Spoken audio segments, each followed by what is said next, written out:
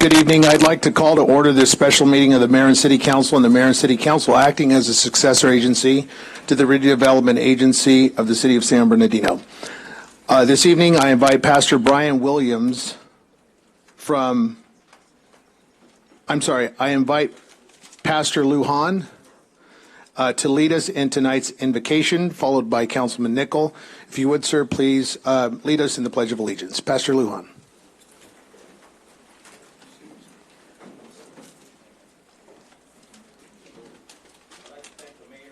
And City Council, first of all, for allowing me to open up in prayer this evening. Thank you very much. And for those who want to join us, you bow your heads with me. Father, we pray this for the Mayor, the City Council, and all the people that are here present today. We pray for the wisdom and the unity, the understanding and direction. Help us to lead this city in the right direction, which is your direction, God, in the best interest of this city, for the unity. There is strength in you, there is wisdom in you, and there is good guidance in God. God, there is power in you, and we ask that you come, Father, this evening, in Jesus' precious and powerful name. Amen. Amen. Please join as we pledge allegiance to the flag of our great nation. Ready? Begin. I pledge allegiance to the flag of the United States of America and to the republic for which it stands, one nation, under God, indivisible, with liberty and justice for all. Thank you, Chaplain Lujan and Councilman Nickel.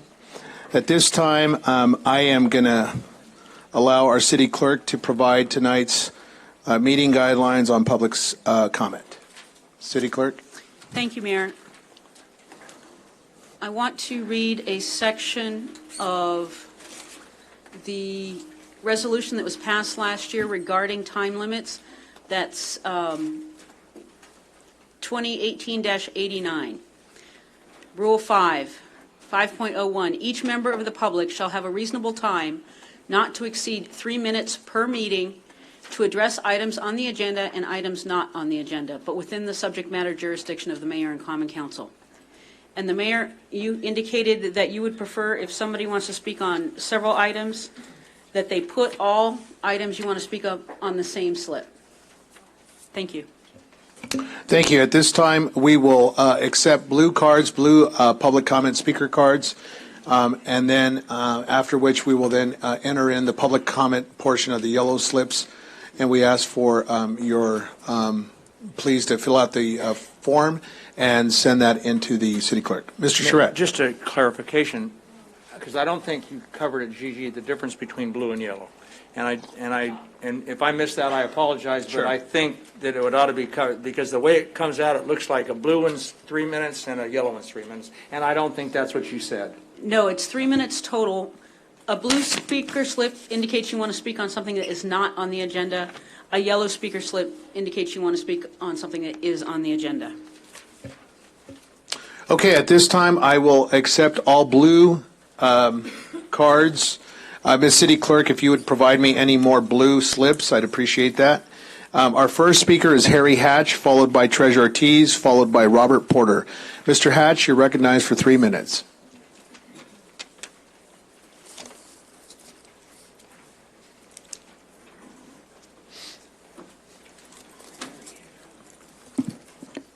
Good evening, ladies and gentlemen.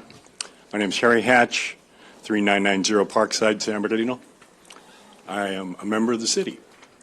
I'd like to speak today on an open subject, the council.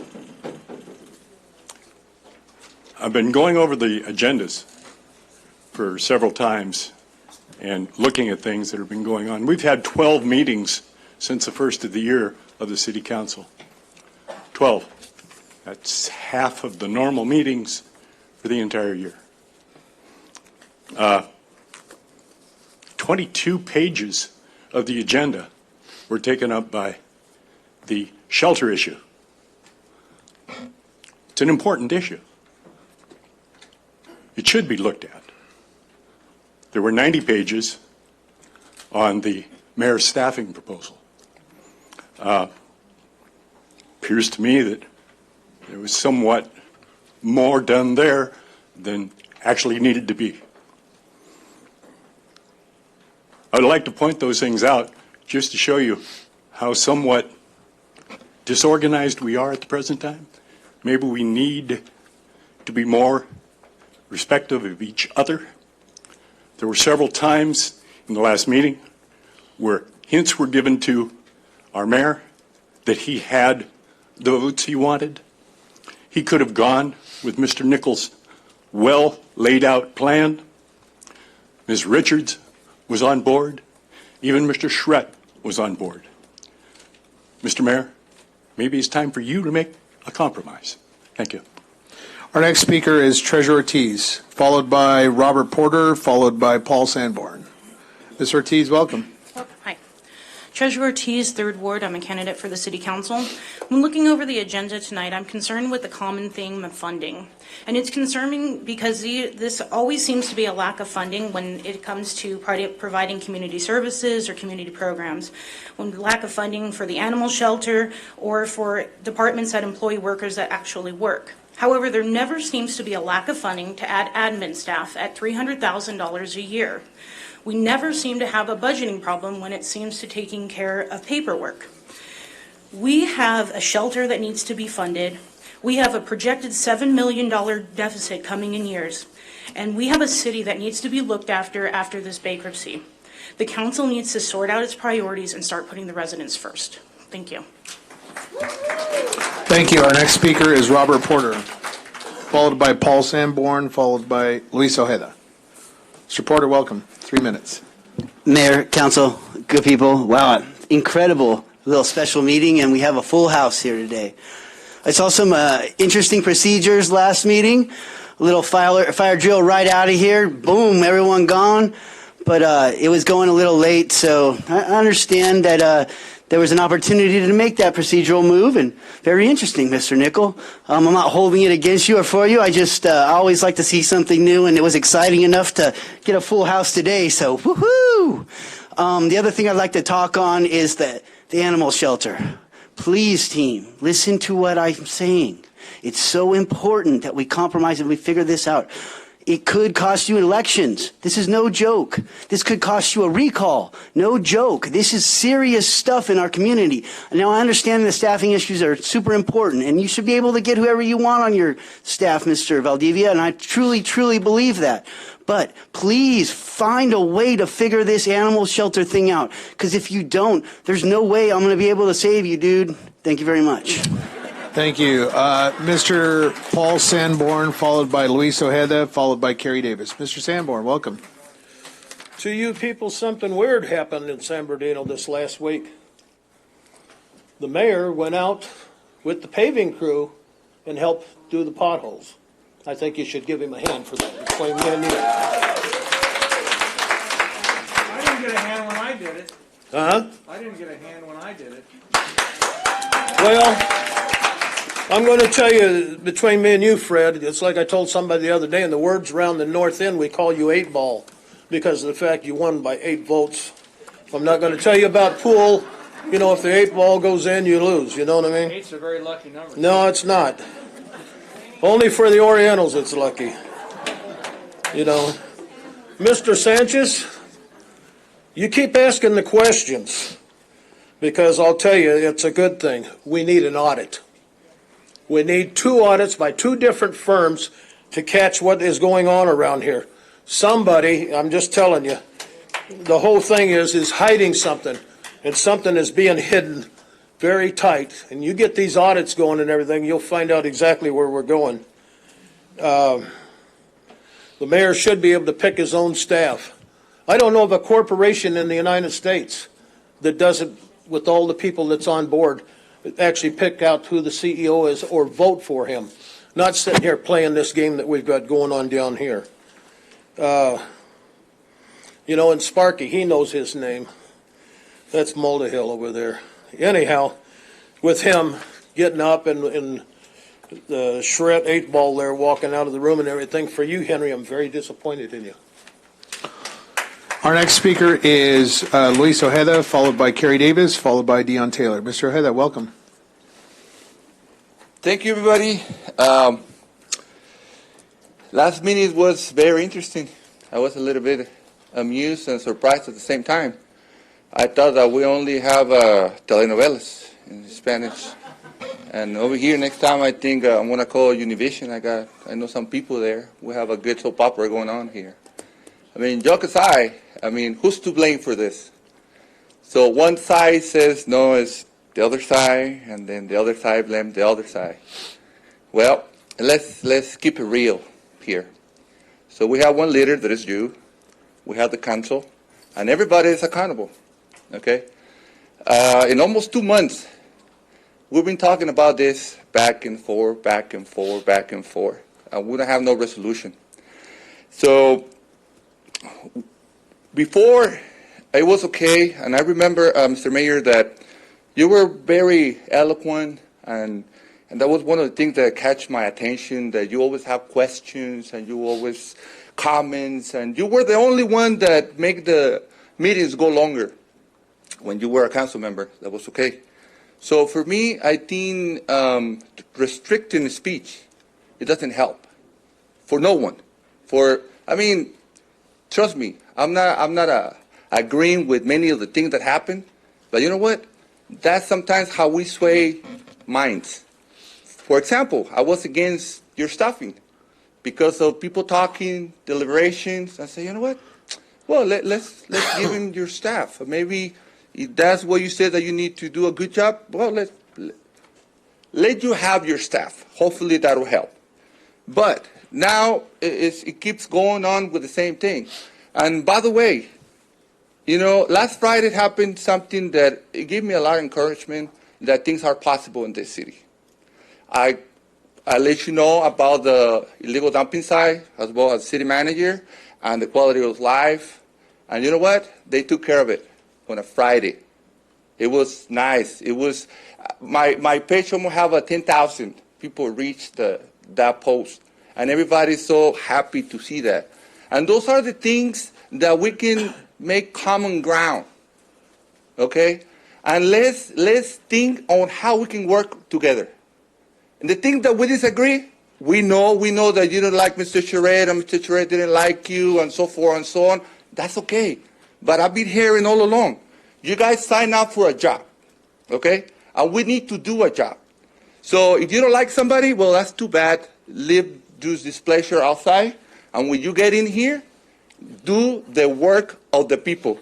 And for the ones that left, I don't appreciate that because I was waiting for you guys to come back. And believe me, guys, I have other things to do than just to see you guys walking out. Thank you.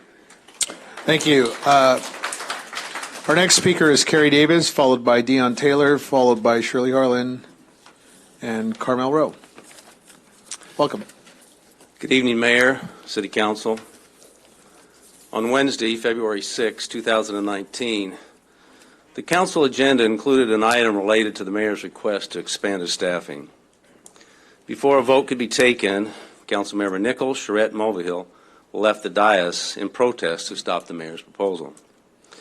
I believe the primary intent of their action was to stop the mayor's attempt to exercise control over the city council. Section 302 of the city charter states, the council in collaboration with the mayor shall ensure fundamental municipal services are provided to protect, promote public health, safety, and welfare. The council and mayor shall operate together to serve the best interests of the city.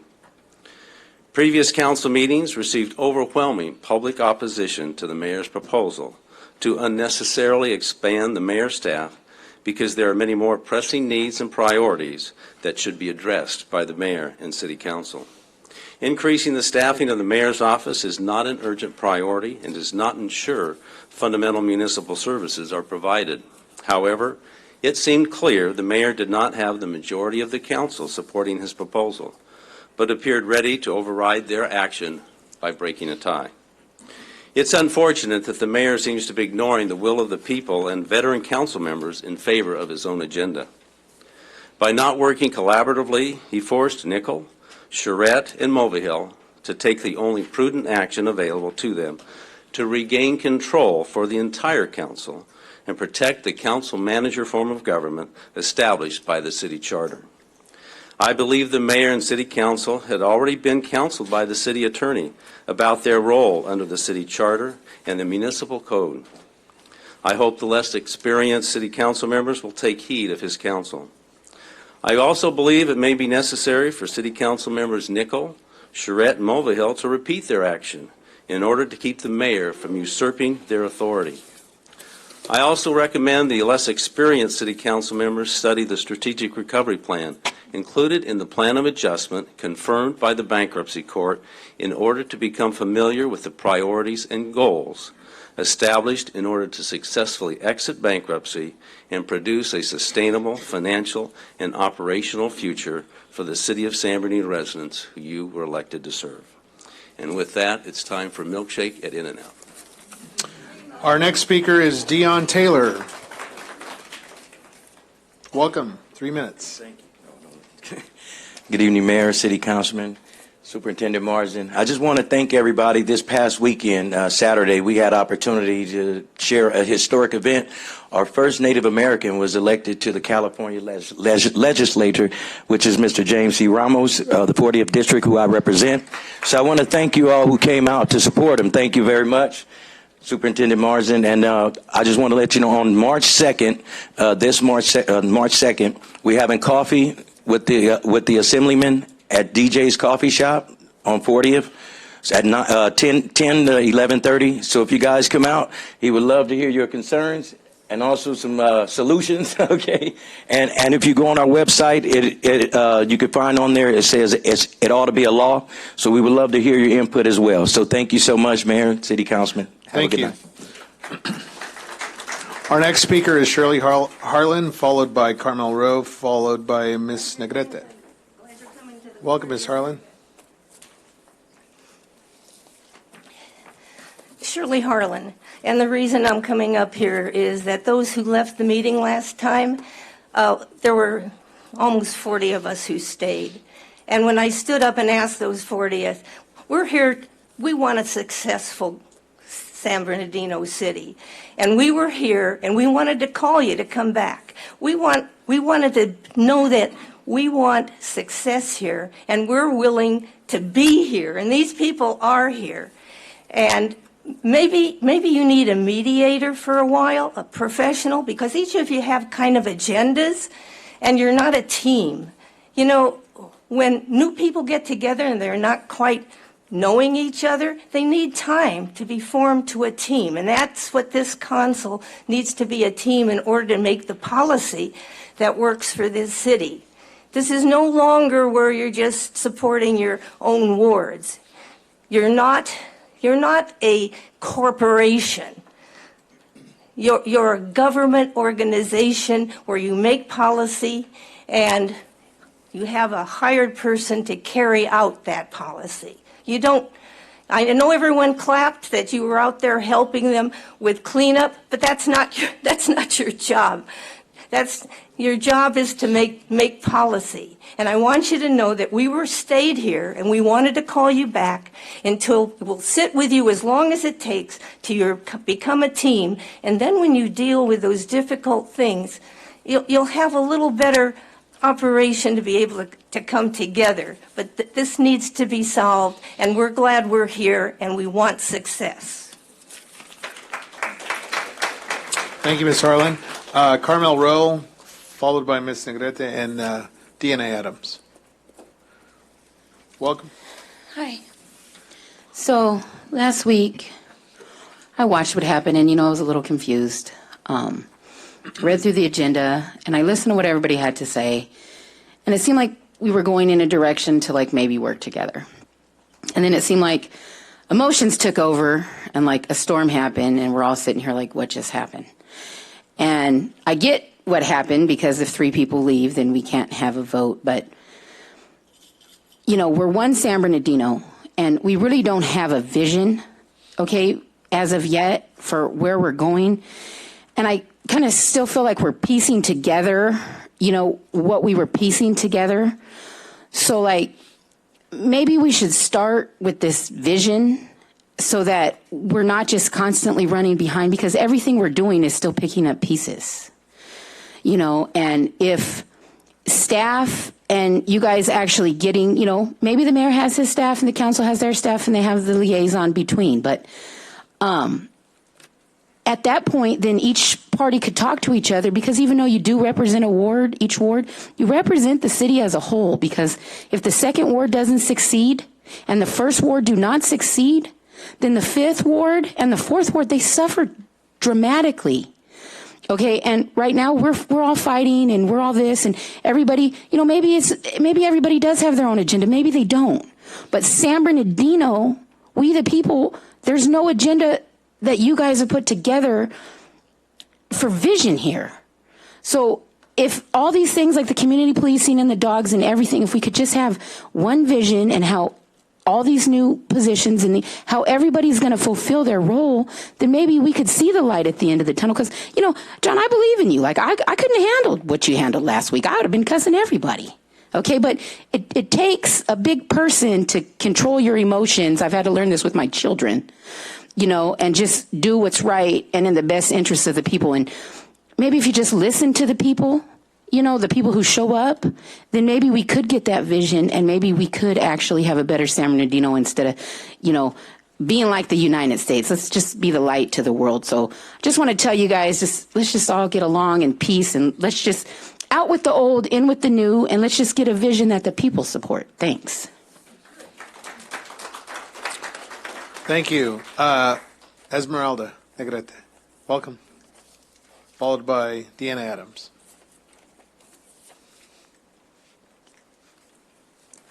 Thank you. Good evening. It is the expectation of the residents that the city and mayor will prioritize the service that we, the residents, continue to need versus the proposed services and staff for the current mayor.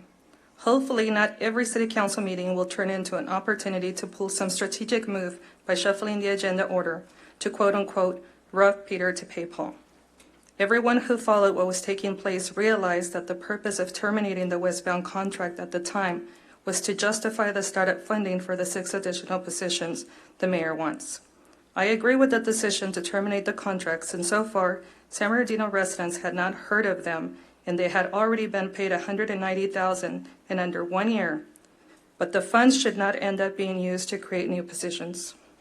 The residents from many wards, not just the country club residents, they've been called, have spoken in opposition of the 6 additional positions for the mayor's office. It is time to stop ignoring the residents. In addition, the savings of certain canceled contracts shouldn't be used to fund created positions nor open the city jail or reopen the police satellite stations. When there's a substantial amount of backlogs in unfunded animal shelter and vacant positions in both city departments and our police department. I believe that I am not alone in recognizing that there must be some unknown reason wanting to outsource the animal shelter while wanting to reopen the city jail. I learned from the acting chief of police that when homeless are detained, our local city shelter helps house their dogs and gives them back upon their release. If outsourced, I believe that all of us can expect to see more dogs in the streets. Keep in mind that most of us do whatever we could to avoid hitting a dog roaming in the street. Whether it's swerving, slowing down, pulling over, most of us would try something to avoid hitting an animal. Just last year, on New Year's Eve, a 70-year-old remarkable San Bernardino sheriff officer did what most of us would do. He swerved to avoid hitting 2 dogs who had ran on the street, only to be assaulted by a career criminal who later lost his life.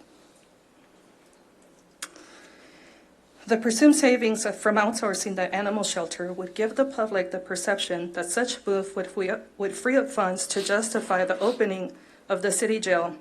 But I see no reason to outsource the service that we, the residents, have, need, and use versus the creation from a wish list.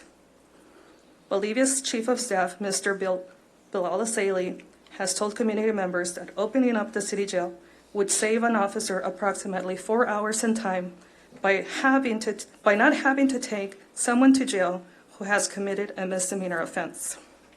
Given Mr. Asaili's background as a federal prosecutor and a 2018 candidate for the 60th Assembly seat, he knows that most misdemeanor crimes no longer carry a jail sentence. Thank you. Thank you. Our next speaker is Deanna Adams. Ms. Adams, welcome.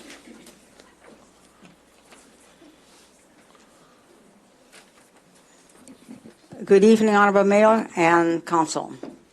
I'll make this very quick. I support Mayor Valdivia's staffing, and I'll tell you the reason why.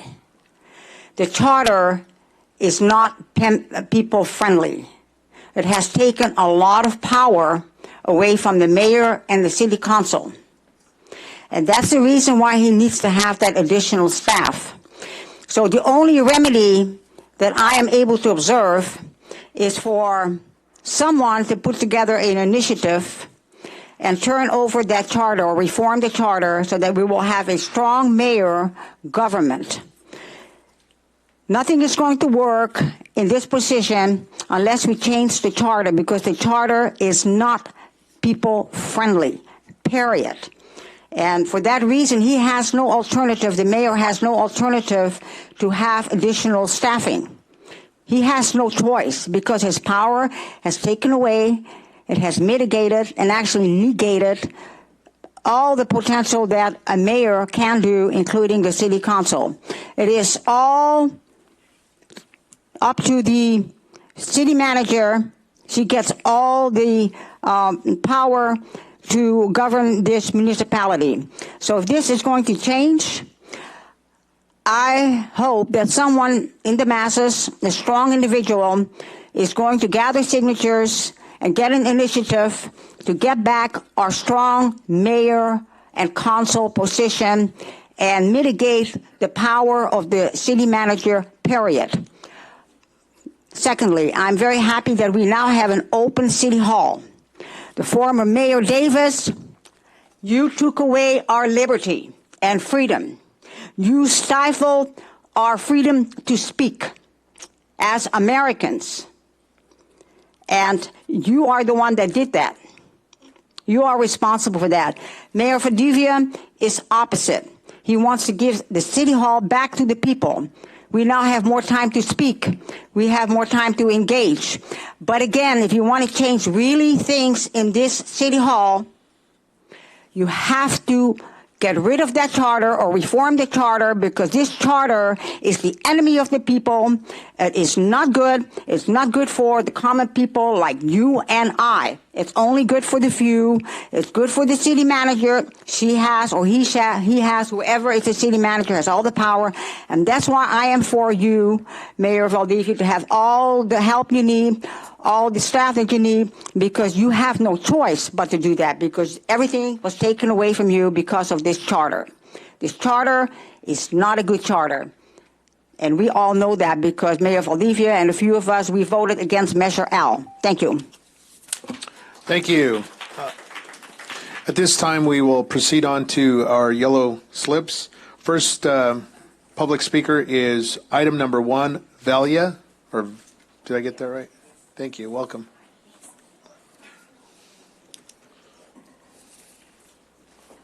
Well, you gave me time to walk up. Thank you. Hi, I'm Valia Kendlovich. I'm here to talk about the shelter. Thank you to the council members and the mayor.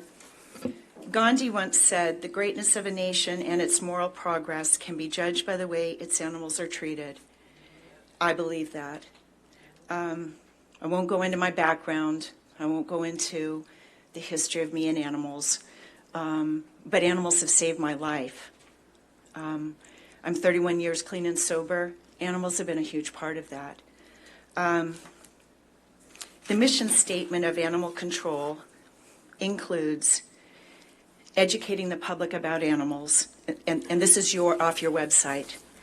This also talks about field service, collecting stray dogs, and a lot of it is placing unwanted pets into new homes, etc. Okay?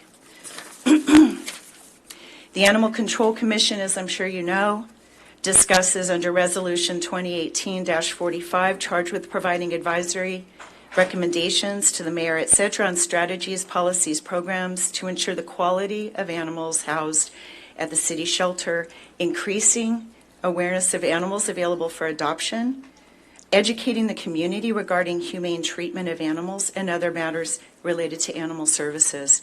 The last sentence to me is extremely important. If you look at the socioeconomic demographics of some of the more successful cities around this country, there's a high correlation of animal adoption. all right? So this right here, treating people, how to take care of animals humanely, you have one of the highest crime rates in the country. As the police budget has gone up, I've tracked your budget over the last 10 years, there's really not been much of a dent in the crime. So my suggestion is go with something new. Why do the same thing? Insanity is doing the same thing over and over. Okay? The operating paradigm that you have is the city council includes paying for services, amenities, etc. I'm watching the time. What I want to tell you as an outsider, I've adopted 3 animals from your shelter. I drove an hour and a half from Joshua Tree. While here, I fell in love with San Bernardino. When I needed to have a transmission rebuilt, I went to Transmissions Only and used a Mexican-American man to do my transmission for $1,800. I used Enterprise Car Rental, where an African-American young man told me how wonderful San Bernardino was before the military went and how sad he was at how this has gone. And then I went to a 3rd-generation company called Scotty's Muffler, and he's wondering how he's going to get to a 4th generation with the way the city is going. I want you to consider keeping the shelter here and using a volunteer opportunity. Thank you. Thank you. Our next speaker is Treasurer Ortiz. Items number 5 and 6.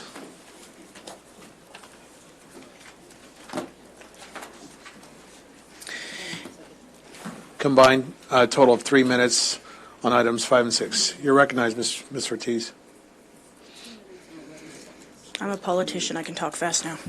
All right. So the first thing I want to say about the animal shelter is that the community has spoken loud and clear, and they want to keep it. We need to figure out a way to put a committee together of the nonprofits, the for-profits, the council, and the special service that want to do it. Why are we not looking at boarding animals, working with the canine groups to work with the county and the city and their dogs? To have volunteers come in, to have trainers come in and train the dogs to become more adoptable, to find resources and funding. You put a list of eligible grants that we could look for. There's hundreds of thousands of dollars a year that we could be applying for. Get grant people in there that know what they're doing.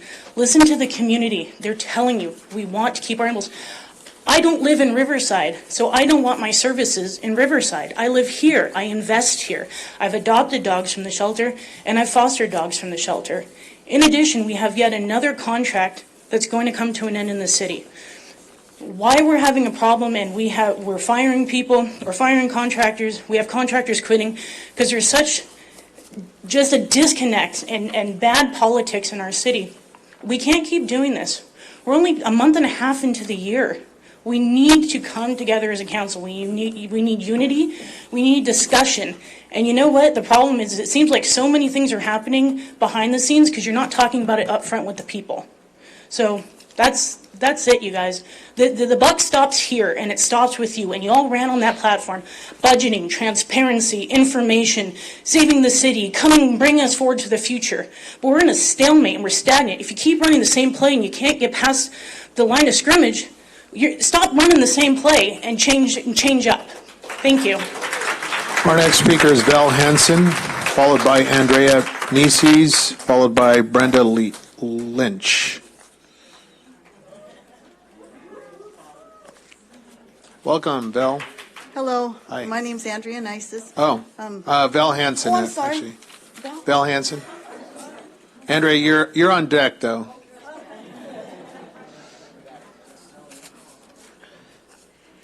Good evening, Mayor and Council. I'm here to talk to you about 2 things. The first is education. I'm a 27-year veteran teacher. I think if we can get into the schools and teach the children early about responsible pet ownership, that'll make a difference with the parents. There are a lot of programs out there. AVMA has a responsible pet ownership program, as does the American Kennel Club. And if we can get to those children, we can make a difference and we can change the history of dogfighting that unfortunately has corrupted this city. Now, I'd also like to talk about how the shelter helps small businesses. The rescue community spends about $300 per dog of their own money. Keep in mind, it's $10 to get a dog from the shelter. They're filling up on gas in San Bernardino. They're eating here. They're sending their dogs to the local vets where they are boarded and paying the boarding fees, receiving care, and also spayed and neutered, being spayed and neutered. Closing the shelter will greatly impact these local businesses, including the Arrowview Animal Hospital, the Humane Society, the Highland Ave Vet Clinic, and Advanced Pet Care. You need to support small businesses. We trust you to work in good faith to make the right decision for this community. Thank you. Thank you. Our next speaker is Andrea Nices. Welcome, Andrea, followed by Brenda Lynch, followed by Deborah Fire. Welcome. These are just a little bit so you can put faces to the... My name's Andrea Nices. I am a volunteer at the shelter. I love this shelter. You all know that. I'm here often. I'd like to thank the mayor, the city hall members, the city council members that have come out. Henry Nickel coming out to the Upland shelter and taking a look at and taking your time out of your busy schedule. Recently, there's just a lot of good things that go on at that shelter, and I just wish you knew how many dogs we save off the streets that never make it to the shelter. They don't go inside the shelter. It's on that paper that I gave you. Recently, a police department employee came to the shelter and wanted to know why the officers that are the ones that have issues with the police department are placed over there as management, getting paid twice as much to do a job over as... Yeah, 3 times as much. I mean, that's a waste of money, isn't it? And I have to say one thing, I'll get this off my chest. I do agree that Andrea Miller needs to go. I think that this is a really bad choice, having her here. She doesn't live in this city. She doesn't do anything for this city but negative. And I think it's a big mistake by all of you by not letting that happen. The 3 people putting roadblocks in the way of saving the shelter are Chief Jared Bergen, Captain David Green, and Andrea Miller. Not one of these 3 people live in San Bernardino City.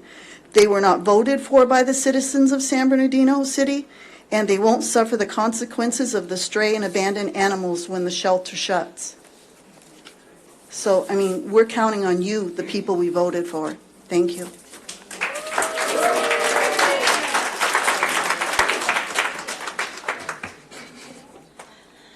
Our next speaker is Brenda Lynch. Welcome. Thank you. My name is Brenda Lynch, and I'm with Angels for Animals Rescue. We have been rescuing dogs and cats from the San Bernardino shelter for the last 6 years. I've donated my time as well as items to these animals. My heart is with these animals in this shelter. I have a couple questions, just a couple things to make notes of. 2019, the proposed budget of $2.5 million. We have some concerns here.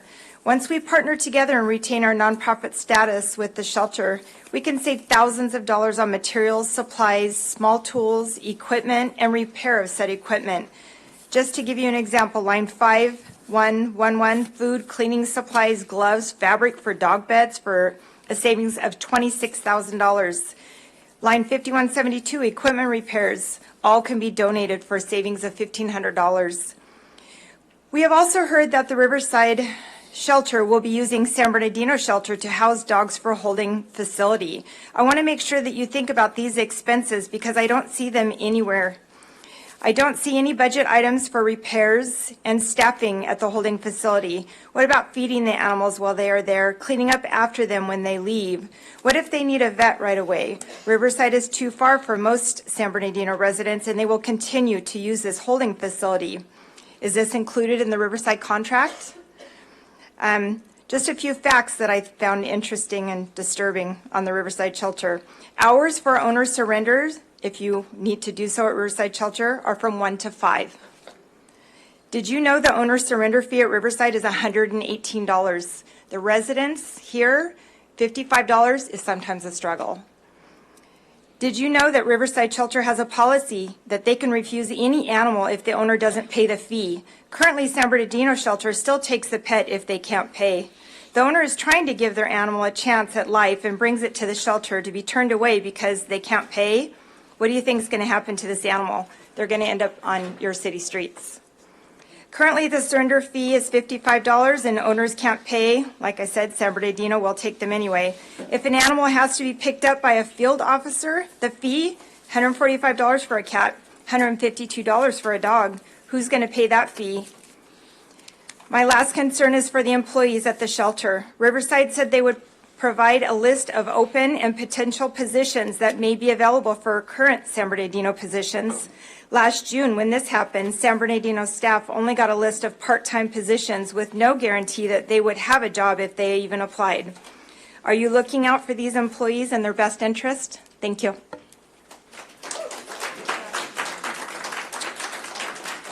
Our next speaker is Deborah Fire. Deborah Fine. Fine. My apologies. No problem. Welcome. Welcome. I am a Riverside resident, and I'm here about the shelter. I'm not here to bash your employees, talk about your city council. I'm here as a voice of reason. In 1988, I moved to Riverside County, now Jurupa Valley, the newest city in California. I adopted my first dog from the Riverside Animal Shelter on Wilderness. It was a disgusting, overcrowded, run-down, smelly shelter. Many residents in Riverside don't even know this shelter existed at one time. We did not have the shelter that we have now. Thank God that Riverside had the vision to look down the road and know that they were going to grow and they were going to build a shelter. We did not farm out the animals to other shelters. We did not put our problems on anyone else. We made it work and grew our shelter to grow with our animals. You guys quit kicking the can down the road. Literally, I don't understand it. You have solutions to your dilemma. They're right here in front of you. Partner with the rescue. Make the shelter something to be proud of. Put pride back in San Bernardino. I came here in 1956. San Bernardino was the city to come to eat, to shop, to go to, everything. What happened? Quit blaming Norton. Orange County has come out of its bankruptcy. Why haven't you? Did you stop and think that maybe the residents of Riverside don't want your animals? Yeah, think about it. We don't. The shelter was built for Riverside animals, not San Bernardino County animals. We already have Colton, Grand Terrace, Highland, Fontana. We built our shelter for expansion. Have you heard of the city of Eastvale? That's expanded our shelter to the full and brim. I could give you stories from workers and volunteers from the current shelter, but I'm keeping their names private, but I will go public later to tell you about the overcrowding problems at this time. Elderly animals are not taken, animals are not given extensions, the fees are being raised, and this is what you want your animals to go to. Shame on you. Shame on you. Please do something to make this city proud again. Be part of the solution, not the problem. Thank you. Thank you. Our next speaker is Mr. Hatch. Harry, welcome. Item number five, followed by Luis Ojeda.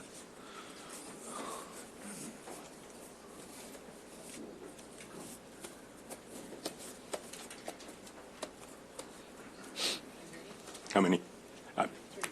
I don't have three. I spoke first. You're right, you did. I'm being good.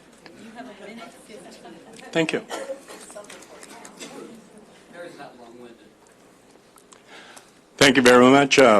Again, I was going to speak on number 5, but the gentleman's name was Larry Fossey. He was a deputy sheriff, and he's the one that got killed by that guy out there on our streets trying to protect a dog. He was one of my friends. I just wanted you to know that the shelter is important. There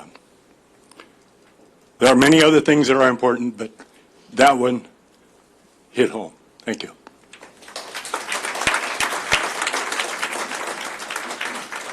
Our next speaker is Luis Ojeda. I don't think I have time left. Okay.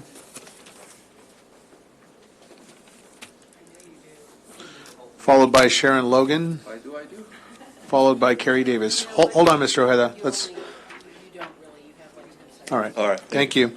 Mr. Logan, or Miss Logan, I should say. Sharon Logan. Item number 1. Welcome. Thank you. Good evening, Mayor, members of the City Council. My name is Sharon Logan. I'm a resident of Huntington Beach, California. I'm also the owner of Paw Protectors Rescue. I've been a nonprofit rescue since 2011. I was the plaintiff in Logan versus OC Animal Care. I filed a 24-page lawsuit against OC Animal Care regarding their numerous violations of the Hayden Act, their illegal euthanasia practices, and federal civil rights violations. My lawsuit obtained a complete overhaul in OC Animal Care intake, procedure, euthanasia rates, and the eventual resignation of the shelter director. I stood before the City Council on April 7, 2014, advocating for a more compassionate shelter director at SB Animal Care. On Wednesday, June 20th, I stood before the City Council and asked you to not contract to Riverside and to keep SB City Shelter open. On November 19, 2018, our attorney Christine Kelly sent a three-page, strongly worded cease and desist, asking the City Council to please correct your city employee, the interim shelter manager, and correct certain shelter conditions that were in direct violation of the Hayden Act.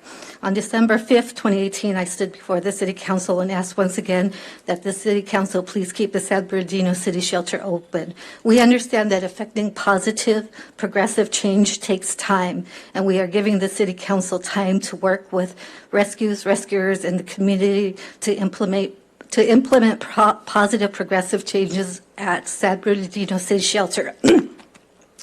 The City Council has the support of some amazing animal advocates, rescuers, and most importantly, the city has the support and the engagement of the community. These people are all here to support San Bernardino City Shelter. The services of San Bernardino City Shelter is much needed in this community. San Bernardino City Shelter has the potential to become the game changer and emerge as a leader in shelter reform for the Inland Empire. It's a win-win for the city, the communities, and the animals. The shelter must stay open. Thank you.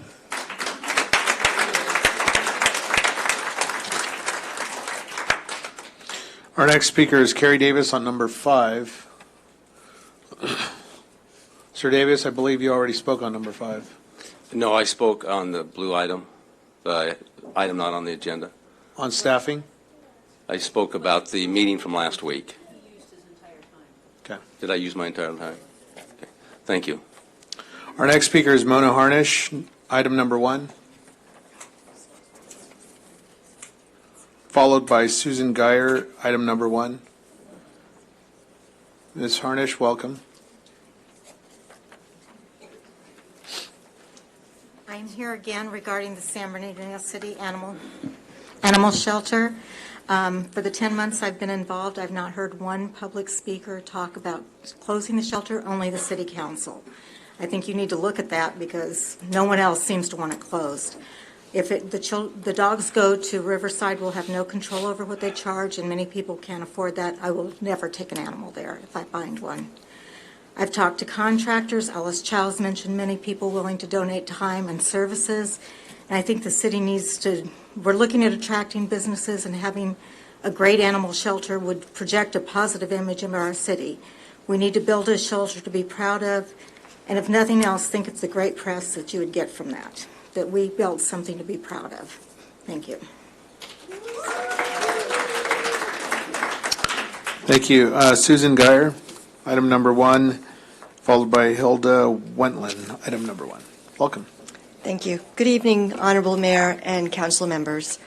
I'm a volunteer dog rescue transporter and am on the board of directors for Recycled Love Dog Rescue, one of the many rescues helping dogs escape alive. As a transporter, I've given hundreds of dogs their freedom rides from all over Southern California, from almost every shelter in San Bernardino County, in Riverside County, and Los Angeles County.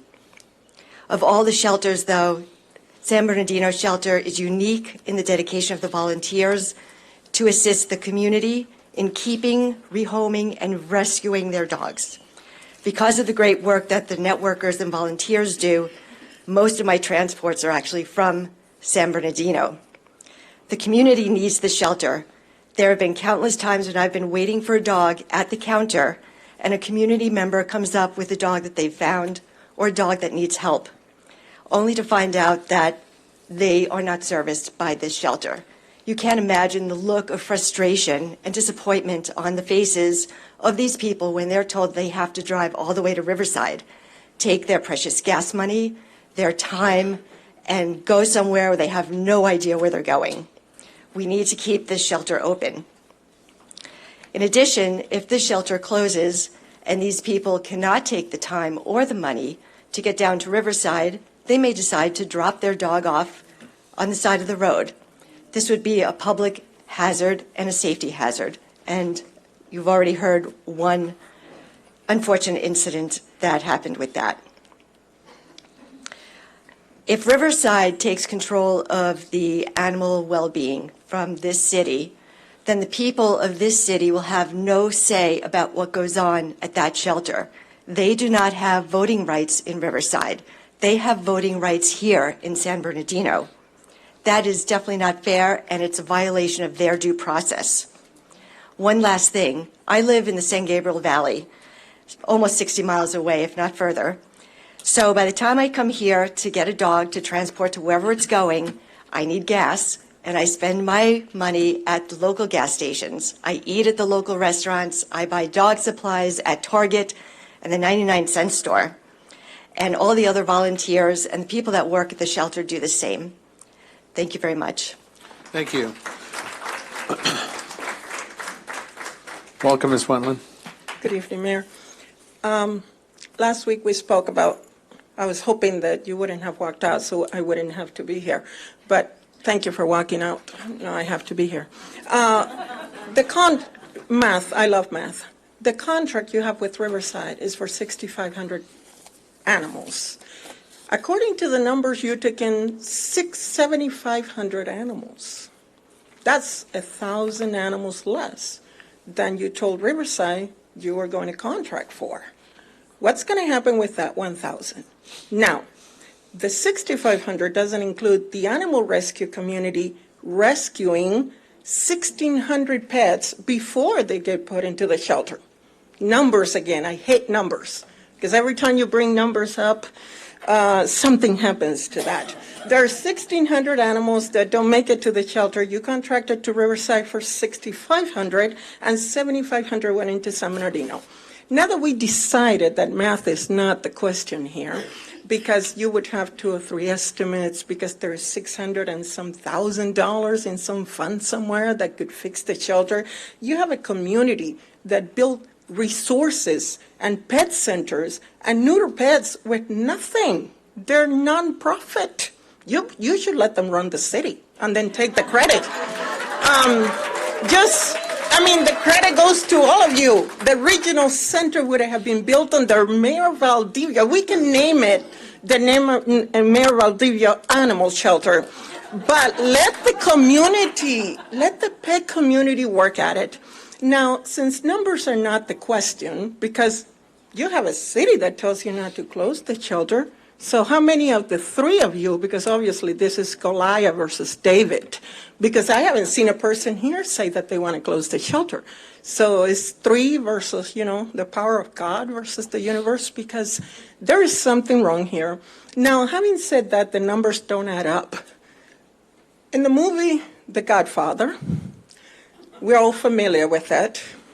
The Godfather intervenes for a widow and her son and tells the landlord he's going to pay the rent for the widow. And the landlord says no.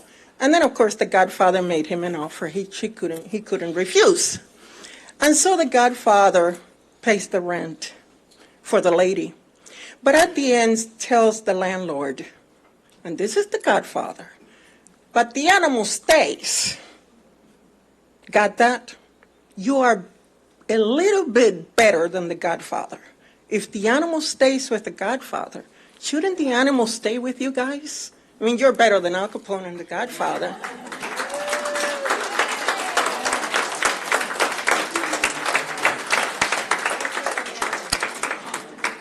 Phil Savage. Phil, you had a smile on your face. That's welcome. Both you and I did on that Godfather issue. Welcome, sir. Item number 5. Good evening, Mayor and Council. I'm glad to be here again to speak on item 5 concerning the expansion of the staff for the Mayor and Council staff. As most all of you know, I was honored to serve as the chair of the committee which drafted the present charter, and that was a critical element in getting our city out of bankruptcy to be a more efficient operating kind of government. And the item I suggested last time I was here, that you have a study as to how other cities, other council manager form of government cities, how much staff they had for their mayor and council. And I have not personally reviewed that, but as I understand it, the only city of any similar size budget to ours that has a staffing anything similar to what is being talked about is Riverside, and its budget is like 3 times our size. What we have to do is to keep the funds we use while we're getting out of bankruptcy for the most efficient way to have that happen. In order to have the size of staff that's being requested for the council and mayor, we end up having to find any other city that is any council manager form of government that has anywhere near that size government is probably like Anaheim or something, a city that has 5 or 10 times our size budget. Frankly, while we're trying to get out of bankruptcy, we can't afford to have that kind of staffing. It's important that we keep the staffing. The mayor should have staffing, but consistent with the present budget that's been put before the council, and I strongly recommend you do so. Thank you. Thank you. Our next speaker is Jessica Lopez, followed by Nancy Mitchell. Hi, good evening. My name is Jessica Lopez, and I'm the Executive Director of the PAW Mission. I wanted to commend the City Council members for going to go tour the Upland Animal Shelter. I was their shelter operations manager for a period, and they have a very successful relationship with the city itself. Though I'm sure since you guys did tour, you are aware that there's a few things different. Intake is significantly drastic. They take in roughly about 1,000 animals, whereas we take in about 7,500. And the other thing that they do is they also do not have to take in any owner surrenders. So owner surrenders can be sent away, and they usually go to Rancho Cucamonga Animal Shelter. So I want to tell you a little bit about Riverside. They have an annual intake of about 45,000 animals. Currently, their euthanasia rate is 35%, which means roughly 16,000 animals are killed every year in their shelter. We know what is going to happen if all 7,500 animals go to Riverside. Do I think it's a bad idea to completely outsource? Yes, I do. But without any viable options, I understand that you guys have your limits. But I do believe that working with a nonprofit organization is probably the best viable option for you guys. You can answer a lot of the issues that the constituents are having concerns about, stray animals, shelter intervention. This can also reduce significantly the number of animals needed to go to Riverside. I do think having the rescue community involved with it would be very important for the success of the nonprofit, as well as also being able to provide any kind of veterinary services to the community. I do think that this is the lesser of the two evils and one that would allow us to play a pivotal role in changing the shelter system within San Bernardino County. Thank you. Thank you. Our next speaker is Nancy Mitchell, followed by Ann or Jane Roberts. Hi, good evening, Mayor Del Vivia, the City Council, some of whom I've had the pleasure of meeting, and it's been a pleasure. I think everybody is bringing up a lot of issues regarding the San Bernardino City Shelter and the importance of keeping it here. Another valid consideration is that it also affects the communities, surrounding communities as well. I volunteer, I'm a senior volunteer at Redlands Animal Shelter. I've been a volunteer for about 9 years, helping the animals, there, as also I assist rescues in the area. And another consideration is, quite simply, a lot of people just are not going to take take their animals for surrender over to Riverside. There's logistics considerations. People don't have the money to do it. A lot of problem is, and I hate to say it, a lot of people, if they find a stray animal, they will just dump it into a nearby community. Redlands is a low-kill, limited-kill community, and I think a lot of people feel, okay, well, we'll just keep the animal here. We'll go across the border, city limits. The animal's safe. The problem with that, although you can appreciate the logic there, is that it greatly impacts the shelters in the area. The shelters in the area can only hold so many animals. If they greatly have, let's say, 30, 40% more animals coming in, then it's going to seriously impact the safety of the animals there, and just basically it's going to put more of a problem on the surrounding communities as well. One of the most successful partnerships that I have seen through going through conferences, Best Friends Society, and some of these have been when you take the government, like City Shelter, and you combine with the private sector, 501(c) or successful partnership. With that, you can have a very highly successful, economically well-ran shelter, and it doesn't put all the burden onto your taxpayers and your citizens and city government. So it's something to definitely consider. Keeping the shelter open, maybe moving in that direction. Thank you very much.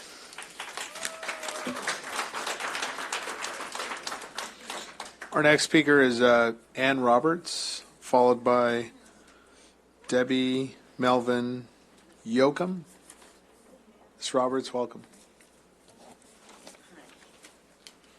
Good morning, ladies and gentlemen. My name is Ann Roberts, and I've been associated with the SBC shelter for the past 6 years. And during that time, I've met so many amazing people, totally dedicated and devoted, working tirelessly day and night to take care of these animals, transporting networkers, volunteers, rescues coming in, taking care of medical problems with these dogs, senior dogs that are dumped because they're just sick or tired, they don't want anything to do with them. So the rescues come in, take them out to the vets and get them surgeries that they need and provide all the care that they would need to get them onto providing well-loved homes in the future. And I personally do some of the grooming that I'm a groomer, and I take them home, and so many are so ill and sick with ticks and fleas, and we bathe them and get the mats off, and they just literally come back to life. And so many people just dumping them like that, and if they didn't have SBC to lean on, they would just, like they said, leave them in the streets to fend for themselves and nobody to take them home and care for them and give them a life. And it's really amazing to see the faces of the adopters once they're socialized and we find great happy homes for them. And it's just, they're grateful that these animals are being saved because every life has value, every animal, cats and dogs alike, because we love the cats too.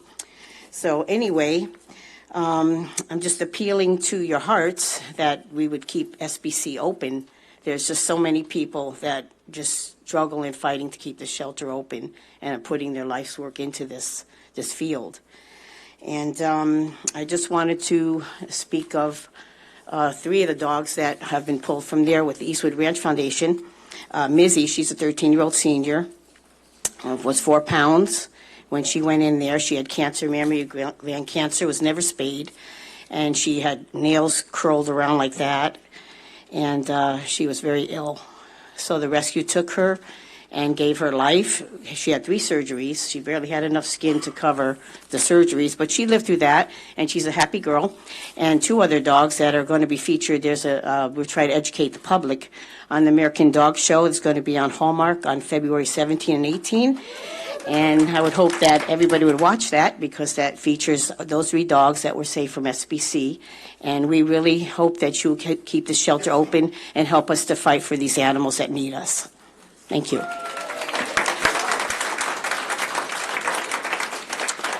Thank you. Our next speaker is Debbie Yoakum, followed by Alice Chow.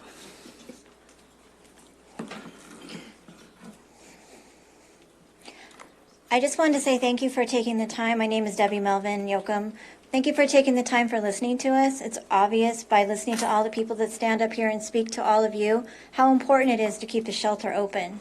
I'm a County of Riverside resident. I spoke last week about the fees that I had incurred by being a resident of Riverside County, and that was just one fee, $750, because they said I was late on licensing my dog, which I was able to get from SBC. That dog was licensed. Unfortunately, they had the wrong address. There was a mix-up, but they still insisted that I pay that $750. I finally had to go to the manager of the shelter, and he was able to get that removed from my citation. But that was just one. I have had a stack of about 4 others that I could show you, but I don't want to bore you on that. But you don't even have the knowledge because you haven't lived the life that I lived in Riverside County with the fees that I've incurred. I mean, I got charged for my neighbor's dog because they had my name on file and they didn't have theirs. That was $385. It was because the dog was picked up and it was for the boarding fees, and they insisted I pay that fee too. It's a situation that you don't experience until you actually are going to be in their system using their services. And I understand that the police department runs the shelter now. I can't imagine that as a police chief that you would want to be the protecting and serving, entity that takes care of these animals. The police chief has a job to do, and that's to serve the people of the city of San Bernardino. And this isn't a job that he wants. And I can't imagine that he can do a good job when he doesn't want the job that he has. He has a job, and that's a big job and a lot of responsibility to protect and serve the people of the city of San Bernardino. The animal shelter is just one more thing he has to do, and it's a huge, huge responsibility for him. So I can understand why he doesn't have the interest or want the responsibility for the shelter. And the city manager, your job is to try to save money for the city, and I understand that. But you have to understand that all these dogs are going to be running on the streets of San Bernardino, and your costs you're going to be me. You're going to be standing here, me, being the person that says, I have this and this and this fee. You didn't account for it because you didn't know that you were going to have that fee, but it's going to be on your plate. And the people of the city of San Bernardino who pay their taxes, who expect a shelter, are not going to be able to have the benefit of having a shelter, but they're going to have the liability of having to pay their taxes and to pay these fees, and it's just going to be a situation. I'm a construction manager. I know how to save money. I know that you can go out and buy property and you can build a shelter. And it's not the $18 million Irvine fee that your police chief brought up. Irvine was the example he gave, and I can't imagine that you're in Irvine. You're city of San Bernardino. You need to look at the costs in San Bernardino, not the costs in a city in Orange County. Thank you. Thank you. Alice Chow.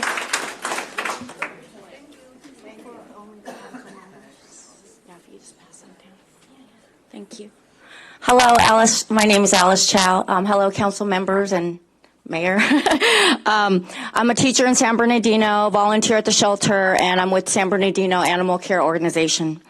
I want to thank council members Ibarra and Nickel for visiting and touring the Upland Shelter this past weekend. I hope that the other council members will be able to also go and take a tour and see a model of a successful nonprofit city-run shelter that is also fiscally responsible. I can arrange that. The entire shelter is not 50 years old. It was built one section at a time. A solution is to do repairs and upgrades in phases so the shelter can function up to code for the next 3 years while the nonprofit raises money and builds a new shelter. The Shelter Improvement Fund has $642,000. We brought in a contractor to do a bid. The bid was $467,000. This is doable. And my question is, why didn't the city do their own bids before stating that the shelter needs to be demolished? Goals and objectives. San Bernardino hasn't been fiscally responsible because you haven't had any hired licensed checkers. So the past years of bankruptcy, the revenue coming in for the licenses are minimal. When you had licensed checkers, you were bringing in 15 times the amount of money that you're bringing in today. Without an elected representative for the 3rd Ward, where the current shelter is located, this decision should wait until election in May. Approximately 14% of your registered voters are without a council representative until May 2019. Plus, in June 2018, the council had voted to give organizations until June 2019 to vote on this. Other shelters, because I've spoken to them, and people in other cities and other states are watching San Bernardino now.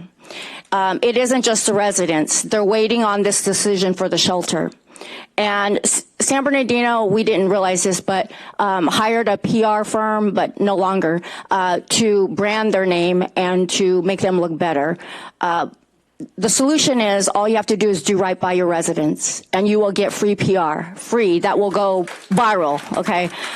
It's time for positive changes in San Bernardino, and I see many of you council members thinking outside of the box, and I thank you for it.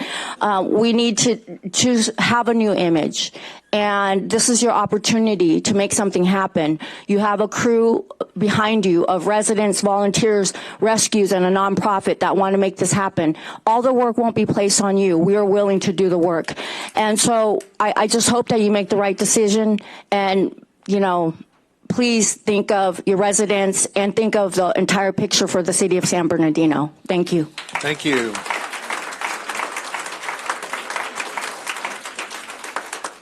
Our next speaker is Nicole Clasby or Casby. I'm sorry, I can't read the writing. Welcome. Nicole?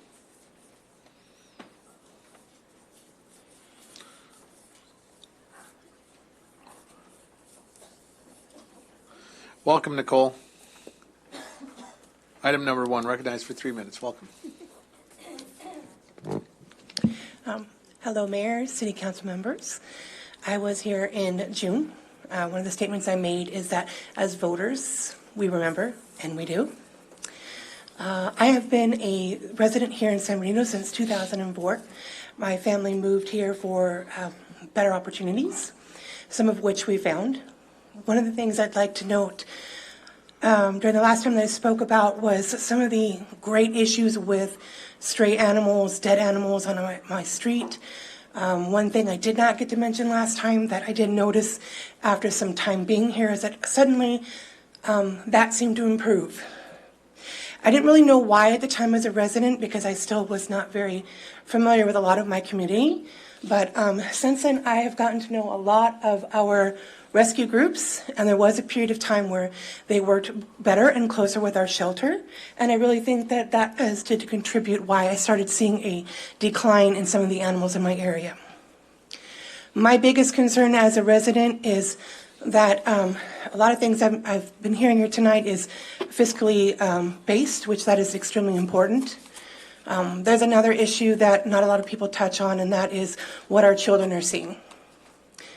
I can tell you that for a period of time that my daughter actually became numb to seeing dead animals. And just try and take a minute and breathe that in. Your child no longer cries at the sight of a baby kitten or a little dog that landed up in your yard from someone speeding down your street. Can you imagine? I'm not looking forward to that as a possible future for our city. I'm a resident. Hear us. I see a sign out here that talks about we have a voice. Raise that high. Hear us. We do have a voice. We had the news come down.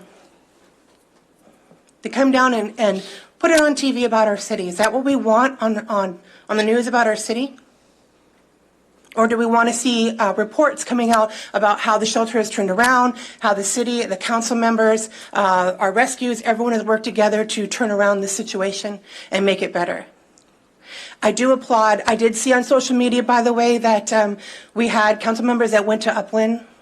We see that. You know, that kind of stuff gets shared. There's multiple San Bernardino pages, and a lot of us will push that out. When we see stuff like that, we push it out. It's not just the bad stuff we push out. So I do want to say thank you for that. And I really hope that we can continue to look forward and continue to do things like that. Let's look at, you know, other systems that may work by looking at other successful systems and by listening to our rescue people. I think that we can absolutely turn that around and keep the shelter here because that's what we want. You're voting people in your city want the shelter here. So just keep it here. Thank you.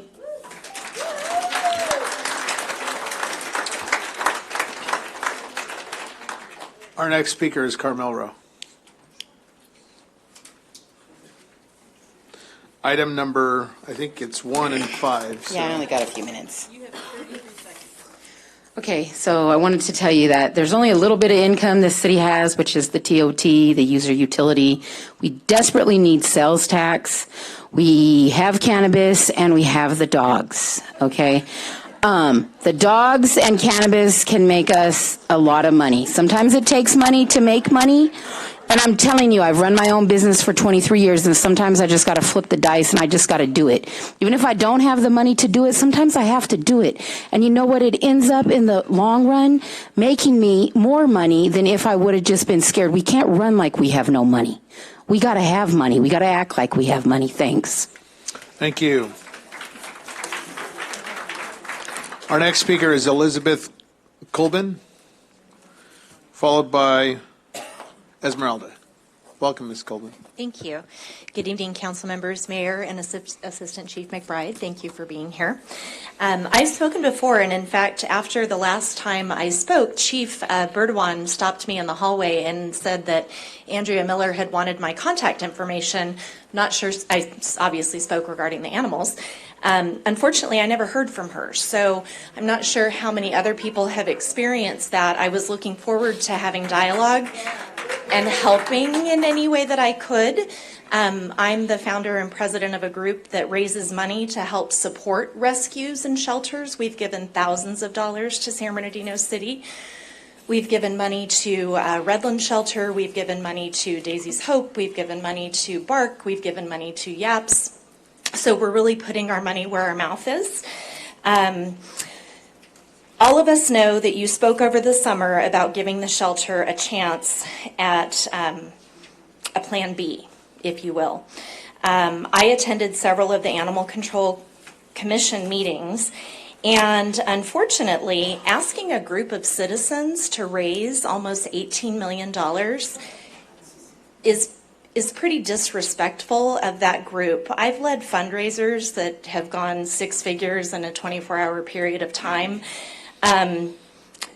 That's something that would be more along the lines for a bond measure or a sales tax increase, even if it was temporary. A capital improvement of that nature for a city of this size with a budget that this city has, I understand you are stretched. The animals are an important part of the community, and it's really not up to individuals giving of their time on an animal commission to raise $18 million.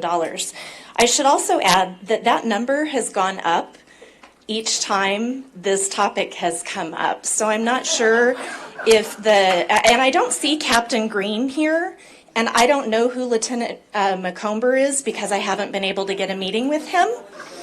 But I do know that Assistant Chief McBride has attended some of the Animal Control Commission meetings, and I've had a chance to speak with him, and I appreciate that. I also understand that the chief is out on medical. I only see one member of the Animal Control Commission here this evening. Maybe I'm missing some. Law enforcement. My husband's a police officer, not for your city, but for a city nearby. Officers give a lot. Their families give a lot. They're not in the business of animal control. My husband loves animals. He gets dispatched to calls about animals. Let Captain Green and Lieutenant McComber go back and handle the situation. You had 46 murders last year in your city. You've got a big job. Let them do that job and start by hiring. You've been operating with half your staff at the shelter. So please consider putting full staff and putting the animals first. Thank you.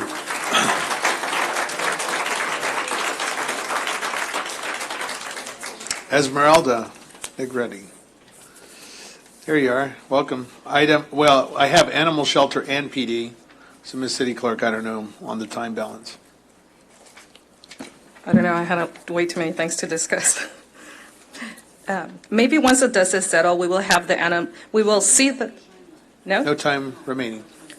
As far as anything?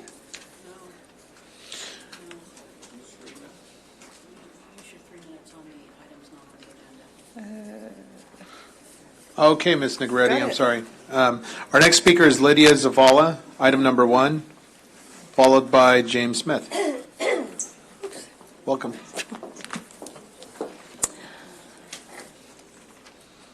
I'm here to say that getting rid of the shelter does not get rid of the problem.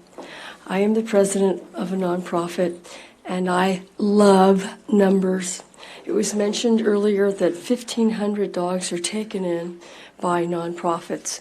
That number of 1,500 does not include the 500 that I and my volunteers pick up off the streets of San Bernardino. So those 500 that come to our rescue group, pushmatch.com, do not even see the shelter.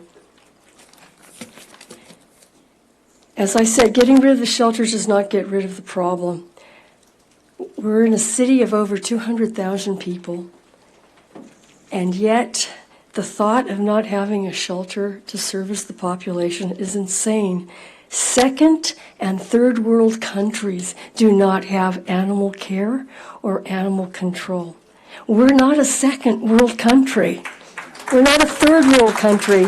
And yet, when you drive through the streets of San Bernardino, it resembles, in some pockets of San Bernardino, it resembles a second and third world country. And in addition to the number of animals in need or in distress, in addition to that, and separate from that, are the laws that protect animals that are not enforced in this city and treated with complete disregard because the local culture tolerates these violations. They include anti-chaining, anti-dumping, abandonment, failure to provide adequate shelter, failure to spay-neuter, failure to license pets. All of those issues contribute to the pet overpopulation, and if there were more staff to enforce these violations, you would see a decrease in the pet overpopulation. I know of women who knock on doors, myself included, asking people to spay and offering to cover the cost of spay-neuter for their females that are having second and third litters. The solution is not to stand in front of Walmart and give these puppies away, because the cycle of reproduction never ends. And yet, for many of these people, that is their solution to animal control. They just give them away. They're not sweaters. And so you have before you a wealth of talent, of knowledge from a number of nonprofits, and I believe that you would be remiss in failing to take advantage of this knowledge and skill base. We're here to offer our services. Thank you.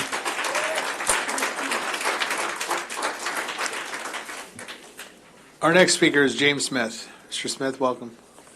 Item, is it 4 or 6? 5. Okay, 5. Sorry about that. Once you're 75 years old, you know that. I only moved here when I was 6 months old, so I've been around a little bit in this city. And I think it's really important. I've heard some wonderful talks tonight. I'm not speaking for them, against them at all, but they have what I have, and that's a passion. They have a passion for animal control. I have a passion for the future of this city, okay? That's why I'm here to speak. Why this item continues to come up, I think the city council needs to get together, all 7 of it, 6 right now, soon to be 7, and come up with a vision for the city of San Bernardino. And what will happen then is that all these other items that are being, frankly, pushed forward, it'll come in due course. Once all of you talk together, all 6 of you, and come up with an agreement, what is the future of the city of San Bernardino? What concerns me most is the threat of going back into bankruptcy.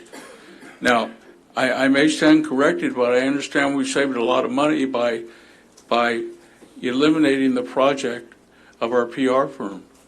Now, are we using that to pay for these different positions? I don't know. But that's something I think you consider. You have to understand that this is not in the budget that you approved. You are going to go through a budget process again very soon. And then once you get together and come up with a common vision for the city of San Bernardino, then bring it back to the budget negotiations. And if it is a consensus of the majority of you, then that's fine. That would be a good time to adopt that for the new 2019-2020 budget. Before I sit down, I want to give a big shout out to our city administrator. She has worked tirelessly to not only create a right direction for the city of San Bernardino, but she's not paid overtime. She's paid a salary. And she gives a lot more than we bargained for. The vote of the council at that time to give her a five-year contract was 7-0. You know, so that's why, and this is what happened in the prior administration, is that many of the votes weren't 3-3 or 4-2. Most of the votes were 6-1 or 7-0. Let's get back on that practice. Thank you. Our next speaker is Rebecca Longoria. Welcome. Good evening, Council, Mayor. I'm here, I actually reside in the city of Walnut, and I work for the city of Commerce. So I work under public safety. I have animal control that I work with. I'm actually a dispatcher for the city of Commerce, and I will tell you that for each, we don't have our own shelter there for the city of Commerce, but I will tell you, when we have to transport, our animal control has to transport or any animals or any strays, they go to Downey or they go to a few other shelters that we work with. But it's very costly because LA County Animal Control has now charged us an enormous amount of money for each animal that stays in their kennel. I am responsible for paying that because it comes to me, and we're talking in the thousands. It went to a few $100,000 to thousands, and it's very, very costly to send and transport an animal to another shelter. And I will tell you, the City of Commerce council members love their animals, and they do whatever it takes to make sure we get on Facebook so that they don't go to the shelters. A lot of these people that I don't know all of them, but I do work with them. Our animal control officers, hurry up, call the rescue before 6 o'clock. We don't want to send them to the shelters. They get sick, they die. And once they get sick, it's very hard to place them in homes. I'm teaching my children that at times I take animals home with me because the rescue can't come overnight and we don't want to send them to the shelters. I've had special permission to take dogs home, and they are my witnesses. They do it all the time. And at times I have to come through San Bernardino, and you know what? I put gas in San Bernardino. But what these residents are telling you is, how do you want to see yourself on the map? How do you want to see yourself? Because I know my city and the city of Walnut that I work for and live for, it's beautified. Why? Because the residents work hard with their city council members to beautify it so that we don't see stray animals everywhere. I work with someone in TJ, and do you realize how many animals are out there? I mean, they're just everywhere. They're like roaches. You don't want your city to look like that. I have coworkers that also live here in San Bernardino, and the first thing they say, it's horrible. I wish we had a better system for our animals. You don't want this to be considered little TJ. You want it to be San Bernardino on the map. I want to live here. I want to spend my money here. That's what it's about. These animals rely on you. These are their voices. I'm their voices. I don't have to live here to have an opinion and to be their voice, but they need that. Give them an opportunity, work it out, work with your city attorneys to do something, get some type of ordinance or zoning and say, you know what, I do licensing, and you know what, maybe if for the people that get licensing, they have to be spayed and neutered. Have that as an ordinance for your city residents. Do something about it. It took me an hour and a half to get here. Please look at them. These are your next people that may want to buy here. Please. Thank you. Thank you.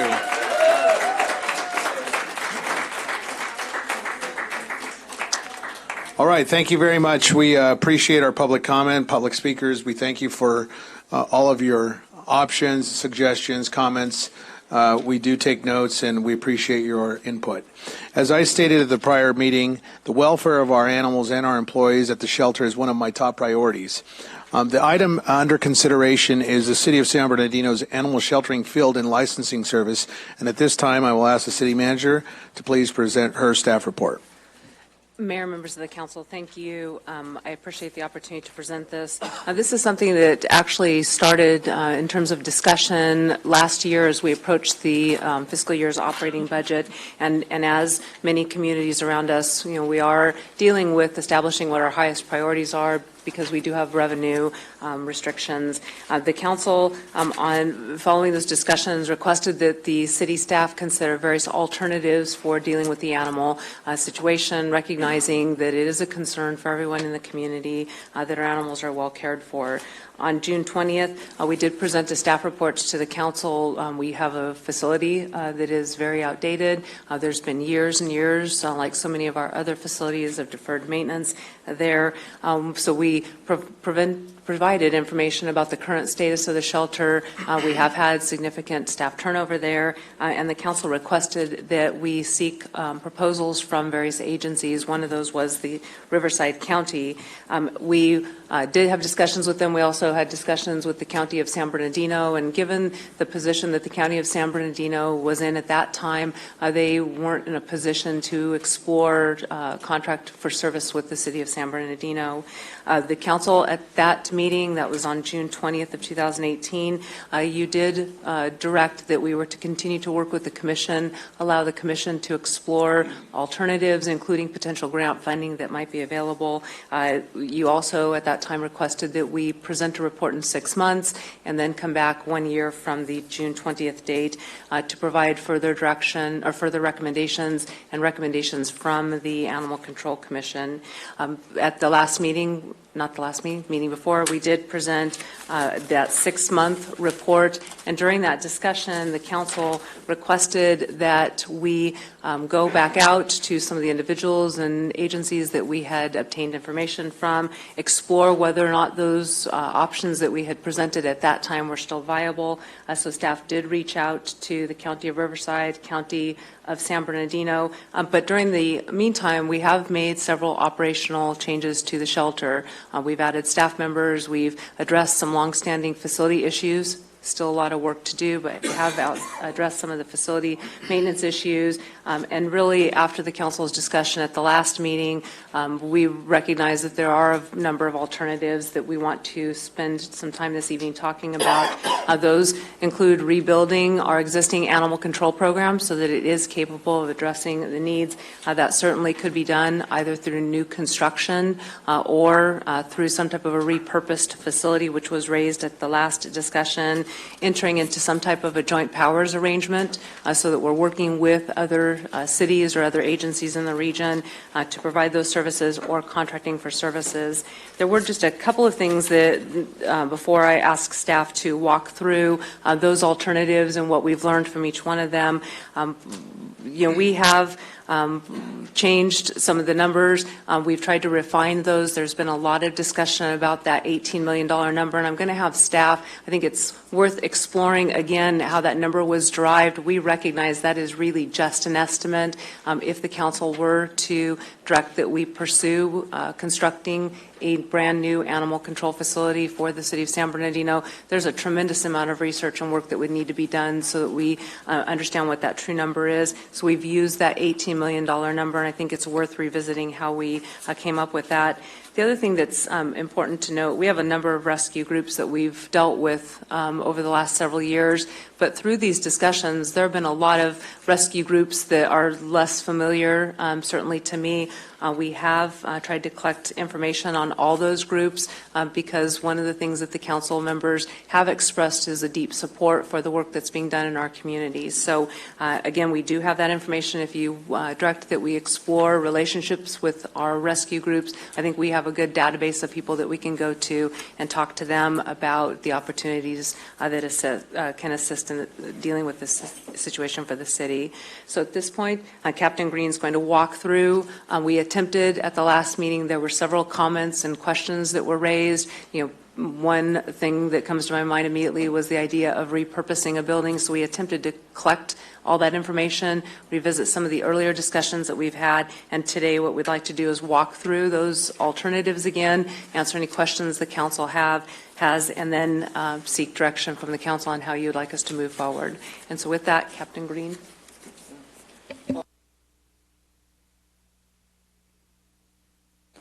I'll start with the $18 million figure that's been discussed. It's kind of been the basis for this conversation. So as the city manager just recapped, we don't have any formal estimates on what the shelter would cost. What we have done to try to arrive at an estimate is use an instrument created by the Humane Society of the United States, and it's based on intake numbers and some other variables to make an approximation. And using that instrument, we came up with that $18 million figure. But to try to validate that figure and figure out whether or not that was an anomaly or a left field figure, we did some research on what other cities and counties in the state have had to spend to construct shelters. And that information is included in the report. And when we look at those figures that other jurisdictions have had to spend, it tends to validate that $18 million figure. While it may be off, a few $1 million, we know that it's an extraordinary figure, that it would cost us to build a shelter up to modern standards. Additionally, we did discuss at the last council meeting, two council meetings ago, the prospect of repurposing a facility. Again, that would require, to come up with an exact figure for that, it would require us to engage with a real estate agent and determine the cost of acquisition of a property, an engineer to design and draw plans for a shelter facility, and then we would have to get formal bids to provide an exact figure. We do believe that that option would also be quite costly, if not, even if it didn't rise to the $18 million figure. Another option that the city manager referenced is the ability to enter into a joint powers agreement with some of our surrounding jurisdictions, should there be interest in that type of arrangement. But that would be more of a long-term solution, is that there would be a lengthy process to undergo in order to get there. With that, I can take some questions, if you have any questions specific to the report. Thank you. A lot of questions have been raised about the Riverside Regional Animal Shelter.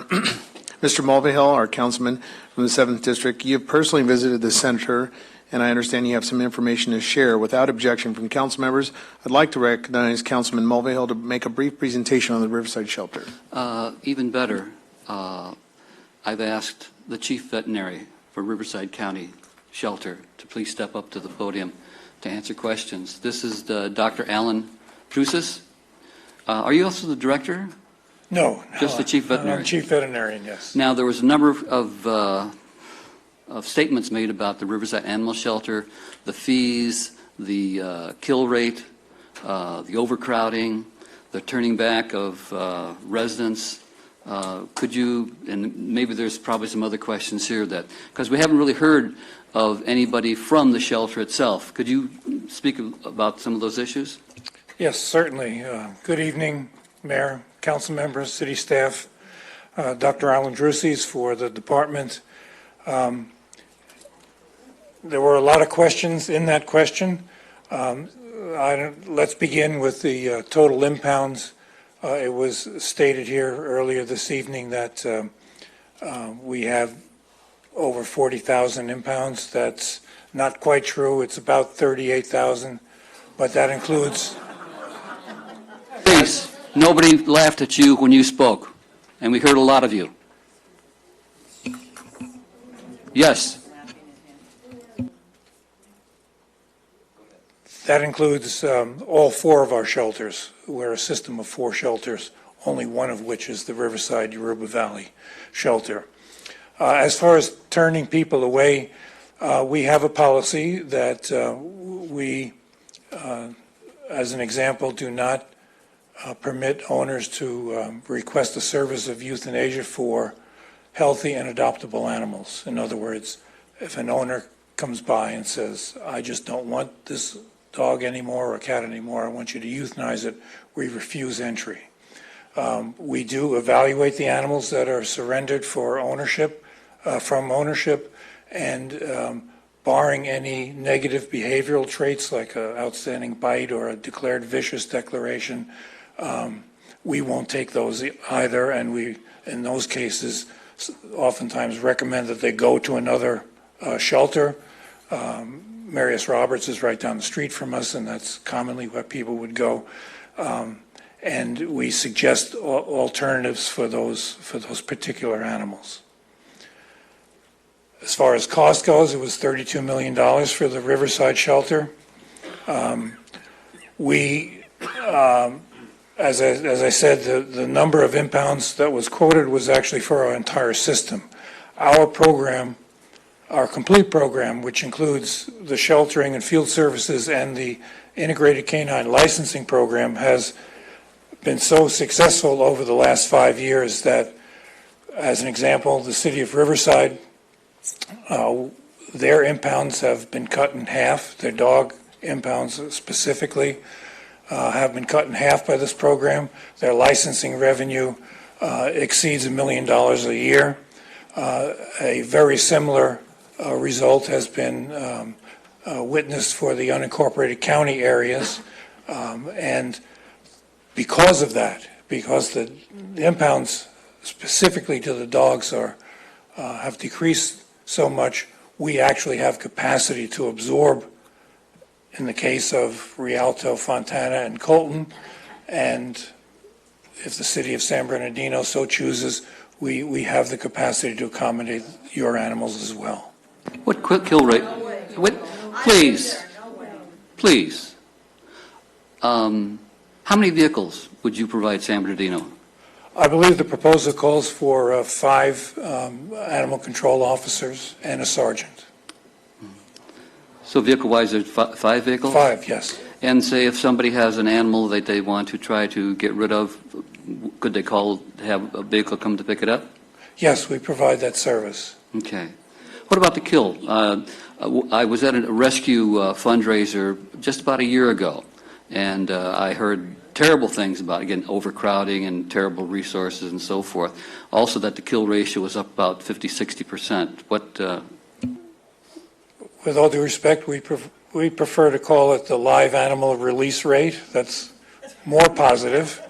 Currently, last year and for the first 6 months of this fiscal year, the live release rate for dogs is 83%, and for cats it's just about 50%. Any other questions?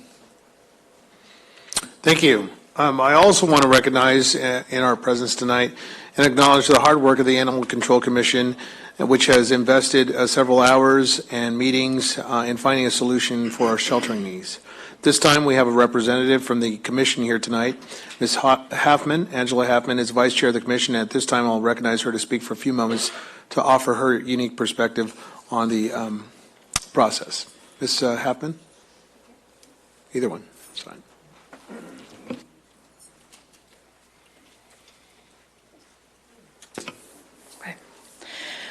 Whew. I have been very conflicted as a rescue person, a resident of San Bernardino, and now a member of the Animal Control Commission just recently, on what to say about the shelter. We all know, because of years of mismanagement, lack of attention paid to the shelter, sheer neglect, we still have a shelter that is crumbling. Now we are here and we're left with some choices, none of which are very good, none of which are ideal, and it never should have gotten to the point that it has. We have also what looks like a stalemate between the rescue community, which I am a part of, saying keep the shelter open, and then the city seemingly saying outsource to avoid dealing with the problem that we've created. In my opinion, it's time to compromise, and it's the only option. I've been coming to city council meetings on and off for years, begging city council to take action and improve the conditions at the shelter.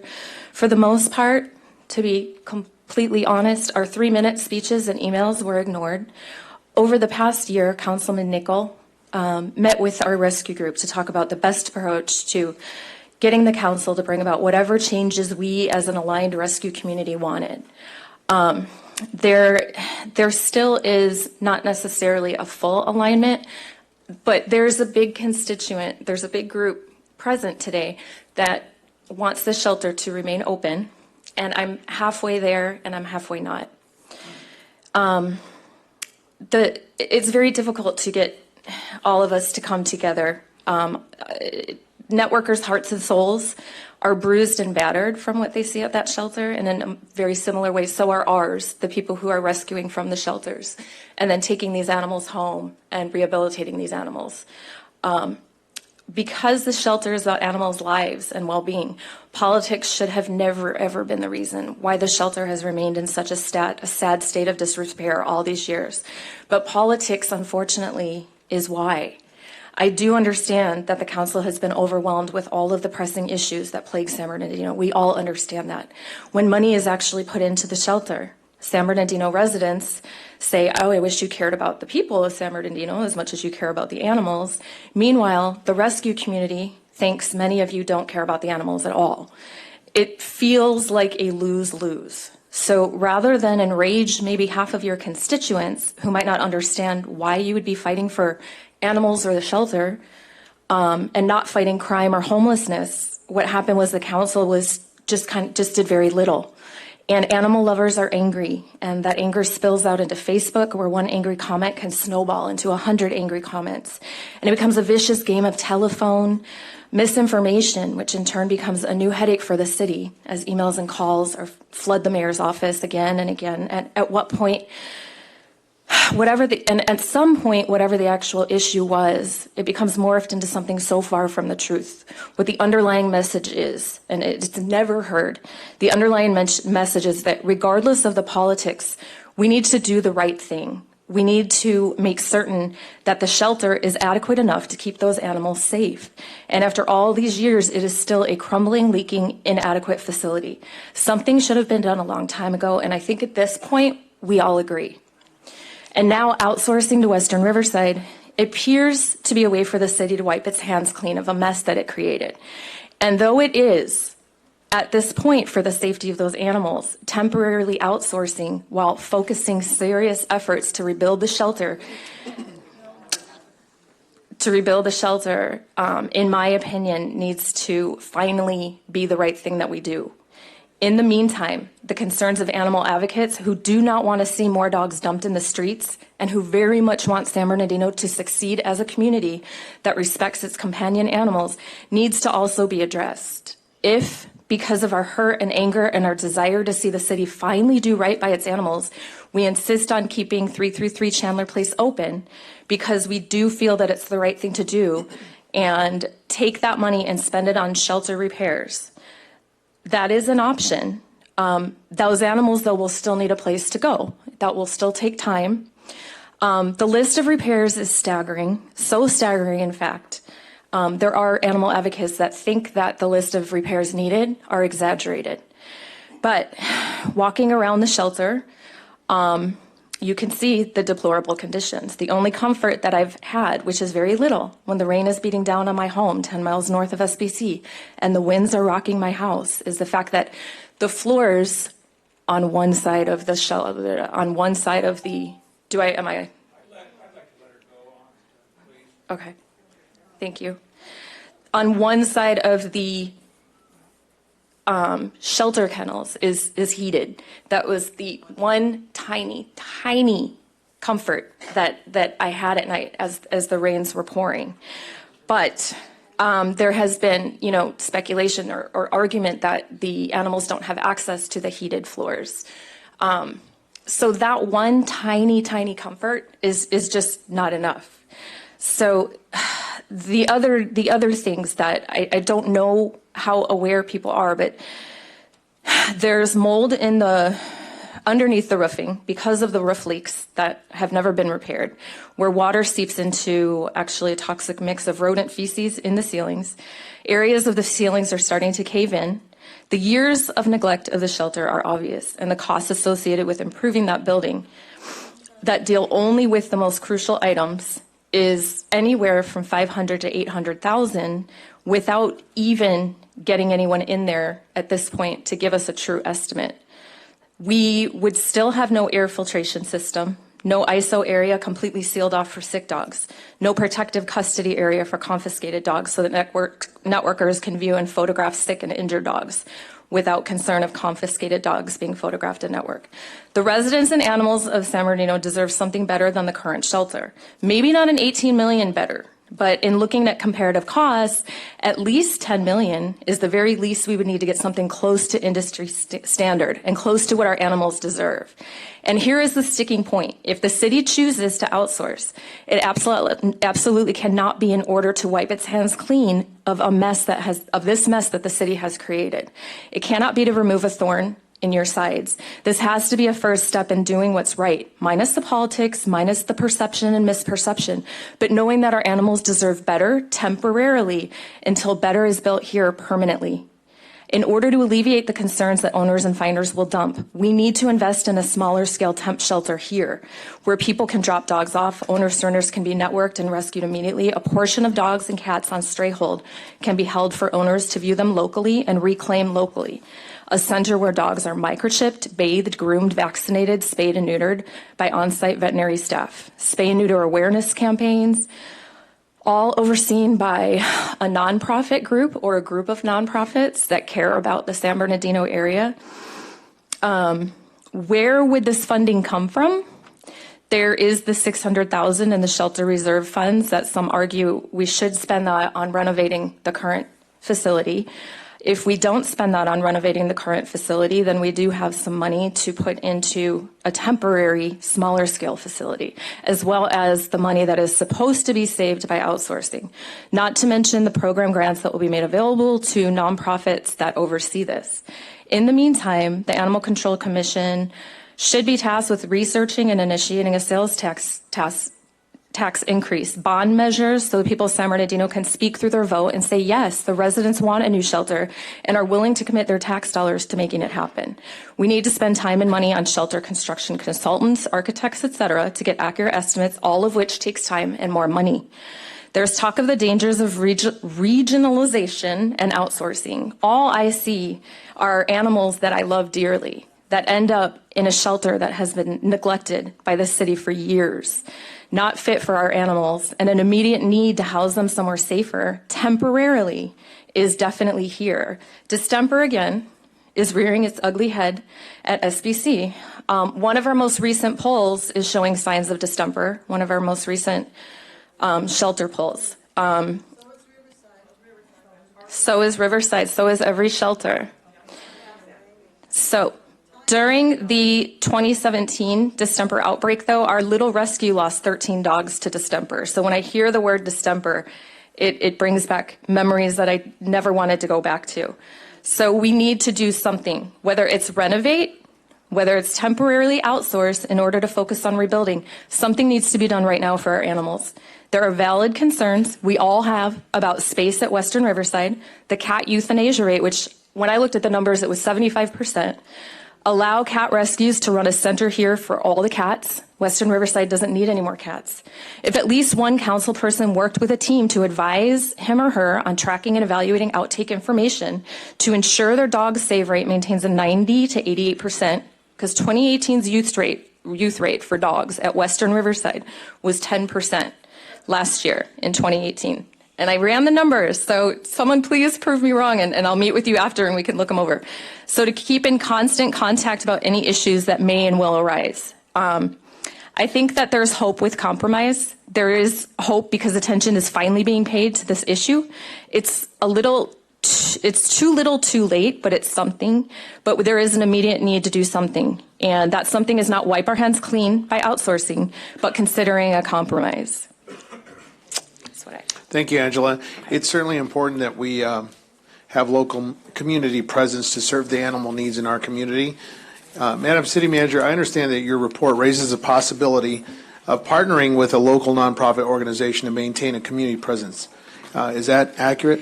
That is accurate. Again, during our discussion, the last time we attempted to identify the various questions and things that council members raised, and there were council members who heard that during the public comments, and so we do think that there is an opportunity. Stepping back, we've got to deal with the spay-neuter situation. We want to keep pets in their homes to the extent possible, and I think the groups have done a remarkable job providing those services, low-cost vaccination programs, low-cost spay-neuter, providing food for families that otherwise would have to relinquish their animals. So we do think there's an opportunity there, but there are so many people that are doing such remarkable work. We thought it might be appropriate.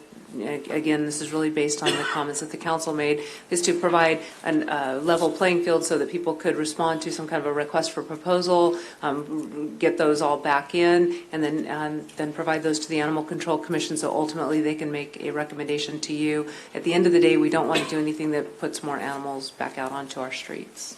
Very good. This time I will open up to council members to make comments or questions, and we'll begin with Councilman Sanchez. I'll pass for now. I'd like to hear my other Very good. councilman.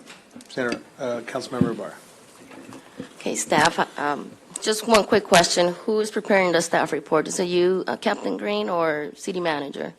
We work on it together. I create the initial draft, it goes Okay. to the city manager's office, and then we collaborate back and forth from there. Okay, so there's several concerns I have with this report. About a month ago, I saw that. I went online, I did my research on other animal shelters. Corona is not on your list. Corona built an animal shelter for $2.9 million. When I presented that option, I instead got two articles from the Press Enterprise talking negative about that shelter. No other proof, and it's not even here. So that's one issue I have. The other one they pointed out is 18 million, now almost 19 million. I offered some solutions at the last meeting, looking at vacant buildings, vacant lots, of where we can put our animals at. Instead, I got a rebuttal. We are here to offer solutions, not to wipe, like they said, not to wipe our hands clean and just outsource as an easy answer. So that's my number one thing that I noticed. Corona was not on that list, and they built theirs for $2.9 million. I would like to push on doing the monthly adoption events that council approved in June 2017. I also would like to see if there's possibility of relieving our PD from the oversight of the animal shelter, so that way they can focus on our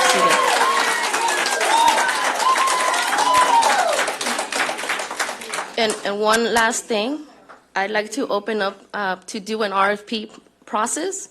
I like to be part of starting the RFP with, if any of my colleagues want to join. When I ran for office, I said I would have an open door policy. That would include everybody at the table. The volunteers, the community, the staff, the council people, the developers, the consultants, everybody at the table. And that's only possible through opening up an RFP and a bidding process that's open for everybody. So these are just some of the concerns. I'm not okay with outsourcing. City manager, you're aware, last Saturday, not this past one, but the last one I was there present, I went unannounced. I've been going to that animal shelter for a couple of years unannounced as a regular citizen of this city. There's a beautiful quote that people say, the little shelter that could. And that is our shelter. Those dogs are beautiful. To have them outside without access to the warmth of those kennels when it's raining, the kennels are dripping of rain. And all we're asking for something so simple as putting up tarps, and that does not get done. I waited there all day that Saturday, which is the reason I am sick. I was there waiting, and I was not getting an answer. I was not getting the green light. Volunteers, rescue groups were willing to come out and put up those tarps. This is our community coming together for us, and we are ignoring them if we decide to outsource. You're ignoring the fact that I mentioned Corona. You're ignoring the fact, that the amounts that keep going up. You're ignoring the fact that the city does have vacant property available. We're ignoring the fact that Riverside County, that $32 million was built on 12 acres of land. Do we have those 12 acres? Do we plan on doing a shelter that's that big? I mean, we are the little shelter that could. We have it here in the city. Let's do something positive with it. And so those are my points I wanted to make on the animal shelter. And hopefully we can move forward. We are going to solve this. We're not going to get rid of it. So just know that I am with the community. My constituents in the 2nd Ward use this local shelter themselves, and they've told me they're concerned of outsourcing. One of my neighbors, her name is Rosa. And what she does, she traps the stray cats in our neighborhood. Mm-hmm. She takes them to get spayed and neutered. If she is to go to catch them and take them to Riverside, she's not going to do it. And I can sense the problems happening in our city if we do outsource. Thank you.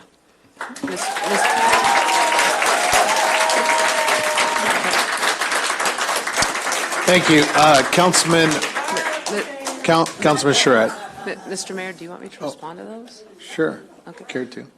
Yeah, sure. I mean, she's raised, some points I want to make sure that we address.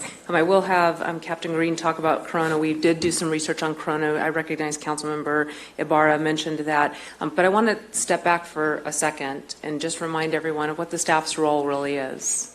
Our job is to bring alternatives before you, and we've attempted to do that here. At the end of the day, the council provides direction to us. You determine whether or not the recommendations and the alternatives that we've presented to you, whether it achieves your mission. We also, though, have to remember that you determine really what your priorities are as part of the annual budget process. And so, I am proud of the work that the staff has done with the budget that's been allocated, and I also understand the tough choices that you're all having to make because we bring things to you that we think are necessary for the community, and then you have the really, really difficult task of looking at all those things and determining what it is you're going to fund and to what level you're going to fund that. So again, it is our responsibility to provide alternatives to you. Today we're providing 3 alternatives. If there are others you want us to go research, we certainly can do that. We do recognize contracting is one option that's available to the council, but there are other structures. As we've done our research, there are successful regions that use JPAs, joint powers authorities, and a whole host of other things to successfully provide those services. But there's other ways of providing that shelter. It doesn't have to be a new shelter. It could be a repurposed facility. The only reason why we focused on that one is that's one that you mentioned. But at the end of the day, if this council directs us to go out and look at an existing facility and try to find the one that is going to meet our needs, that we can update in a cost-effective way to ultimately achieve what we need to achieve for the animals, then that's what we're going to do. But I would be remiss if I didn't tell you that that will cost money, whether it's 18 million or it's 10 million or it's 2 million. We need to determine that, but then we would come back to you, and then you can prioritize that in terms of the other things that you need to evaluate. And so just briefly, I think Captain Green can address Corona and the reasons why we didn't include Corona. When we looked at shelters for comparison, we were only looking at shelters that were built using modern standards, where Corona wasn't. They're still cooling animals with fans, and they have not had a climate-controlled environment for all of their animals. And since that's been one of the biggest challenges that we've dealt with at our shelter, we're trying to get out of that situation and come up to modern standards. So we looked at shelters that have fully climate-controlled environments for the animals and also have the air exchangers to deal with the disease issues. And then just one last comment. Part of the reason why it seems like the numbers are changing is Contract costs are increasing, so we have seen about a 4 to 4.5% increase over the last year and a half or so. And so when the numbers were originally proposed to the mayor and city council, they were different because construction costs continue to increase. I would anticipate that if we look at this in another year, we'll have to make adjustments as contract costs. So we're using right now about a 4 to 4.5% increase factor. Thank you. Councilman Charette. I'm going to pass for the moment. Very good. Councilman Nickel. I want to appreciate my colleague, Councilwoman Ibarra. I think you've done a great job. I think, really, thank you. I think you've done a great job really advocating for something that I truly believe is an essential city service. And I'm just looking at the agenda tonight. In addition to this item, we're going to be talking about community-oriented policing. We're going to be talking about city facilities, buildings, conditions, assessment reports. We're going to be talking a bit about staffing, how we can improve customer service in terms of how we serve our constituents. And when I look at this agenda, I start seeing the whole here. I start seeing how all these things connect. And I think that, I don't know if Ms. Rowe is still in the room, but I think she kind of hit the nail on the head tonight in many ways, which is we have an obligation now. We're a city that's rebuilding itself. We're rebuilding from the ground up in many ways. And some people look at that and they get distraught. I look at that and I get excited because we have an opportunity now to start fresh. We have an opportunity to fix the errors of the past, to fix the mistakes of the past, to make us a world-class city. And I think how we treat our animals is an indication of how well we're doing in that effort. And so I'd like to ask my colleague, Ms. Ibarra, do you have a motion tonight that you would like to put forward in terms of, I do agree that we made a commitment to go out with an RFP, to do our due diligence. I think we have an obligation as a city council to do that. I think now is the time to do it. We're in February. We've set June as our time to come to a final decision on this.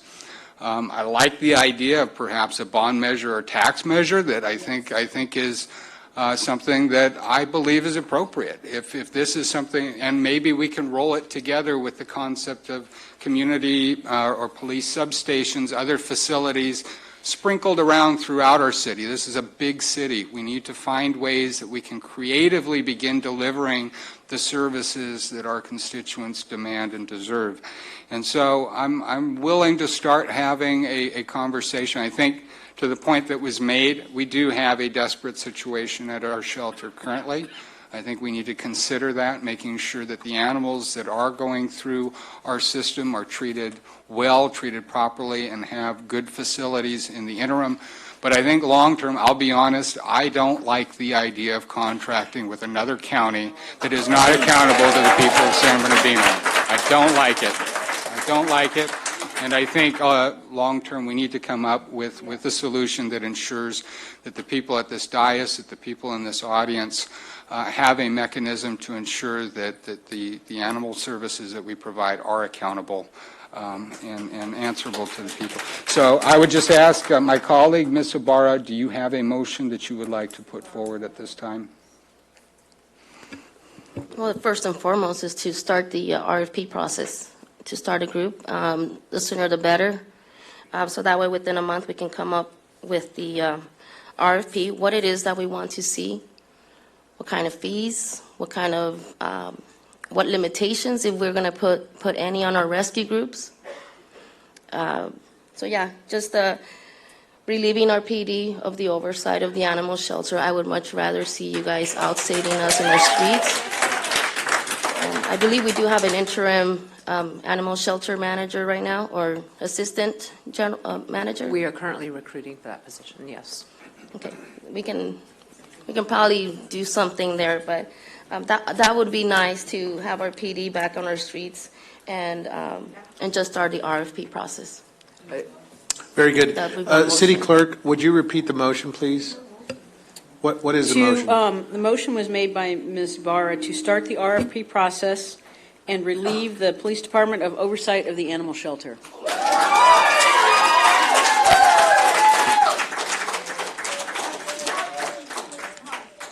And I would be willing to second that motion. Would you, Ms. Ibarra, would you be willing to entertain, I know you and I visited the Upland Animal Shelter over the weekend. What really impressed me is they have a list of over 300 volunteers at that animal shelter.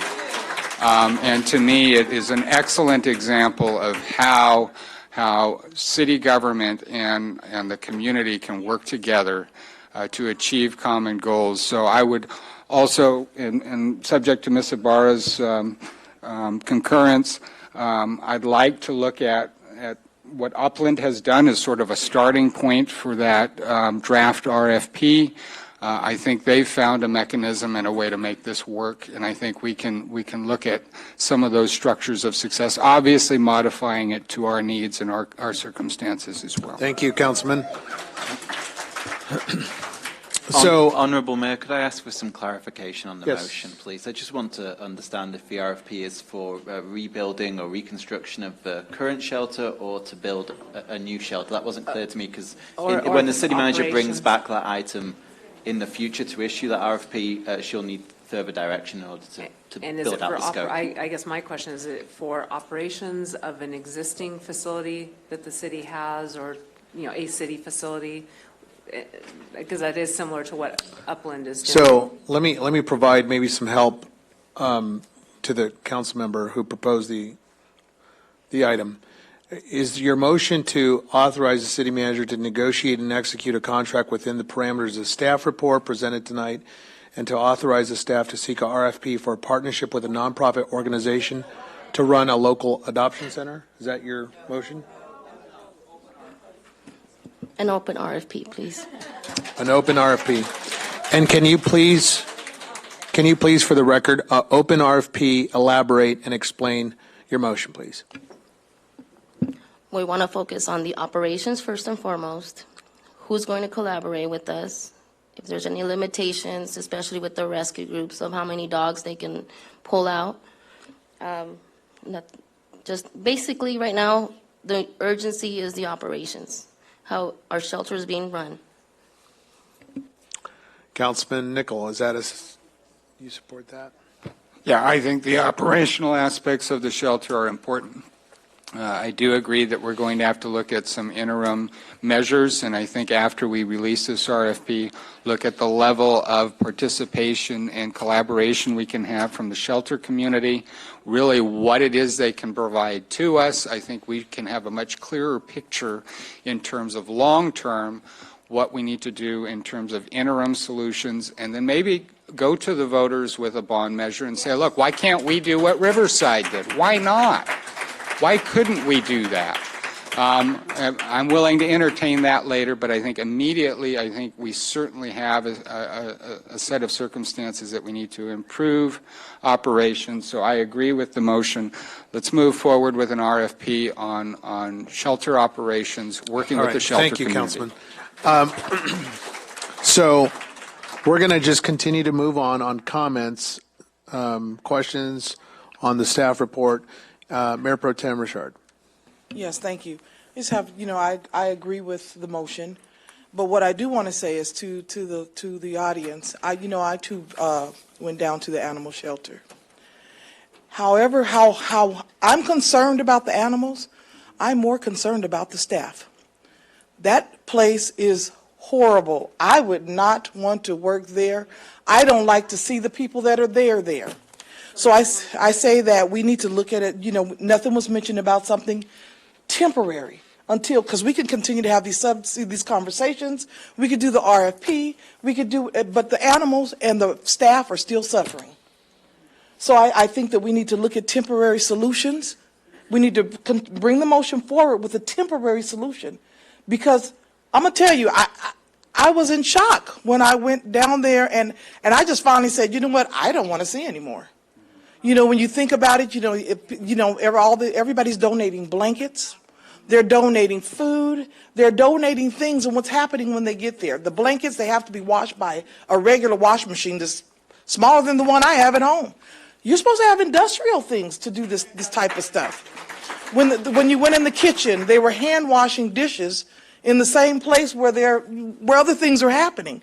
They're hand washing dishes. These conditions cannot go on. I don't own an animal, but if I did, I promise you I wouldn't want to see them there. So I just say that we need to look for, along with this motion, we need to look for a temporary solution, because rebuilding and all of this stuff will take a long time, and we need to do something to save the animals. But most importantly to me is to save the staff, because I don't want them getting sick. Well, San Bernardino too. But when I went and I was like, how could they work under these conditions? What would I do if that was my office? I mean, I don't need the best of the best, but I at least want to be in a healthy environment. So, and I think that we need to look at a temporary solution. Thank you. Ms. City Manager, talk to us a little bit about your reaction to the proposed floor motion, and how is this consistent with the staff report? Obviously, staff is making some strong recommendations. Is it consistent with what staff is requesting, and what is your reaction to the proposed motion? We share the Mayor Pro Tem's concerns with the impact on our employees and also our visitors and our volunteers. So we share those concerns. It's one of the reasons why we brought this to the council's attention, because over the years, for whatever reason, sufficient resources were not allocated to the shelter, and so you have deferred maintenance that's gone on for many, many years. I understood the motion to be a request for proposal to identify opportunities related to the operations, collaboration with rescue groups, volunteer programs, but I do think that we need to address interim measures, because right now we do have, and I appreciate Councilmember Ibarra. She has been there for several weeks, concerned about the rain leaking in. I have concerns with the mold situation. We have to encapsulate that. We've made sure that we don't have OSHA issues, but we recognize that long term there have to be a more drastic solution, and so I think that if we issue this RFP, we need to give a fairly short time period for it, but we also, I think, as staff need to look at what those interim measures are, because any program, whether it's building a successful volunteer program, and Upland has, I haven't been there in years, Upland does have a very good program where they've invested in the facility, and it is operated through a relationship with a nonprofit, and again, I need to look at it. I haven't looked at it in years, but that will take time to do, and so I think we need to return back to the council with interim solutions. If we're not able to move there this evening, we certainly do need to do that very quickly, because we have animals that right now and staff that are in a situation we're concerned about. And that's my growing apprehension, is that if in fact the concern is for the health and well-being of our animals, then we need to do something today, now.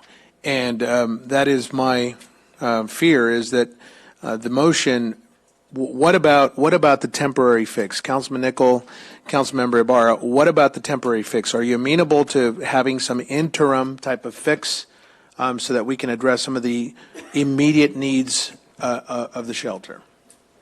I briefly mentioned we should start the monthly adoption events. We haven't had those. We approved at the most 12 per year that we approved, and we haven't had those 12 per year. So, I mean, that's something we can do immediately. Another short term that we can do is, as I mentioned, I noticed that there's some kennels that were leaking, and city manager is aware which kennels they are. As long as our staff is on, just keeping a watchful eye on those kennels, that'd be great. Because when I'm at home and I hear the rain pouring down, all I can think of was when I went last Saturday and I see the leaking coming down on kennels 78 through 90. That was my concern. Please, ma'am. Thank you. So those are just some quick interims, but not outsourcing. No. So, Councilman Nickel, are there any comments on a temporary interim fix while we undergo the RFP process? Well, are we, what are the numbers? The numbers coming in every year are, how many intakes do we have? It's about 7,500. Yeah, go ahead.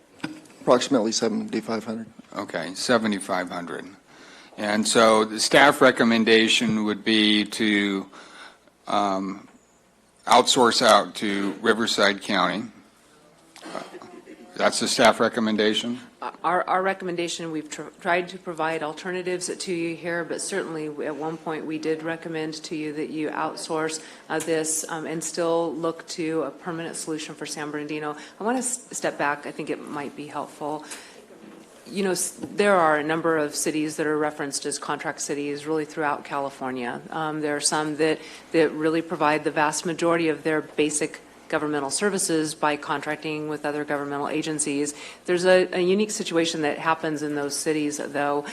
They often change service providers. They go through phases where maybe they contract out, and I can tell you I worked in a community where I think I worked on transportation services. I think I outsourced it and then brought it in-house about 4 times during my years there. So, you know, the idea that the council identified this interim solution, it truly can be an interim solution while you look for permanent type solutions. So, you know, again, one of the things that we suggested to you was that you have that as an alternative if you are concerned about the situation that exists there today. Very good. Okay, let's proceed on to our Councilman Mulvihill. Sir, you're recognized. Microphone. If we're thinking about spending money for the animal shelter or alternatives, bond issues and whatever, I think we ought to leave that to a larger budget discussion. I think when you see our budget, you realize we can't provide everything for everybody. Police staffing, on page 26, the graphic. Police staffing goes down, homicides go up. We need to, please, we listen to you, you can listen to me. No, you are. I'm speaking my mind. You want to bully and badger? Gosh. Miss Hannah? That's not my time, is it? Yes, it is. For 5 minutes? Yes, it is. It started when you first started talking. Oh, okay. Well, the point is that you'll find that my constituents that I've asked about the animal shelter, if you talk about the animal shelter or police officers, they'll say police officers. And you'll have an awfully difficult time when you spend money for the animal shelter and you find we don't have enough money to hire police officers. We don't have enough to fill the potholes that people really want. If you look at what people ask about in terms of what they want a council person to do, they want safety, they want their trees trimmed, they want their potholes fixed, they want general economic development. Now, you've got a whole bunch of single interest groups here. That's all you've heard about. But I can tell you that the population wants public safety. Thank you. The city manager, I just, if you would, please. I just wanted to make one City point manager. to, you know, certainly we do have the possibility that we can look at bond measures and sales tax measures and things of that nature. I did want to make one point, though. Remember, Measure Z is set to expire in March of 2020. And so, you know, we need to think about the impact of Measure Z. You know, that's several $1 million that right now is assisting in funding safety programs, but that is set to sunset in 2022. Okay, Councilman Charette. Yeah, thank you. First of all, Angela, you did a great job. If you're speaking on behalf of the commission, what I came out of was a very thoughtful presentation that you all have done and really worked hard at this. And I came away, and I want to get clarification, that you all, if you're speaking on behalf of the whole commission, that you're not? No. Okay. We haven't come to a consensus yet. You have not? Okay. Because I think I came away with you thinking that you're kind of 50-50 on this. And I kind of fall in the same place. I see the issues here. It's a very complex issue. We've talked about it tonight as if we're just going to make a motion, with all due respect, and I support, I think, basically what you're saying, Sandra, that we're just going to make a motion tonight and that everything's going to be fixed tomorrow. I don't think anyone said that really out that, but I want everyone to understand that that isn't the way it's going to happen. For example, okay, so we relieve the police department of it. When and where and how and who picks up now? Okay, let's do that tomorrow, and y'all will see what really goes on. I'm sorry to say that, but you will. I had a city manager once told me that they kept saying, well, we don't have the money, so but everyone, they always found the money. They always found the money. Then one time they said, well, we really don't have the money, and they said, oh, don't worry about it, you'll find the money. Well, they didn't have the money. They closed the parks, and the people went crazy. The point is that we've got to do this strategically and with a plan. And I'm supportive of what you're all saying. I understand this completely. But there's got to be a plan, and I don't think it can be done with just one motion tonight that we start an RFP. We need to do that, but I think there's parallel tracks that have to take place here. We've got to answer who's going to run that department without the PD. Listen, I'd like to take all the police officers' time and put it back where it belongs, on the street. Who wouldn't? We all want to. Unfortunately, with a department that's doing an excellent job, they get stuff thrown on top of them. Well, you do such a good job over here. Let's see if you can't fix this problem over here. Let's see if you can't fix this problem over here. So, and that's partly because of staffing issues that we don't have the luxury of dealing with right now. So it's a very complex issue. I'm also very conflicted with the fact that we gave the commission and the community at large a 12-month period, or at least in the backup it says up to 12 months. I think I voted for 12 months. And we haven't been the full 12 months. We're also, the shelter falls in the 3rd ward. We don't have a 3rd ward council person right now. There's a lot of things here that need to be looked at, and that's why we have really high-paid, high-quality, highly skilled staff to come back with options for us. So I would think that staff has heard us say we're not ready to contract out tonight, and in fact, maybe not ever, but that we need tell me what a motion of open up a RFP means. What does that really mean? I don't quite understand what that really means. If this motion, just assuming that it were passed, then I would work with staff to develop an RFP that asked for individuals, agencies, volunteer and rescue groups to identify operational relationships that they could engage in with the city so that they were operating the shelter. We would identify how that collaboration, through the proposal process, how that collaboration would work. Volunteer programs, staff would look at our existing volunteer programs and look at how we can enhance those, and then also provide some recommendations to you on interim measures. Okay, the thing that we didn't talk about there was construction, the actual facility itself. Right. And I did go down to visit our shelter. I didn't get to the Upland shelter, which it sounds like it's a great program, a great model to maybe look at. First of all, I'd ask, what's the population of Upland compared to the city of San Bernardino? They've got 300 people on a list. That's pretty impressive. Yeah. And I think we can probably gather that kind of a list as well.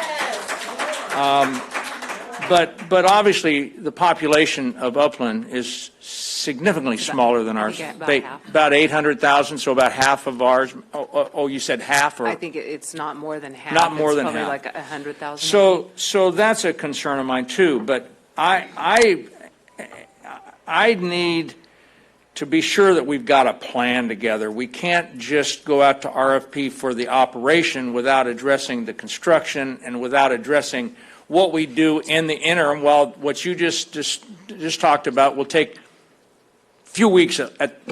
If it's fast-tracked, it'll take a few weeks. So. Okay, Ms. City Manager, we have a lot of thoughts, suggestions, advice from council members. Let's try to make a decision here. We have a floor motion.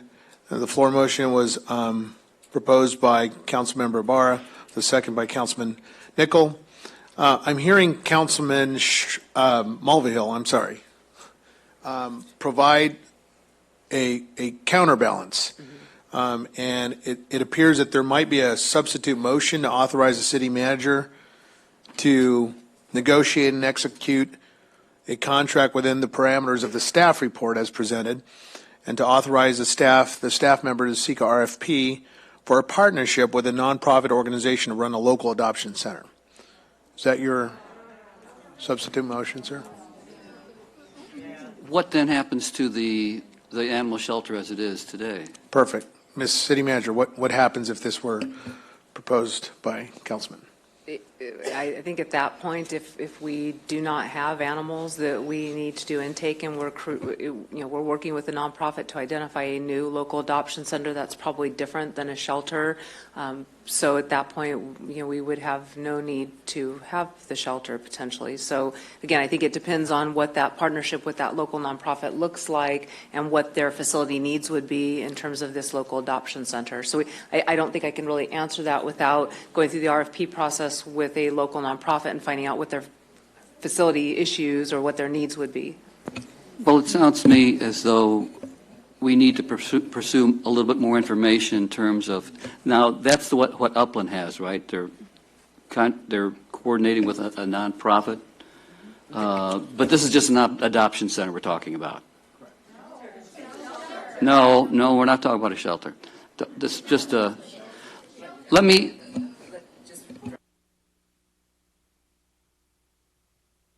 Yeah, I think, and actually this evening we were going to have a workshop originally, and here's what I'm saying. We can't address these issues in isolation of the broader discussion that we must be having as a city in terms of the strategic vision of where we're going. And that's why I was referring to Ms. Rowe's comment, because I think she was on target on this. And I think to the mayor's credit, I think having some staff that can start engaging in our community, getting feedback in terms of what our community wants to see, what they're willing to accept. Are you willing to accept a tax measure and a bond measure for a new full-service facility? Are you willing to accept maybe a downsized facility? What is the consensus? I'll be honest, as I sit here tonight, I have no idea. I have no clue. And I think that that's bad from a policy-making perspective. We're making decisions in really a vacuum of true information and understanding of where this community is and what this community needs. So I think, again, looking at tonight's agenda, I look at this, I step back and I say, all the pieces are here for us to start having these broader conversations about, to me, having a shelter must and should be a priority for us in terms of the strategic direction we go as a city and how we become that world-class city. It is integral to that.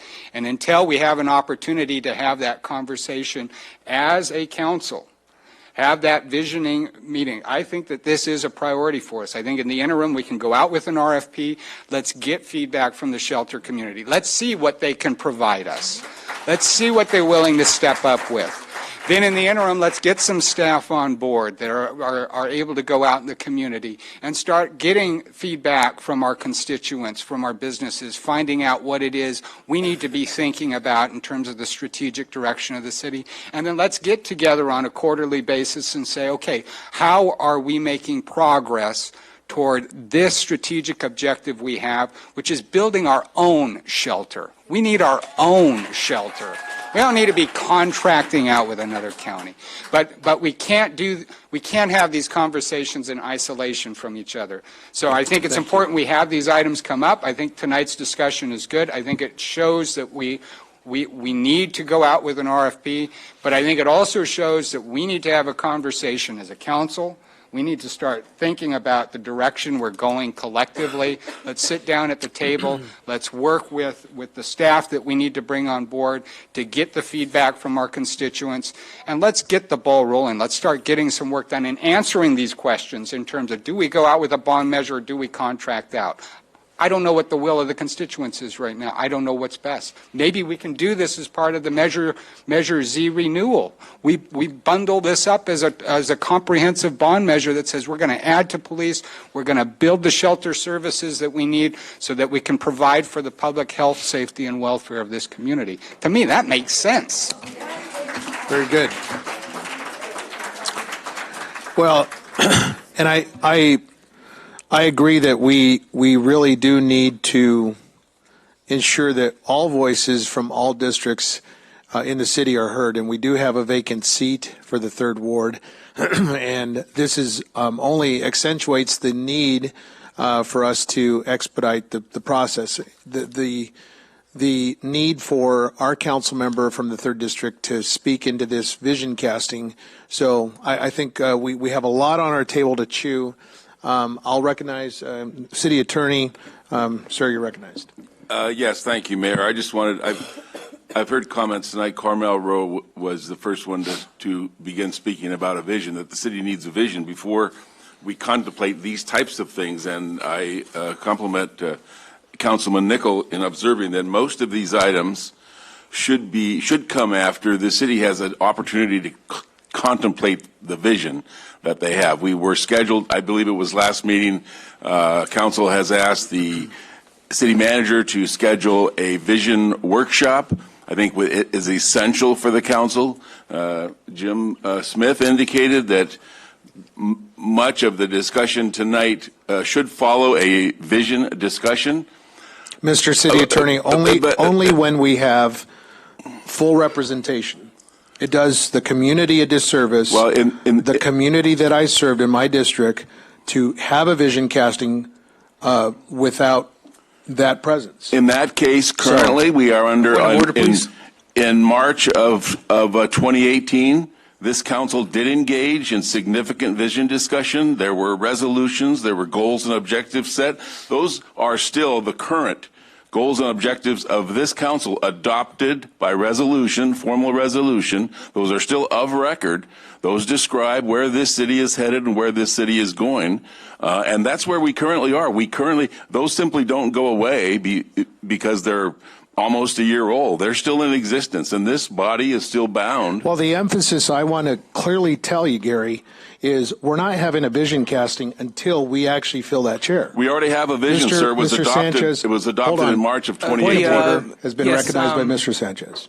I need clarification as to the city attorney's role under the city charter. It seems like these discussions, the points that he's touching on, are matters of policy. Let's remain back on point. We have a item before us, and it's animal control issues. This is about the issues concerning the well-being of our community. Madam City Clerk, would you please read the motion, and let's call for the question here. We've been almost 3 hours on this topic, and I'd like for the motion to be read. The motion made by Ms. Ibarra and seconded by Mr. Nickel was to start an RFP process exploring the opportunities for operations in collaboration with rescue groups and volunteer groups, and for the CM to return with proposals for a temporary fixture, and also relieving the police department of oversight of the shelter.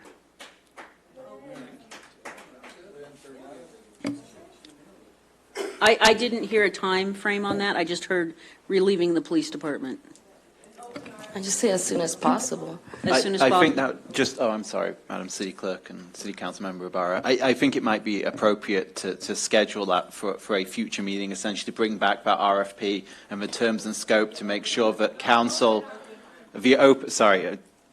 linguistic difference, but the open RFP, to bring that back to council at a future time so council can certify it, essentially say, yes, this is the RFP we're looking for, and at that time the city manager can provide further kind of definition on where animal control would go within the organisation, along with a schedule potentially for. All right. Let's call for the question. We'll ask members to cast their vote on the proposed measure if there's not a substitute motion. If you cast your vote, please.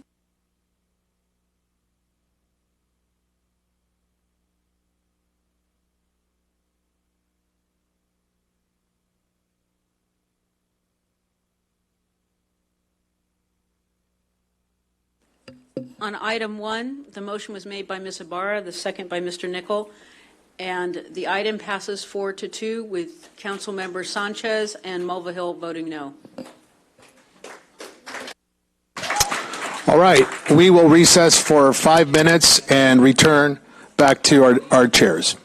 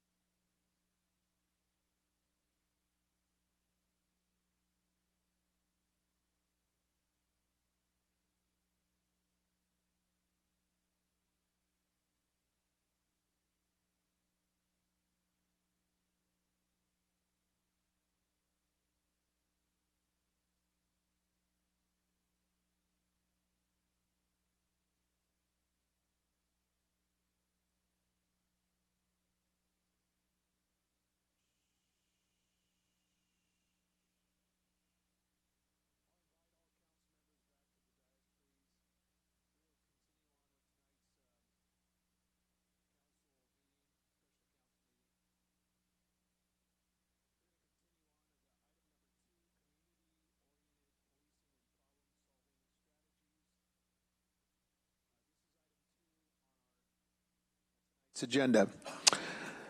The violent crime in our city is at a... We have members in the present. Thank you, Mr. Charette. The violent crime in our city is at a historic high. Last year, there were 49 homicides were committed in our city. Since the new year, we have already experienced 5 homicides this year. I find this deeply troubling and completely unacceptable. There is clearly a direct correlation between the number of police officers patrolling our community and our crime rates. There is no question that the more officers we have patrolling our streets and in our neighborhoods, the fewer crimes that are committed here in our community. I went back and looked at some numbers and looked at the 5-year staffing plan that was proposed by Police Chief Burguan. According to the plan that was adopted by the City Council, the police department should have over 300 officers today. Instead, we only have about 250 officers. We need to get our police officer staffing in line with that which was promised to our community. In addition to increasing the number of officers, we also need to consider implementing proven strategies via policing tools to tackle our crime epidemic and outbreak. At our last meeting, I asked the city manager and our acting police chief to review a proven model for reducing crime known as community-oriented policing. I'd like to direct your attention to an important handout prepared by the United States Department of Justice that defines and highlights the use of community policing. Community policing is comprised of 3 segments, and by the way, handouts are available for our public on the counter there. Community policing is comprised of 3 segments: community partnership, organizational transformation, and problem solving. It is not good enough to simply react to a 911 dispatch call. We must also be very proactive and stop crime before it occurs. The status quo. Honourable Mayor, Yes. I apologise for interrupting. It appears we don't have any handouts for the members of the public, and I think maybe for some council, maybe no council members have. But All right. Would you mind holding sure. a brief recess so we can make some copies Very quickly? good. Yeah. Thank you. I think My we had them at apologies the last meeting and probably didn't bring them back with us.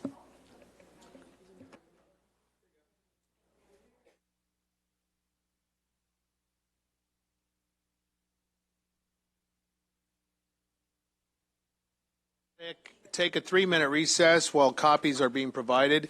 This was produced in the backup material for our last council meeting. It was available to the public. We're just making some dais copies here, so please stand by.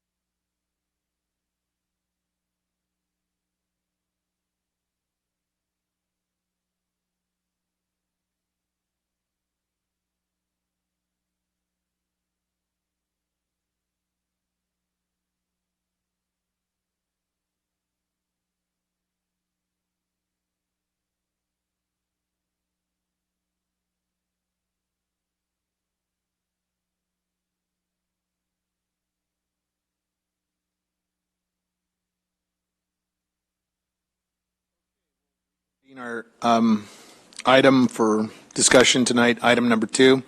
I'd like to direct your attention to an important handout prepared by the United States Department of Justice that clearly defines community policing. Community policing is comprised of 3 segments: community partnership, organizational transformation, and problem solving. It's not good enough to simply react to 911 dispatch calls, but we must be proactive and stop the crime before it occurs in our community. The status quo is certainly not acceptable nor tolerable, and we cannot afford to wait any longer. Innocent victims are suffering in our city at the hands of gang members and violent offenders roaming our streets. Our people deserve better. I'm committed to working with the council to make the changes necessary to restore a sense of dignity and pride, to restore law and order in our city of San Bernardino, including a reorganization of the police department and the reopening of our police substations throughout the city. At this time, I'd like to ask the city acting police chief to present the staff report. Good evening, Mayor and council members. I'm here to talk about the COPS program, and the COPS program is, we refer to community-oriented policing, but also there's an important component, and it's problem solving. So it's community-oriented policing and problem solving, otherwise known as COPS. So talk about the philosophy. It is in that handout, I think, that you're handed and provided. But you talk about COPS, and part of it is not just an organizational structure or philosophy about community engagement, but it's also about how you structure your organization to facilitate problem solving within the community. And one way that we've done that in the past is, as you've mentioned, through substations and a structure of the organization that supports that until we bring problem solving down to the beat level within the city, which we've had iterations in the city from anywhere from 4 to 6 beats, or policing beats in the city, or districts rather, not beats, I'm sorry. And so we put personnel down at that level. So it's an important part of community policing is not just the community engagement, but a problem-solving strategy to actually address problems in the area, and I'll talk about that. So there's three important things that happened in 1992 in the city. One of those is that in 1984, the city peaked in homicides at 84, and that was the most homicides we've had in the history that we've recorded, and that was in 1992. Another important thing that happened in 1992 was that the city went all in on the COPS strategy. And when I say all in, we had 6 policing districts at the time, and those were substations in the city, but really hadn't adopted a community-oriented policing and problem-solving philosophy. And in 1992, what happened is the city of San Bernardino, the police department, brought in the San Diego Police Department, which was one of the leaders in the COPS strategy in policing. And I know that because... Excuse me. I'd like, there's competing chatter in the lobby. It's causing disruption, so if we could please close the doors and ask our security detail to please move the lobby discussion. We want to give our full and undivided attention to our acting police chief. We'll just wait for a few seconds here. Thank you. All right, my apologies. Please proceed. So in 1992, it was the year that we'd reached the most homicides in the city, to 84. And the city also leapt full into community-oriented policing. And I know that because also in 1992, that was my first full year here on the police department. And what we did is we took every officer in the entire police department and we had them go through a mandatory day of training over here at the old convention center. So every officer got indoctrinated on how to institute community-oriented policing and problem solving, and so that we could go out there and institute those strategies in the community to help reduce crime, because at 1992, that was the year that we had the most homicides. So that happened in 1992. And then over the next 7 years, we reduced homicides in the city down to the level of 25 in 1999. And then what you saw is there were a lot of communities out there that community-oriented policing was the hot strategy at the time. So you saw community-oriented policing actually being instituted by communities and police departments all across the country and all around us as well. And then in 1999, we started to see an influx of people from outside the community. Primarily, we saw gang members from Los Angeles because they were moving around, and we started to see them come into the city, and we started to see homicides start to rise again. And that was in 2005, we had 61 homicides. We went from 84 homicides in 1992. We instituted COPS. We went full in. And when I say full in, so each district, and we had 6 at the time, would have a district lieutenant. They would have a sergeant. They'd had some professional staff. And then they anywhere from a detective to 2 officers. And actually, as we went through, we upstaffed those districts, and sometimes they also included officers on bicycles. And so we went from 2 to 4 and sometimes more officers to help the strategy in those districts. And what was more importantly about that was that the lieutenants that were responsible for those districts were responsible to make sure that any problems that arose, any chronic service drains, any specific crime trends that occurred in their area were being addressed at that level, and that they had staff available to them to address those issues. And that really helped us put officers on those problems and that didn't have to answer calls for service and would respond and be responsible for that district and the people that live in the community within that district. And that proved to be an effective strategy for us to bring down homicides and also other types of crime in the community. And then by the time that we started seeing an influx of people into the community from outside, we saw the homicides rise once again in 2005 to 61. Well, the community wasn't standing for that crime going back up in the community. And in 2006 was also the following year, that the community invested in the police department through the Measure Z. And then we provided the funding for the police department to hire additional officers. And then once again, when we had additional officers in the community, we saw homicides once again reduced to 32 by 2008. At the time in 2008, we were actually authorized 356 police officers in the city. That was the authorized number, but that wasn't the high benchmark year for the number of officers on the street. Actually, here's the 10-year history of police staffing levels in the city. And although in 2008-2009 fiscal year we were authorized 356 officers, at the year-end actual we had 324.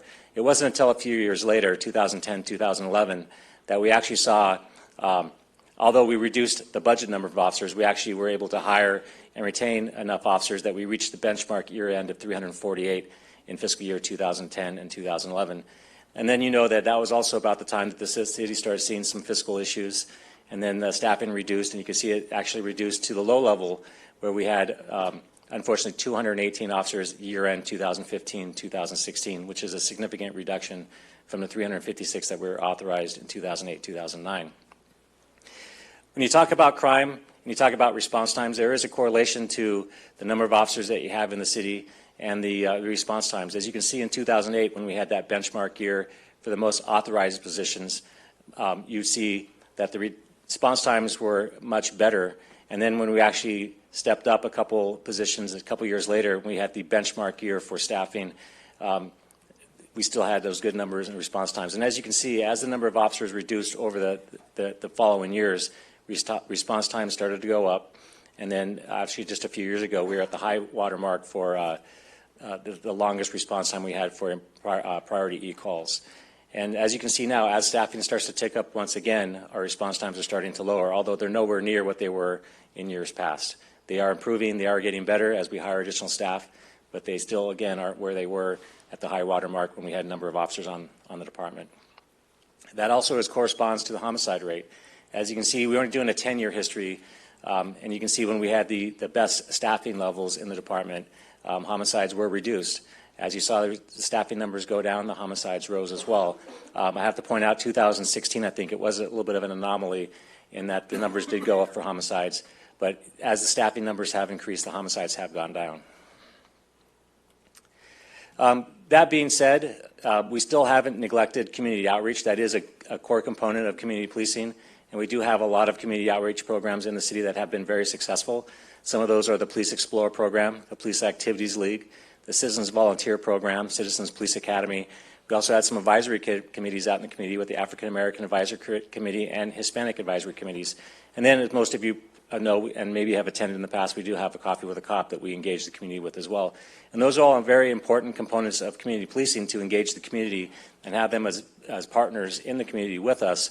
But that doesn't answer the part about the officers in districts to actually focus on those problem-solving techniques that they can engage with, and also in those districts engaging the community at this level, at a local level, versus more broadly in the city, and then getting those relationships and building those over time with the community. And that way, they open up and provide that information to us in a collaborative effort between the community and the police department.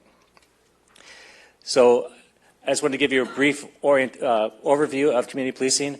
We currently have 4 policing districts, but let me let you know that that's not how we've functioned in the past. We don't have districts, district commanders.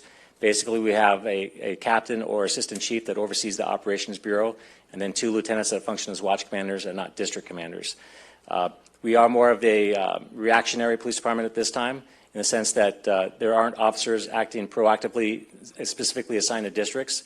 When the calls come in, those officers are assigned geographically to a beat within the district, but they're not assigned specifically to deal with problem-solving strategies in those districts. And so we're more of a reactionary police department than we are a problem-solving police department. Thank you. I do have some questions that I'd like to direct to our acting police chief. At some point, did our community adopt a substation, police substation policy throughout our community? How many substations were there total, and what number of substations worked best? I don't know that we had a policy for substations. We had a practice of having substations in the community. At one time, we had 6 policing districts. Each district had a substation in them. And then over the years, we've gone down from 6 down to 4, and then ultimately, when it was 4, we stopped the program altogether and went to none. Over the course of my career, I would think that for policing districts on how to manage the city most effectively using those types of policing strategies, the districts would have been 5. That seems to work the best. Thank you. When and why did they close, and what year did they close? I think they effectively closed in 2008, and some of that was at the time it was proposed as a budgetary measure for the city, that it was too costly for to have substations, and they closed them effectively in 2008. Can you explain how policing coincided with the substations? How were they structured? How many officers and supervisors assigned to each office?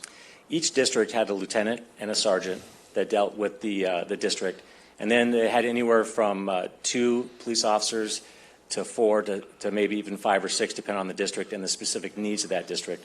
It was up to the district commander to decide how to deploy those resources. Sometimes they also, at different times, we had a detective.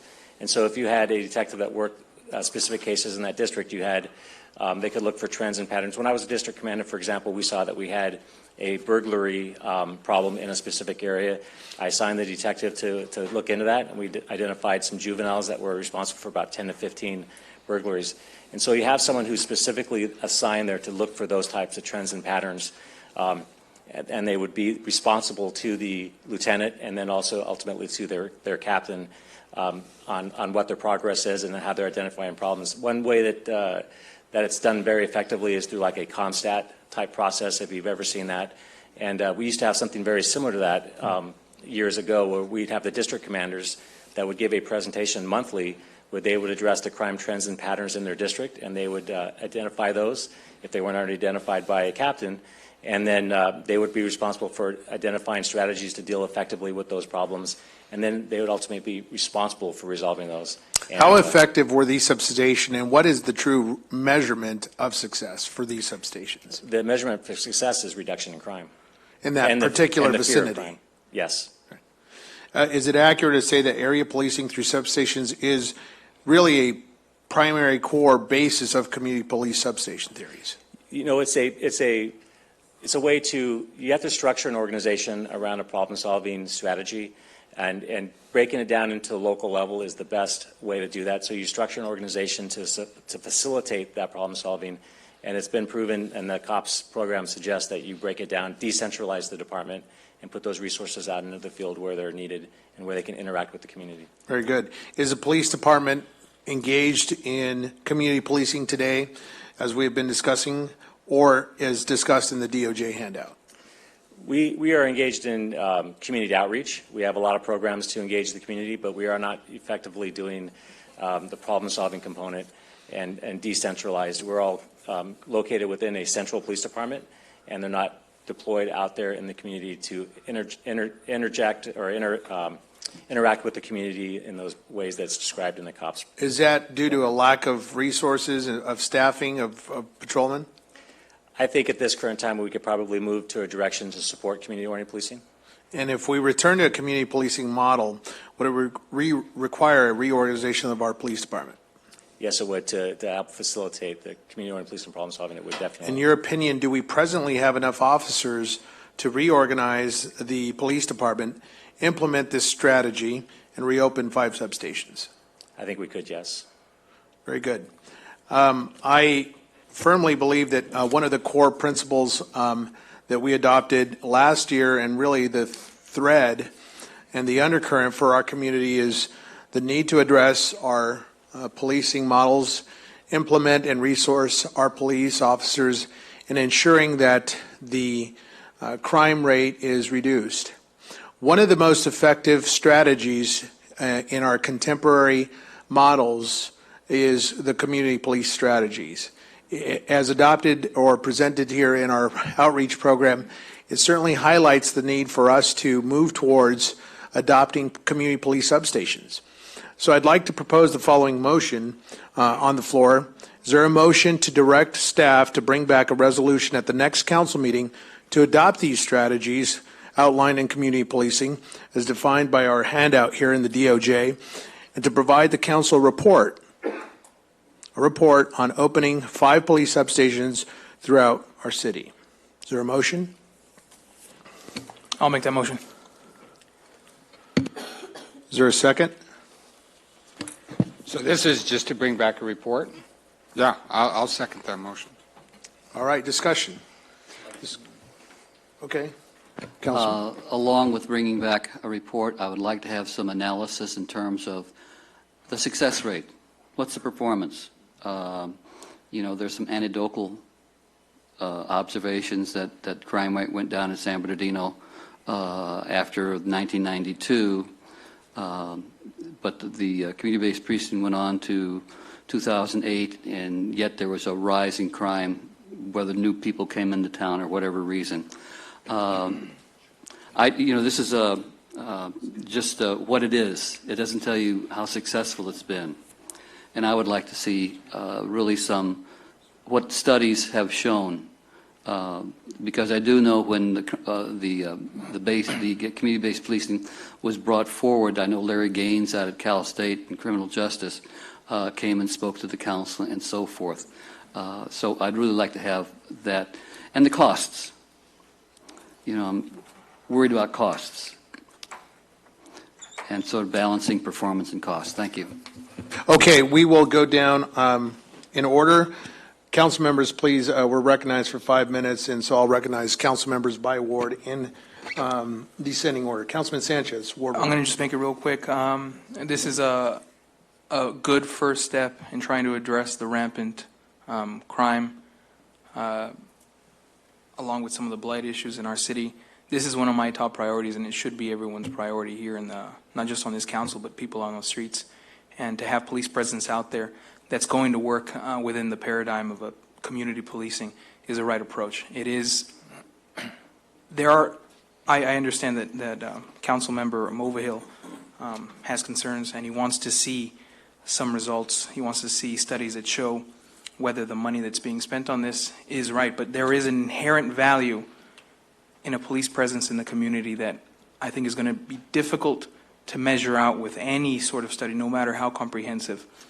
I do believe, being a lifelong resident of the city, having that police presence there is in itself inherently a very positive feature to a city on its way to being a world-class city. Thank you. Council Member Barra. The other one thing I would like also mention for the next meeting, the follow-up, is how we can bring back Neighborhood Watch. I know the Block Captain Association has been pretty stagnant right now, and I myself, being a block captain, I encourage Neighborhood Watch, but we don't have a location, a safe haven for those who want to be block captains. So how can we marry this together, as far, the substations with our I can watches? say that when I was assigned to a community-oriented policing office, both as an officer, but then when I was promoted to lieutenant, we had already brought back the district commanders into the station. And when we were out in the community, we had the ability to host meetings in the community, and that could also function as a neighborhood watch meeting point for people. Thank you. Thank you. Pass for a minute. All right. Councilman Nickel. Yeah, and I know that Council Member Valdivia and I think some of our other,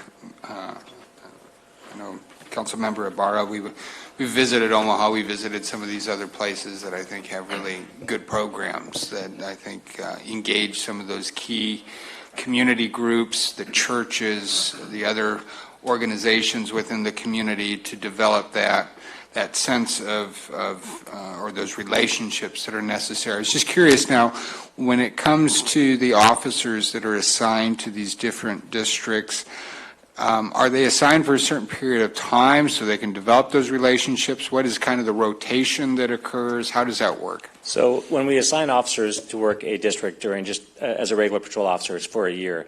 However, when we assign officers in the past to a district, it would be for at least a minimum of 2 years, if not more. So they would be there, they get to know the stakeholders in that district. And one thing that you get, a value that you get having a substation that you don't get when you're in the police station, is the large number of walk-in traffic that you get from people who live in the immediate area. They tend to be more, it seems to be more welcoming to the community to walk into a substation than it is to walk into this big behemoth as they look at the police station. And it's centrally, and also transportation issues. Yeah, and I think on that point, I think what I'd also like to potentially explore is, and you've mentioned some of the different services, outreach programs, but maybe some other different services that we can provide at these facilities. Obviously, we were talking about animal control tonight.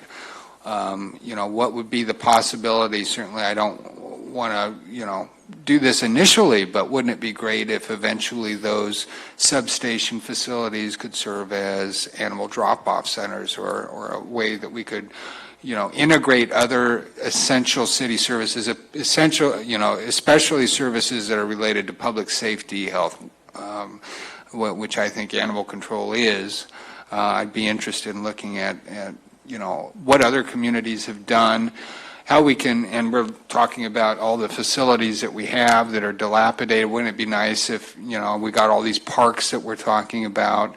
I mean, obviously, we could maybe put them in existing shopping centers, but, really looking creatively at how we use the assets that we have, the facilities that we have, and really creating something that I think could really be an innovative model, that these substations really serve as a hub for these neighborhoods in terms of providing that sense of safety and security and community and essential city services. Because I know a lot of members of our community, many of them are either transit dependent, they can't get to, this is a big city. We're at what, 65 square miles. So, that alone, I mean, that to me alone sort of justifies the idea of a substation type of structure, just because we got so much land. So I'd like to see the report come back. I'd like to look at maybe looking at some of what these other cities have done. I know Omaha had a really great program that they used, and making sure that, again, we're integrating some best practices. It looks like we're doing that to some, we've done that so far. And then looking at how these facilities may dovetail long-term into providing some of those core neighborhood services that I think we need to also deliver and provide. Thank you. Mayor Pro Tem Richard. Yes, thank you. I'm really excited to see this come to the communities. I ran my campaign on safety, and I think this is maybe not a new idea, but it's an idea that worked. And let's bring something back, and it's a change. So I think it's a good change for the community. I think it's good, everything that was said here, especially developing partnerships. I want to keep in mind that, everybody in the communities aren't bad people. So, we want to be careful. We don't want to have community harassment, but necessarily, we want to know, what I want to see bring back, for you to bring back as part of the report, is how are we going to train these officers to restructure themselves and to restructure their mindset around community policing, because that will be a change in what they've been doing currently. And then my other question, or one question that I do have, is that how would this relate with the VIP program? I mean, we have the VIP program out there, and how will you guys be working together with community policing and the VIP program? We have talked about that. We do think that there's an element here because there are people that would benefit from having those services. I think kind of to Councilmember Nichols' comment, we may find that in particular areas, they're really devoid of services, and if we can assist in providing a better or higher level of service to people, it might give them more opportunities. So we see that we haven't worked out. I mean, obviously, we need to do the research on how that might work together, but yes, I see that being a natural place for services and also the VIP program, which is really all about providing services to help people change the dynamic within their own household. So, yeah, we need to do some more research on that, but I think it's a great opportunity for him to be more engaged with the community. Great. And one thing I want to talk about services, an important feature of community policing and problem solving is to be innovative and to do things and think outside the box. And at the end of the day, we want to provide services. We want to make sure that people change their ways and get out of a life of crime if that's what they're so engaged in. And so we have to think outside the box, and it's not always just an enforcement angle. Sometimes it is providing services or directing people to the correct services, and that's to change the culture in the area or the person. Yeah, and I think that this is good for the city. When everybody's excited and they want to see new development coming to the city, developers aren't coming if they don't feel safe. I always say that people are in business to make money, and you can't make money if you have your doors locked. So I think this is a great idea. I'm looking forward to seeing the report coming back, and thank you for bringing this idea back. Councilman Mulvihill. Right. I hear all the comments that have been made, and I basically agree with it. But I'm concerned about costs because right now everybody has got the recovery plan as part of their documentation that they've got. And I wish that you would take a look at it because we've got a model there. We've got a 10-year, 15-year model of how much expenditures can take place in all the components of the city. And we've been talking about shelters and bond issues and so forth. It's got to add up. If we take more money out of one bucket, it's got to come from someplace else. And this model and projection into the future, 10, 15 years, was just break even. And in fact, there was a big potential that we would not break even. And it looks as though, seeing that we do have a little deficit this year, that we're not breaking even.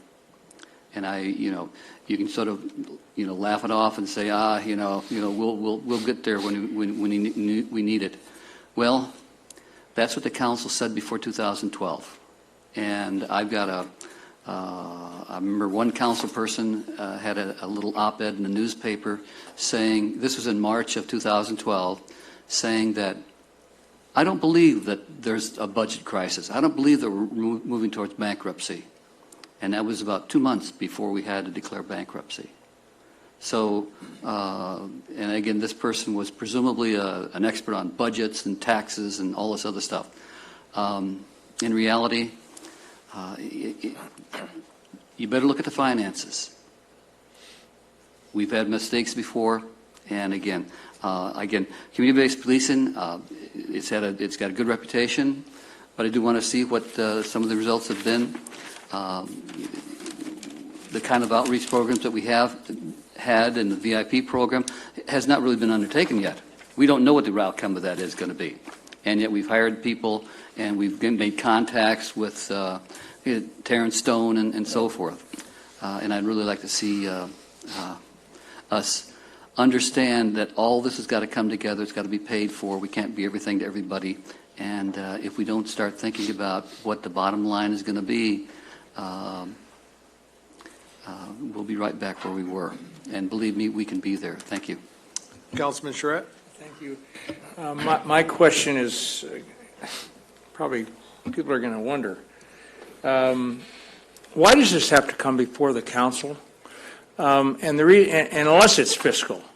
My belief is that departments are given budgets and they operate within those budgets and they do whatever it takes to do the job and carry out their duties.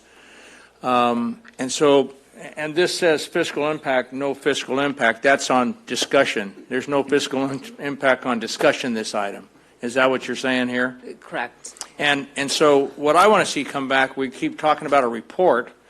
I don't know if report is the same word as a plan, but again, I want to see a plan, and I think a lot of our discussion could be a lot shorter if the plans just come ahead of time with the bottom line, and this is what's best, and we've researched and we've done all that. I mean, that's what we're all part-time people here.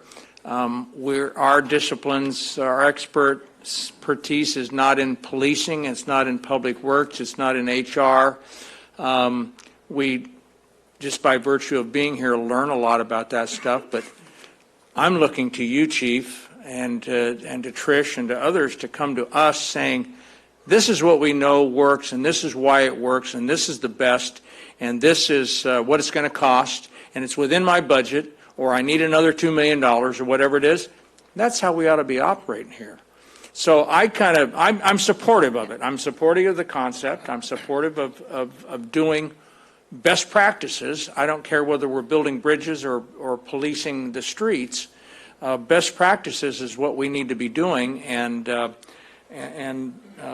I'm supportive of it. One question I do have is if this comes to fruition and we end up doing this, do the officers report to there, or will they still come to a central location? Because there was back a time when Stater Brothers up on 40th Street was available, and the former police chief and I went and talked to Jack Brown about turning that into kind of the North District, and where we would have people actually going. There was enough room there to actually have a yard and everything else where they could park cars, and there'd be that real police presence that, though it wasn't. It was just north and south, it wasn't all over the city, and we do have a big city, and is 5 stations enough based on past experience? Because maybe we need 10. I don't know. I agree that police presence is really important, and when you see a black and white, people probably turn and go the other way in a lot of cases, and don't do that thing that they were going to do. So I'm all about police presence and this community policing. But of course, it does have to have a plan, and it has to have a fiscal component to it.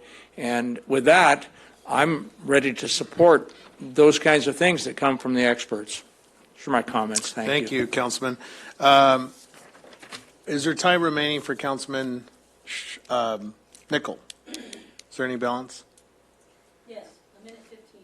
Please, Councilman Nickel. Yeah, no, I just wanted to give the city manager the program that we were introduced was called Omaha 360, and I recall now one of the elements that was really fundamental was their reentry program, and I know the county now has the reentry collaborative. What we're finding with early release, we have a lot of people coming out of the prisons, and the recidivism rate is a major contributor to some of the crime that we see as well. So making sure that we have good collaboration with that reentry collaborative in the county, making sure that reentry is a very important component to this strategy as well. It may very well be, too, that we want to engage probation and parole. So depending on the needs of that particular area, there may be other county services, right, and potentially funding, too. We have had our discussion. There's a motion and a second. We'll call for the question, and members, I'm sorry. if you would, please. To direct the city manager to bring back a resolution at the next meeting that incorporates the COP strategies, and also to report back on the viability of substations.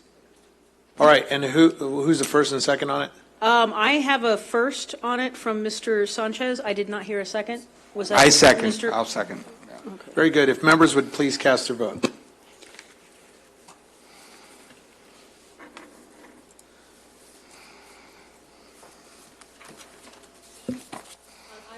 On item 2, the motion was made by Mr. Sanchez, the second by Mr. Nickel, and the item passes 6-0. Very good. Moving on to item number 3, City Facility Building Condition Assessment Report. The recommendation on the floor is to review, discuss, and direct staff to prepare alternatives, including a fiscal analysis for presentation during budget discussions. Madam City Manager, if you would, please. Mayor and members of the council, some time ago, we came to you and we had identified that we have a whole host of city facilities, City Hall, the 201 building that we're currently in, and several others. We have community centers, we have animal control facilities and libraries, and it was important, we recognized that given the financial situation that the city had been in for a very long period of time, there's a lot of deferred maintenance that has been allowed to accumulate, not just in our streets and our sidewalks, but in our buildings too. And really it's critical that our city buildings be utilized to provide those vital services that we just talked about.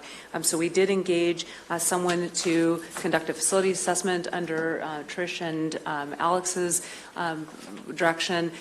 Tonight we're here to give you some preliminary information about that. We are still working through the details and they will speak to that. But we, much like so many other discussions that we've had this evening, we are going to have to make some very tough decisions about some of our facilities in the future. So we wanted to kind of give you a preview of where we are, what our next steps are, when we will have a final report, and then seek your authorization to continue to include or to do a physical analysis on some of our very critical facilities, really the downtown core of our civic center. And so with that, they're going to walk through where we are, and then following discussion, again, we're going to be asking for authority to focus on the downtown. Honorable Mayor and Council, thanks for this opportunity. On June 6th, the Council approved to award to Canon Design for the overall facilities assessment. The assessment has 185 different buildings that they have, that the city owns, that needed to be evaluated. The final report is still draft. It is, to give you an example, City Hall by itself is a document that's about 2 inches thick. A significant amount of data for each building.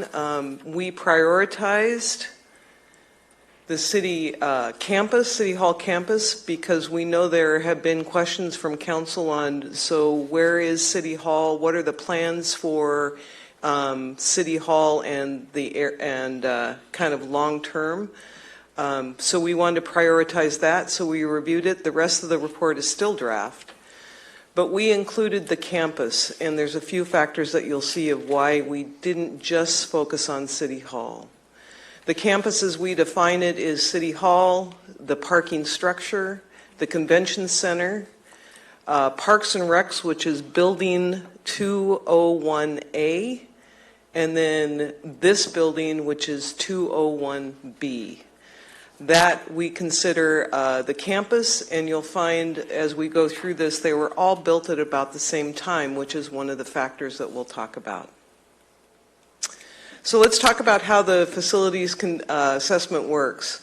So the first thing they do is they go into each facility and they look at all the components, structural, plumbing, mechanical, all of those different components, and they evaluate each one of them and they grade them. So they give them a priority. The priority are one priority which is currently critical, meaning it is close to end of life and needs to be, or end of service and needs to be rehabbed or replaced. Priority 2 is potentially critical. We've still got some time, but we need to get it onto our schedule to deal with. And 3 is necessary, but it's not going to fail anytime soon, and we can plan for it. So once those assessments are done of all the components, then the next phase is to grade the building itself. And that summarizes all the components that it evaluated. And what that does is say, overall, if you sum up all the investments you need to make in this building to bring all of its components up to shape, up to proper functioning, how does it compare to the replacement cost for building something new?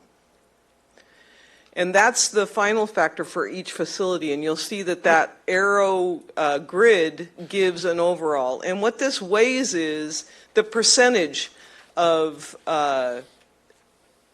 rehab cost to replacement cost.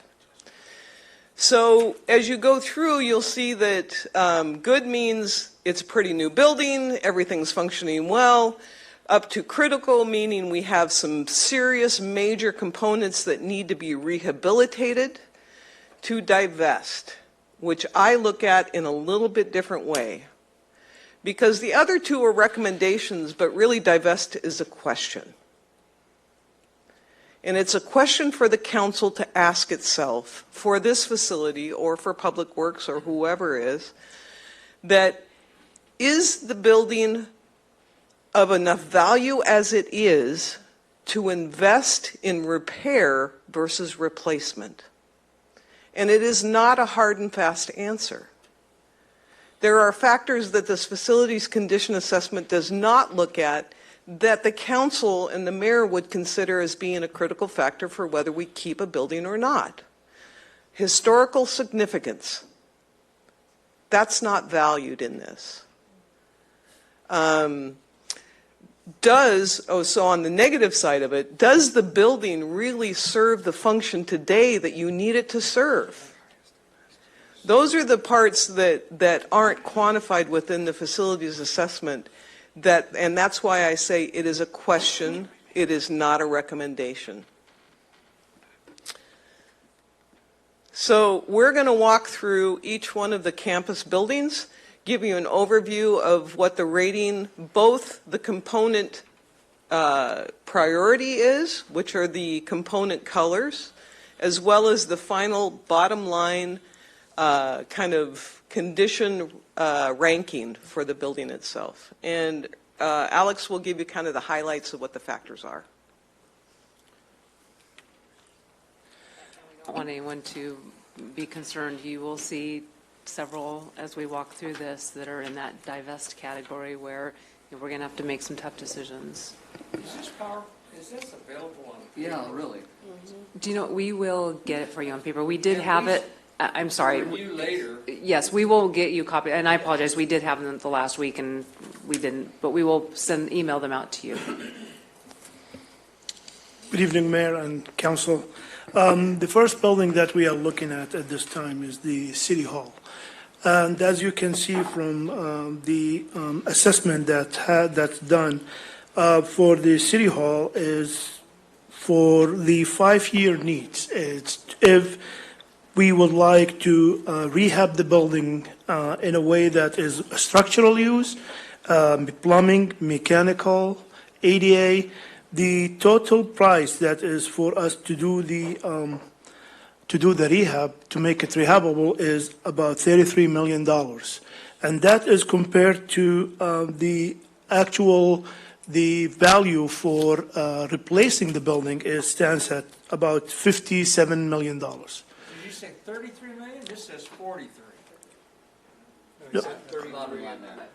Bottom line, 5-year needs? Oh, 5, I'm sorry. Yes. I apologize.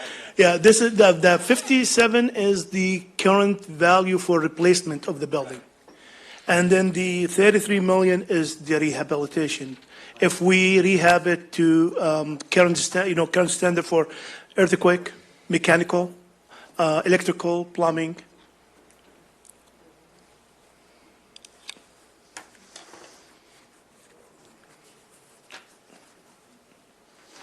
What are these numbers over here? Can I borrow this big version and you can use this little version? Okay. All right? And I'm going to go we'll make make copies. Okay, but a question. Yes, sir. Can you explain so I make sure I understand what I'm looking at? There's a 1 year, so if we just did it so that it would be good for 1 year, essentially 1 year, it's going to cost us $10 million. If we do it for 5, and if we do it for 10, is that right? Yes. And then the total, we're looking at actually 38 million, 33 million, 13 million. What's CRVSF? Current. Per square, okay. Value. And then that's the value of it. Yes. It would be the market value? Of building something new. Huh? Oh, that'd be what it would Building cost something to new. build it brand new. Okay. Thank you. Yeah. Thank you. And what are these? So those are the bottom ones are the condition ranking for the facility. The top ones on each one of the components kind of give you what the priority of the components are. And that's consistent with the grid, the grid that you provided at the lower. Here. Thank you. So this is the bottom overall facility ranking. and then go to the, oh, sorry, I did it. These are the condition of the components. So like structural, it is saying that it is priority 1, it is critical at this point in time. So What's the divest threshold on the percent? divest is 50%. 50%. So if it's 50% of the cost or more. Or greater. And that's why I'm saying it really is a discussion. It's not a recommendation because, you know, when you're looking at costs like this, and this is what I need to make sure that you guys understand, is these are somewhere around planning or preliminary engineering kind of estimates. You see a hard number there, but really is a range. And typically industry standard is at that kind of planning level, it is minus 50% plus 100%. So that's why, and that's true for both of those, build it new or rehab it. And that's why once you get to the 50% or more, they start overlapping each other within that range. And that's why you really have to start thinking about what the best option is. Is the building serving your purpose? Is the building doing what you need it to do, or can you make it do what you need it to do?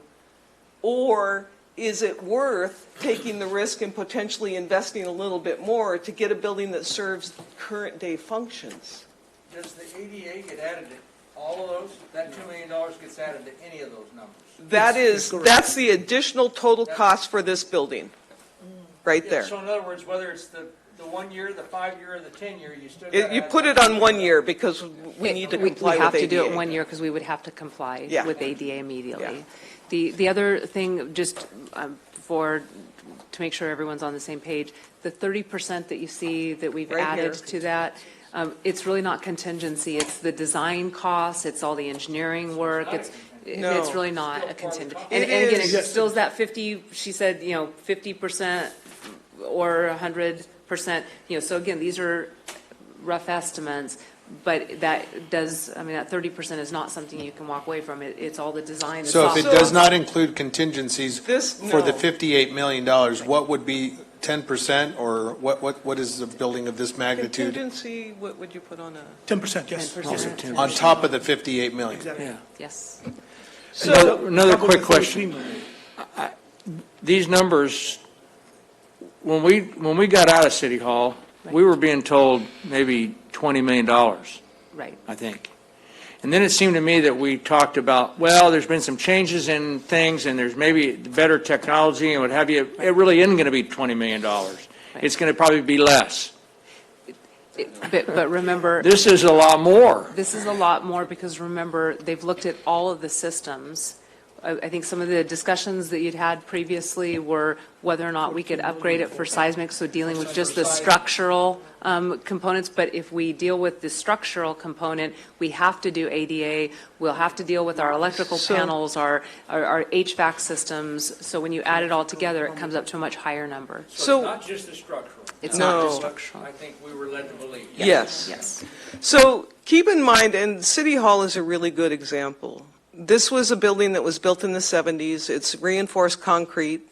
It does not meet current standards.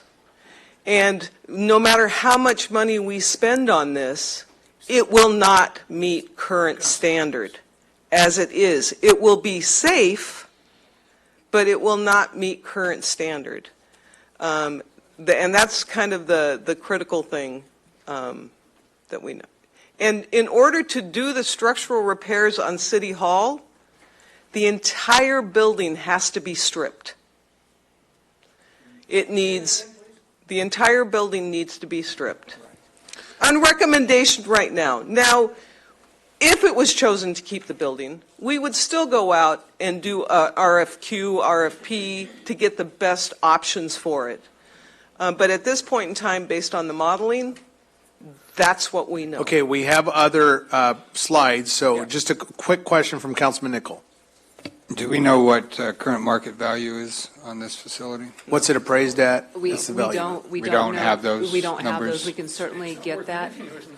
Well, no, it's, No, no, no. it's still worth Oh, something. it's still worth something. And I think something, Trish and Alex talked about the idea that, sometimes you have to look at historic value. Can it be repurposed for your use?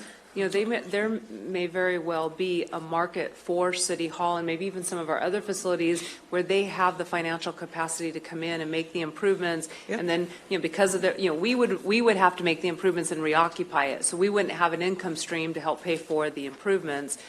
If it were sold, an investor would have the ability then to lease out the floors to a tenant and be able to fund those improvements. So sometimes it can be repurposed for a different use. Maybe it's just not appropriate for governmental use anymore. So we don't have a current valuation of it. Could that be part of our, when the full final Yes. analysis comes back on April 1? Can you Yep. please include appraise and value of these properties? Yes, Because and we that's- would like to include all of them. Yeah. Councilman Mulvihill. What about liability? We know that there's a problem. Right. And when we sell it to somebody. Well, and that's why we have terrific lawyers, because we would want to make sure that the lawyers sitting over there make sure that it's being purchased in an as-is condition. So we would disclose the information that we have relative to the building. Now, that may affect someone's valuation of it, but we would certainly disclose the analysis that we've conducted. All right, Okay. please proceed. So I'll go through, the rest of the campus are the same construction and the same essential issues that we have, and a big portion of it is structural. You'll see for the parking structure, it is mostly, the majority of the cost is critical and it is structural. For the convention center, it's a little bit better. It's newer and it's built underground. It has kind of built-in cushion for seismic issues. It is also steel. This is the one thing I believe is not built with the concrete. It is built with steel, so it does have a little more durability to it. Thing about that one is it has had flooding and some things like that. Because of our insurance proceeds, we've been able, when the council didn't have the capacity to invest in some of the other facilities, because of the significant damage there, we were able to do some of the improvements. I mean, it's certainly not a convention center that you can walk into and use, but at least we were able to remediate the mold. We got to it before it really had an impact on some of the other systems. But again, that was through insurance proceeds because of the flooding, remember, that we had at that site. Okay, the next building is Parks and Rec, so 201A, which is the one closest to the intersection of E and 2nd. This is a one-story building.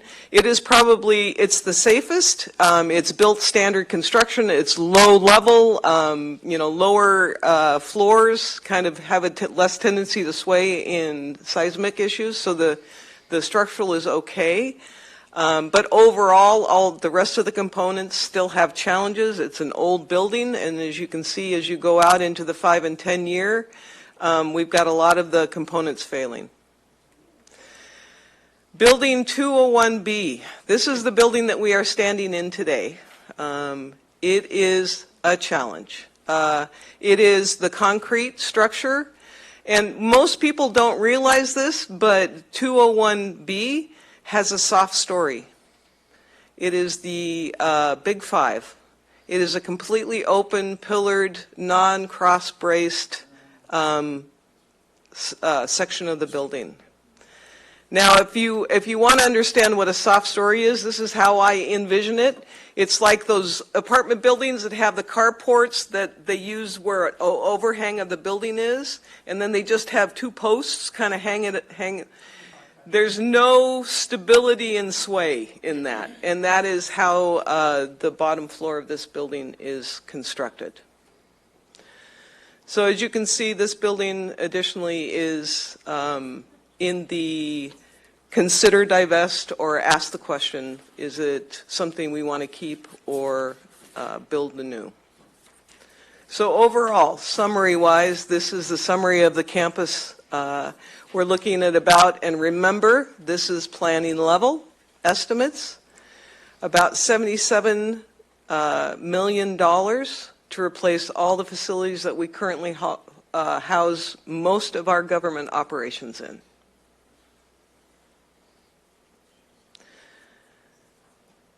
And if you put, let's be conservative and say this is preliminary engineering, minus 30 plus 50% is the amount of dollars we're looking at to reestablish City Hall campus.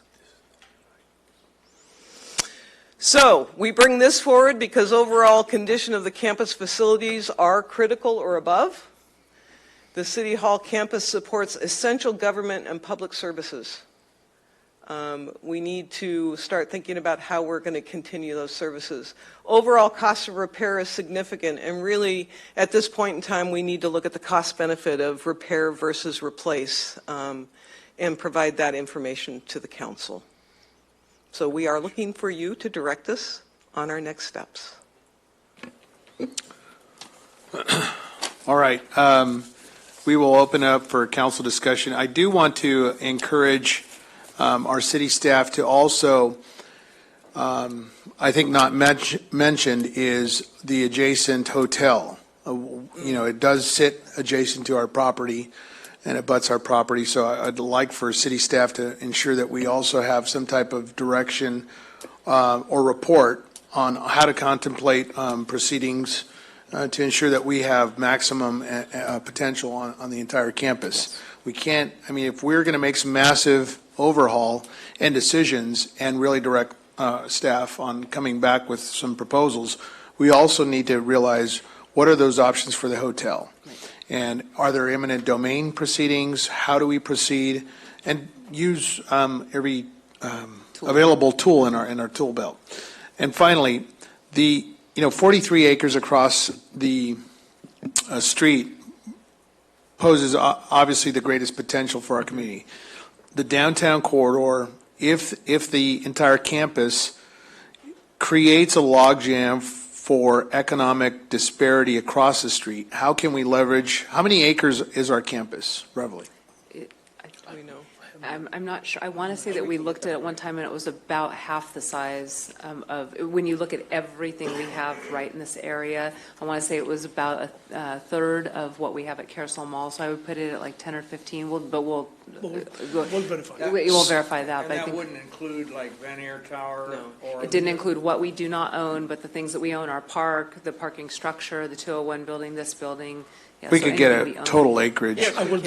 But my point is this, if we can optimize the plan across the street for 43 acres and leverage and consider divesting all assets here to optimize and put some fertilizer on those discussions across the street, what does that look like? Right. Because we really need to address the downtown corridor. We need to move forward. This council needs to take some very serious contemplative steps as to what are we going to do with the future of the 43 acres across the street, and how will this also play in part with the property across at the Carousel Mall. Councilman Sanchez, do you have any comments, suggestions, questions? I share the sentiment that Councilmember Shred has. I understand that there's some, for example, on the divestment category, it looks like here most of the buildings aren't worth what we would be investing into them. What the next step is, I'm not sure. I'd like options, and I really can't make an educated decision. It's going to be up to you guys to bring forward some recommendations, and we'd have to decide again at that point. But I'm looking at this, and all the buildings are basically in the divest category, and I know that we're going to have to make that decision. But what do we do after that step? I don't know. I would like some options. Yep. And if I could, I think really our goal in presenting this to you this evening was really just to begin to expose you to the idea that we have serious concerns with the facilities, especially that we have in the downtown core, But we also have park facilities and things that, we're going to have to address as well. But I think we can start this discussion because the most critical ones are really in this downtown area. This is really the heart of where we provide all of our essential public services. I think our options that we'd like to bring back to you certainly are reconstruction. Are there opportunities to sell? I appreciate Councilmember Nichols' comment about exploring the opportunities to sell. I think that there are opportunities here. And then as we look to the Carousel Mall site, we have had discussions. Remember, that site is uniquely held in that it is one of those redevelopment properties. And so right now, under redevelopment law, we would sell that, but we have worked with the county to be able to carve that out and be able to retain that for economic development purposes with the county's cooperation. And we have mentioned to them that we may need to look at other public facilities on that site. So we will explore that and bring that back to you. So hopefully you have a whole list of options and then can provide direction on those with good cost estimates and what some of those options are if the council selects an option that ultimately divests us of these properties, what could be the next steps for these facilities too. Very good. Councilman Charette. Yeah, I guess my question is, how do we go about floating about a $500 million bond to take care of all this stuff? And let's just make it $1 billion, because that's where our infrastructure really is these days. We're upside down about $1 billion in infrastructure over the whole city. I'm being a bit facetious, of course, but this is serious, and I'm hopeful that the public will understand. We've had some clamoring for, don't get out of that building, don't do that, and you moved too quickly, and you can't do that. And but this is this sad reality of an old building that needs to be looked at, and I agree. It's some difficult decisions that we have to make, but we have to make them. And we have to make them, I suppose, sooner rather than later. And how we pay for all this is really the question. We will, as part of the analysis and the options, we will look at financing tools and things that you may want to consider. Because obviously we're going to need a lot of help in the financial end of it to get this financed. So we need to be talking to some real heavyweights in the real estate industry these days to be giving us some highest and best use ideas and some direction on what they think they can do. There's,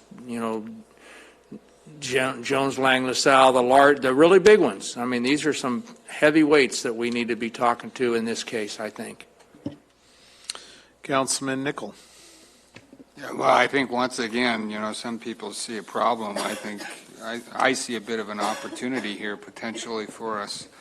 And again, getting back to the idea that we can start with a clean slate, hopefully moving forward. I think a number of items we've discussed tonight warrant, once those reports come back, I think that should warrant agenda for a strategic discussion on where we go from here. So I think we're going to get reports back on a number of items tonight. I think that hopefully will give us some idea of what the options forward look like. I would like, as part of that analysis as well, what the needs are. What do we need in terms of space? I know when we moved out of City Hall, I think we did some of that, hopefully, but maybe, let's figure out, do we need this much space? Maybe we find out that in addition to divesting, we don't need X number of square feet of office space, and let's figure out, maybe we can cut a deal with a developer and say, hey, give us X number of square feet, give us X number of parking spots, and hey, go at it, make money and make sure that we have what we need so we can provide adequate facilities for our staff. So if we can get that, what the needs are going to be, both parking and office space. The other thing that I think would be prudent, we've had some good discussions with the county, with Caltrans, with the school district, and the school district has a huge investment that they're making right down the street, but they said even with that there still may be some opportunities to look at their existing facility needs. I know the county has a 5-year master plan on facilities, so I think also we want to explore with them because this might be a unique opportunity to assist them in achieving the space space needs that they have. Yeah, and I think on that point, just one last item, I think one of the concerns I do have as well, given the way our revenues are now structured, we are dependent upon sales tax. So we need to make sure that whatever we do in terms of divestment gets us to a point where we're optimizing that use that is going to give us the optimal revenues that we're going to need going forward as well. So I think in this whole cost-benefit analysis, we're kind of looking at a number of different things, but I would like to explore, and I understand the county facility needs. The problem is they don't really generate a lot of revenue for us. Retail, places where people spend money is really going to be key to that, creating that, for lack of a better term, cash engine we're going to need downtown to make sure we've got the revenues that are able to meet our needs to provide the services we need to provide. Well, and as we contemplate the sale of potential facilities, we can also negotiate sales that require, certain, revenue generators, so that we want them to focus on industry, bringing industry to, to be in the vacated structures that actually provide sales tax and other revenues to the city. Very good. Mayor Pro Tem. Yes, thank you. I agree with all my colleagues, especially with what Henry said, this is an opportunity, We get a lot of comments about we want San Bernardino to remain San Bernardino, but San Bernardino can't remain San Bernardino. We have to grow. So we have to get past it, and I think that if we start thinking about, I know one of the things that came to my mind is that if it don't make money, it don't make sense. So when we think about this and the amount of money that is going to take to bring the city, these buildings back, it really don't make sense. So I just say that, I think we need to continue further with looking into it. I'm looking forward to the report. Definitely, as Sherette said, looking forward to innovative thinking and looking to the big guys to really help us. So thank you. Very good. I think we need some good planning. And I can say that.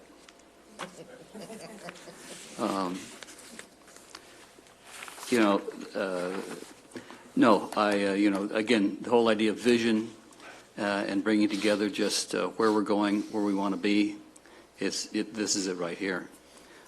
We've got, the problem is we've got all these buildings that would cost a small fortune to make. Large fortune.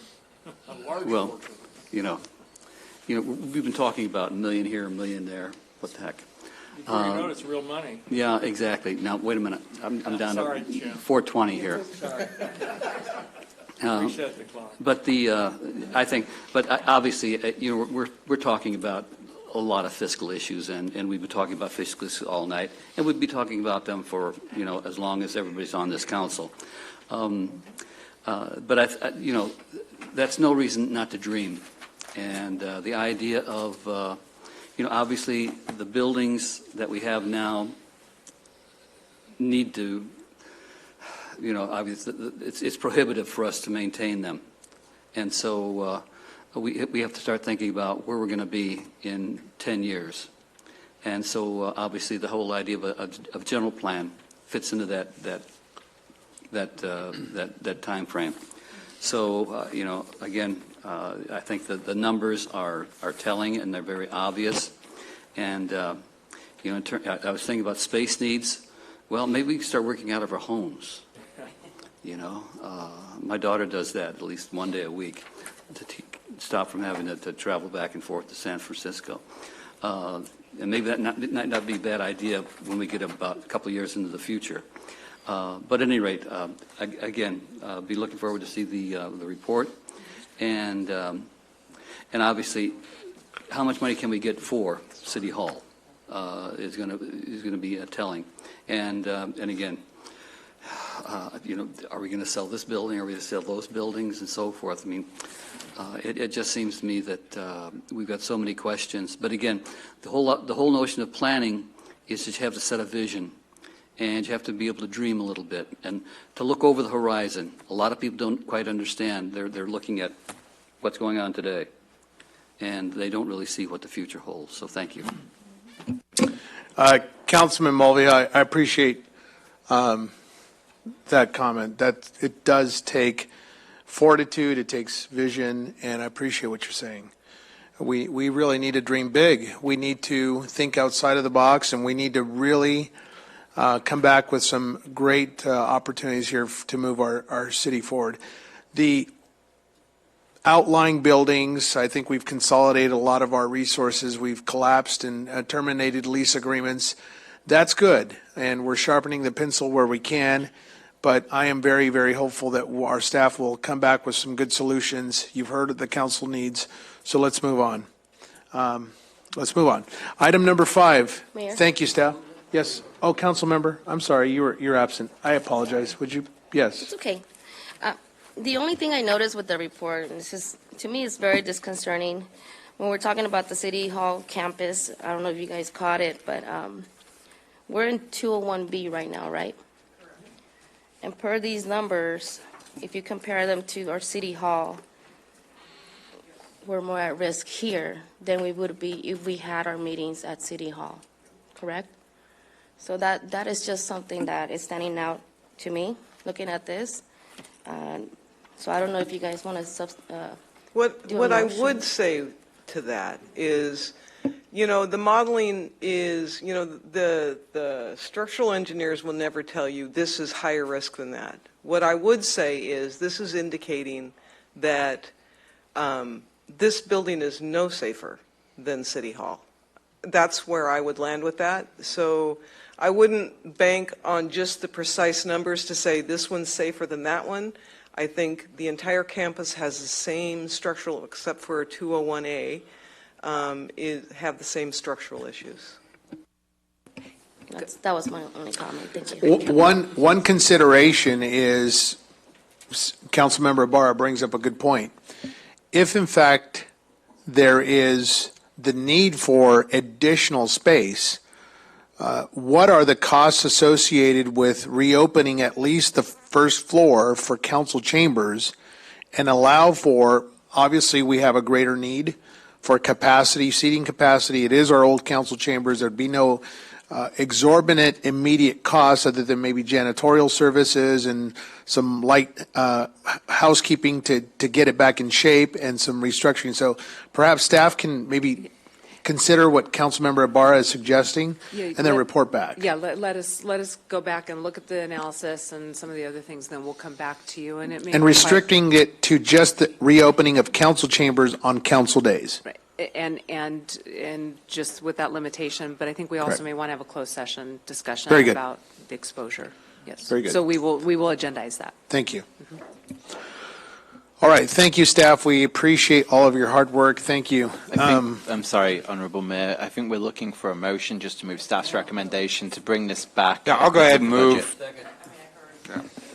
Very good. Members would cast their vote, please.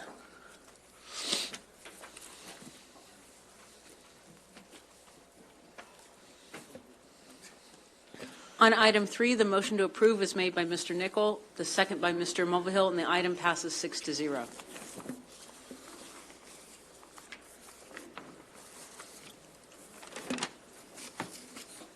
Thank you. Our next item is item number 4, Transportation, Communication, and Public Works Policy Community Update.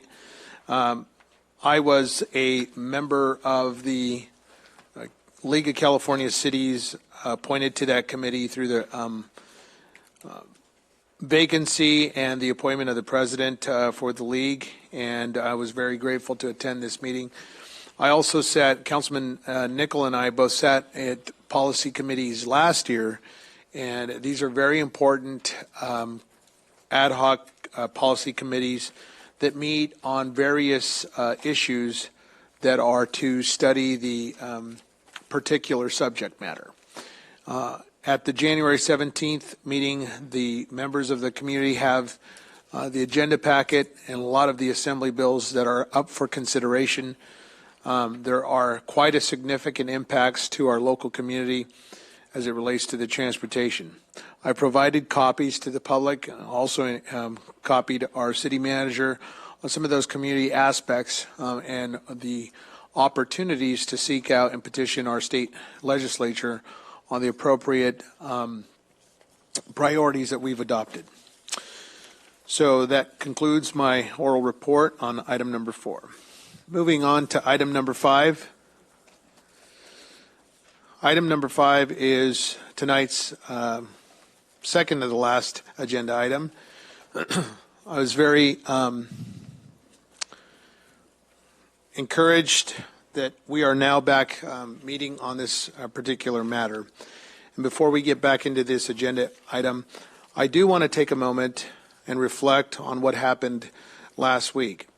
I was disappointed in the decision of a select number of council members to walk out when it became clear that there was not a majority consensus for their particular position. As I stated last week, we do not always have to agree, but we should always show up and do our job. I'm grateful that council members have reconsidered their presence here tonight, and in an effort for compromise, I have pushed this matter towards the end so we can conduct very community policing strategies and consider those and move for action on them. And so I'm grateful for their participation on this item tonight. There were many important items in last week's meeting, and city staff put in a lot of time and effort in preparing staff reports and their particular subjects. I called this evening's special meeting to finish the work that we had started. With that said, I also believe in working together with my fellow council members to reach a consensus whenever possible. I truly believe that each person up here wants what's best for this city and our community, and sometimes we simply disagree on how to get there. Today, the current proposal on the size, the current proposal provided to our council members has been drastically reduced from the 6 positions down to the size and scope of my staffing proposal has come down significantly. The cost associated with almost $400,000, as was proposed upon inception, has now been moved down to $60,000 as presented. I've already laid out my vision for the work of the mayor's office, and I will reiterate the need that we have to be more responsive and provide services and accountable services to our constituents. Last week, we left off with a motion from Councilmember Richard, our Mayor Pro Tem. Councilwoman, would you like to be heard on this particular matter?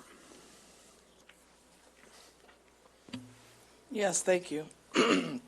Well, one of the things that I want to say is I hope the council members sit and let's do some healthy discussion on this instead of walking out.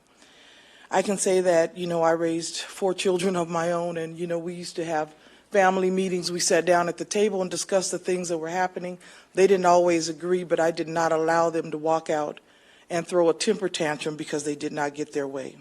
I believe that there's other ways of going about things, just like I said, there's healthy discussion.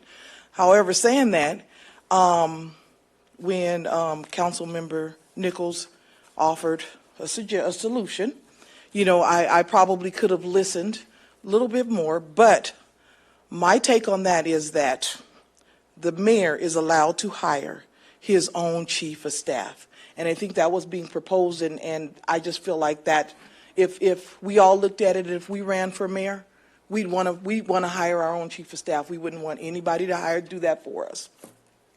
So when we had, I believe this is the 4th meeting that we're having on this. Prior to that, the first 2 meetings was about the budget. The last meeting, we didn't hear anything about budget. It was about, we just want to make the decision for the mayor. I just think that we need to come together and just work on all of this stuff. So I thought about it, and I said, well, let me think about it a little bit, and maybe we don't need your legislative director. Is that what you talked about? So maybe what I would like to propose tonight is to maybe continue on with the 2 part-time field reps and continue on with the structure of the mayor's office, have their structure, The city council office has their structure, so we don't want to integrate the two. And keep the 2 part-time field reps. We want to make sure the customer service position at the front desk, we keep that. I remember when we moved into the 201, the Veneer Tower, they had to share the duties from the council office to be the receptionist at the mayor's in the mayor's office. And I just felt like, I always believe that the receptionist is a very, very important position, and I don't think that it needs to be rotated among staff that we need to do other things. So I just say that maybe that's something that we can work with. We get rid of the legislative director.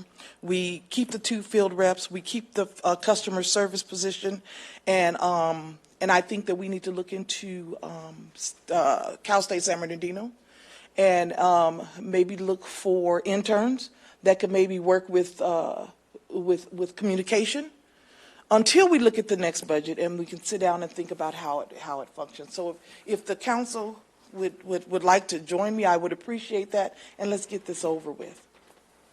Want to move that? I would like to move that. Is there a motion? Second? I need clarification on the motion. So essentially, it's 2 part-time reps, elimination of the communications director, and retaining the community service rep. That is your motion? Right, and I believe that the mayor is allowed to hire his own police chief. Police chief. Sorry. Yes, I think that the mayor is entitled to hire his own police chief. No, that was just a slip. Okay. His own chief of staff. Sorry about that. Is there? Yeah, he. Well, it sounds though, I get it. It sounds Mr. Mulvihill. We're sort of staying pretty much except for the 2 part-time field reps. The 2 part-time field reps, and keeping the position of the receptionist, the customer service representative. Well, I'll second that. And There's a second and discussion. Councilman Nickel. Yeah, and I think the directive I got from my constituents is to make this as budget neutral as possible. So what I would also like to just ask of the maker of the motion, I know we have a vacancy in the council office. Let's keep that vacant for the balance of this budget year, so we aren't eating into our budget. So we're as close to budget neutral as possible, and I will support the motion as presented. Thank you. Councilman Schrett.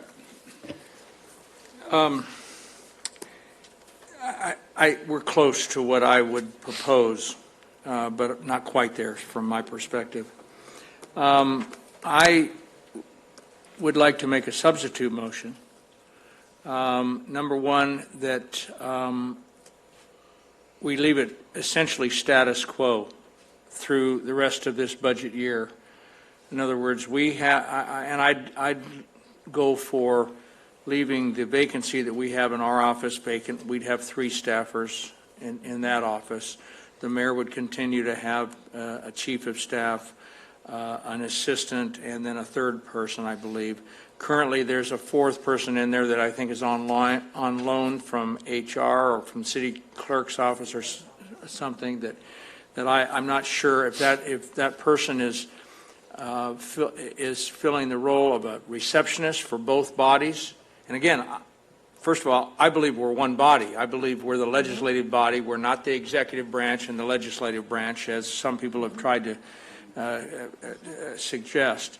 That we're one body, and that we have a door where we come into to the mayor and council's office, and the receptionist can direct to left or right to whichever department they need to go to, or office they need to go to, and can answer the phone on behalf of both the mayor's office and the city council's office. So, and I truly believe that right now, under the new charter, that we're in violation of the charter.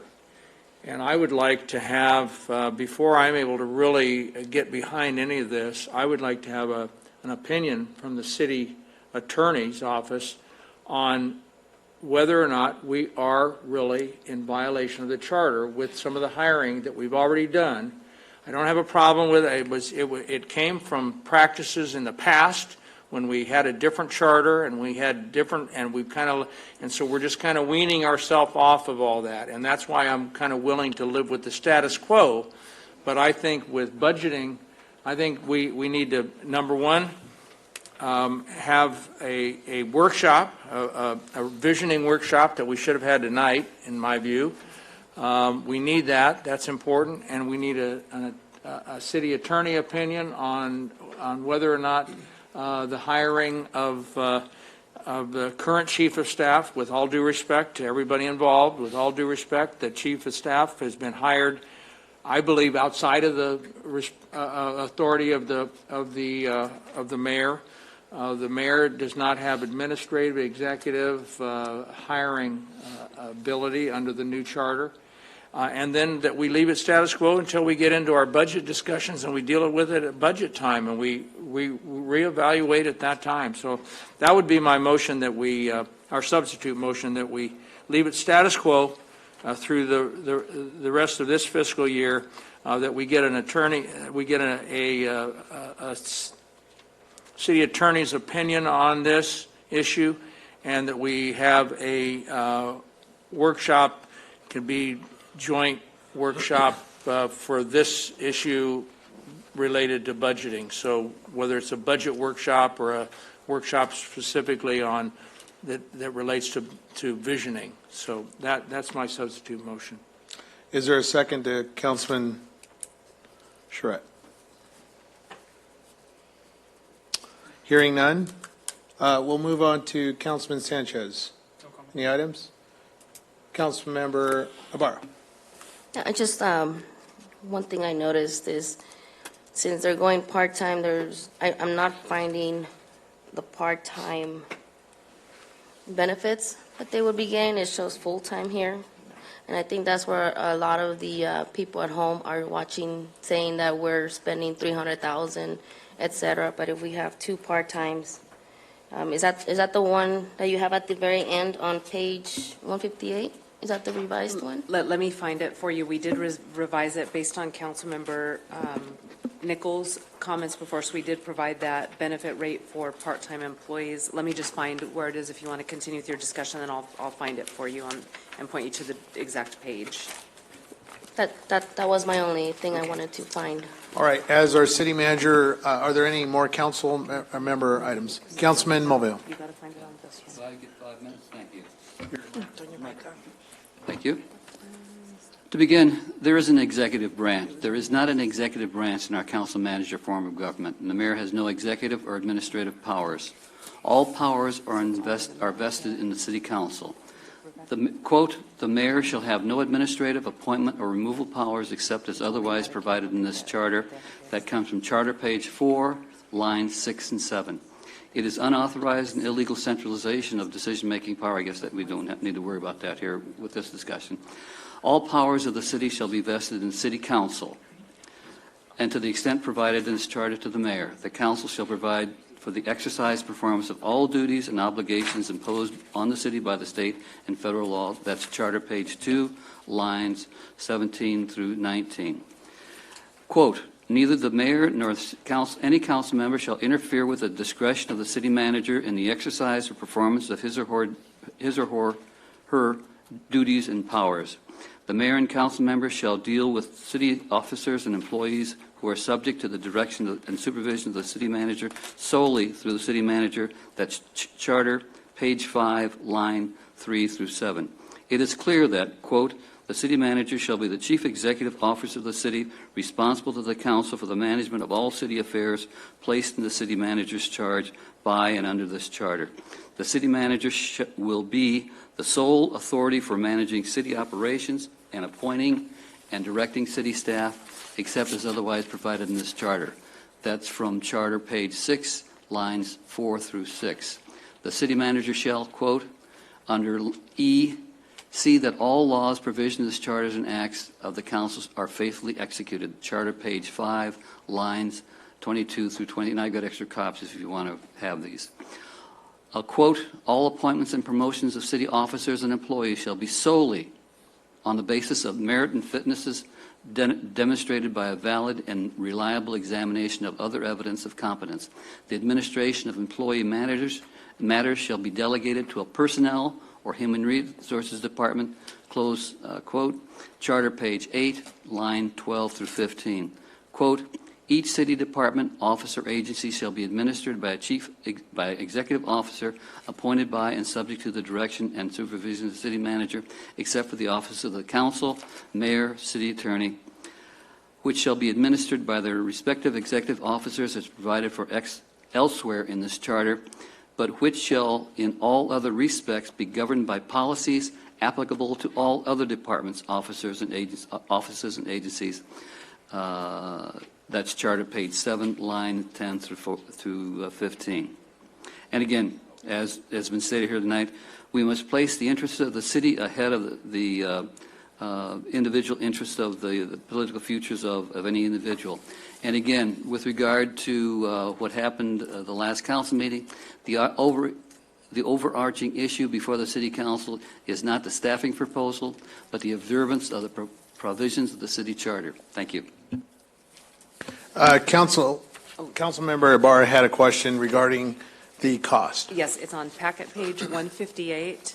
I just want to make sure I pointed you to the right one. So packet page 158, for part-time employees, which has been suggested this evening, they would be responsible for the Medicare, so it's about $647. They would not be eligible for health and PERS benefits, assuming that they worked 29 to 30 hours per week and didn't go over that. If they go over that, then there would be some additional costs, but it sounds like it was really recommended to be a part-time position, so we planned for it at about 30 hours a week and then not going over that cap where they would then be entitled to health and PERS benefits. So that part-time amount would be the $44,592? Yeah, it's basically the bottom salary step for that part-time position. And as long as they don't work over that average of about $29,000 or $30,000 a week. And who does the selection process? We would recommend that the mayor and city council have us, once we approve all the job descriptions, we will present those to you. You approve those, then we would advertise like we do for all other city positions. I think with this one, we would probably want to also go to Cal State San Bernardino Valley College, because there are probably people in the community that would be eligible for these positions. And then that the candidates, give you a package of candidates that meet the minimum qualifications, which, again, this is an entry-level position, and then have the council, whomever you have supervising those individuals, and under the proposal, as I heard it, and I could be wrong, but as I heard it, then it would be the chief of staff that would ultimately select those candidates. All right, very good. Hold on. Let me manage traffic, Gary. Hold on. Ms. Ibarra, does that complete your questions? So going on further then, on the total salary and benefits, we're looking at $649,000 minus the $90,000 with the council and mayor staff. It sounds as though the motion that was on the table, and again, that came up this evening, so you don't have a chart specifically on point with that, but from what I'm understanding, if you eliminate the count, at least as I understood the substitute motion motion that was on the floor, the discussion, the alternative proposal, you would be eliminating a council office position that's currently funded but vacant, and in lieu of that, funding these part-time positions. We estimate just some rough, and again, with the charts in front of us, that with the addition of withdrawing the communications director. Correct. Exactly. Withdrawing those, keeping everything else status quo, Yep. except taking those two part-time positions and really basically funding them. It would almost fund them to eliminate that one full-time position and add these two part-time positions.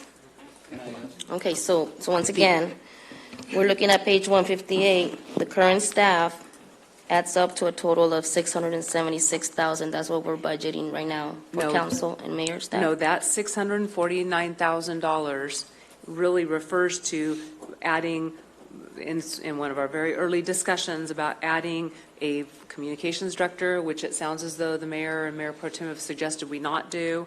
It also included 4 legislative field representative positions. What I heard this evening was that There would be no communications director. There would only be the one receptionist full-time And two position. part-time And two part-time. field reps. Yes. With no That- benefits. That really, for all intents and purposes, would be almost funded by the eliminated position in the council office. Very good. Councilman Charette. Just very quickly. The three, it looks like there's three positions that are different than what we have right now. Two part-time kind of field reps, as we call them. Right. And then the administrative, the Receptionist, receptionist, yes. for lack of a better term. And that the field reps work out of the mayor's office under the supervision of the chief of staff. Correct. As well as the receptionist. Yes, but. And the receptionist is a receptionist for both I mean. bodies? Correct, because the flow of traffic, Councilman Charette, is, the way it's currently designed is members who are visiting council offices do go Come through the your mayor's office. office. Right, that's And what I so, thought. correct, Yeah. yes. Okay. That'd so- be correct So assumption. we'd only need one receptionist rather than the way we've been doing it right now, essentially. Maybe someone to fill in, but there'd be one full-time person. One This full-time. person would be at that front desk, Correct. receiving people, answering phone calls for And the directing mayor's them. office and the council office. Correct. And then directing. Okay. Yep. I understand that. All right, moving on to city attorney. And my suggestion is going to be very quick here. I welcome that this is very close to the arrangement we currently have. I was concerned about the communications director. That's been resolved. My only suggestion is that when you do the city manager mentioned doing job descriptions, that job descriptions be consistent with the charter, of course, and that those job descriptions be reviewed by the city attorney's office for purposes of seeing that they are in fact consistent with it. Which All right, is let's, which goes without saying almost. They're going to be consistent with the charter. Thank you. Councilman Nichol. Well, I just want to thank, I know there's been a lot of work on this between Mr. Saley, the mayor's chief of staff, our city manager, city attorney, and so I think this is a good outcome. This is the work that we need to be doing, and I just want to give my appreciation to everybody for pulling together this evening. It's not easy sometimes to make decisions like this. I mean, the bottom line at the end of the day is we've got to have a good working relationship, and I think this is going to get us there. So I just would like to call the question and get this behind us. All right, very good. The motion was by Mayor Pro Tem, seconded by Councilman Mulvihill, and if members would please cast their vote.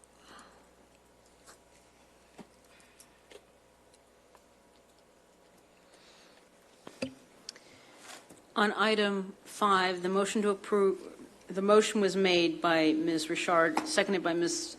Mulvihill, and the item passes 5-1 with Mr. Charette voting no. Thank you. Item number 6, the review of Worthington Partners Agreement. Can I This make a is- comment, please, on this?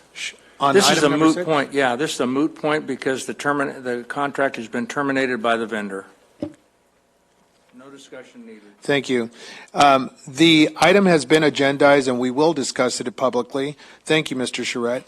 The discussion of Mr. Devereaux's contract services provided, I'd like for the city manager to walk us through what were the scopes of services and what was provided, and really what were the product of Greg Devereaux's resources, and kind of provide the public a timeline as to what was the product of his work. So and I apologize, this was added to the agenda, and so I did not prepare an entire staff report on this, nor did I have a chance today to pull anything related to Mr. Devereaux's work for the city. But Mr. Devereaux was initially retained by the mayor and city council to do organizational development work, team building, planning type services.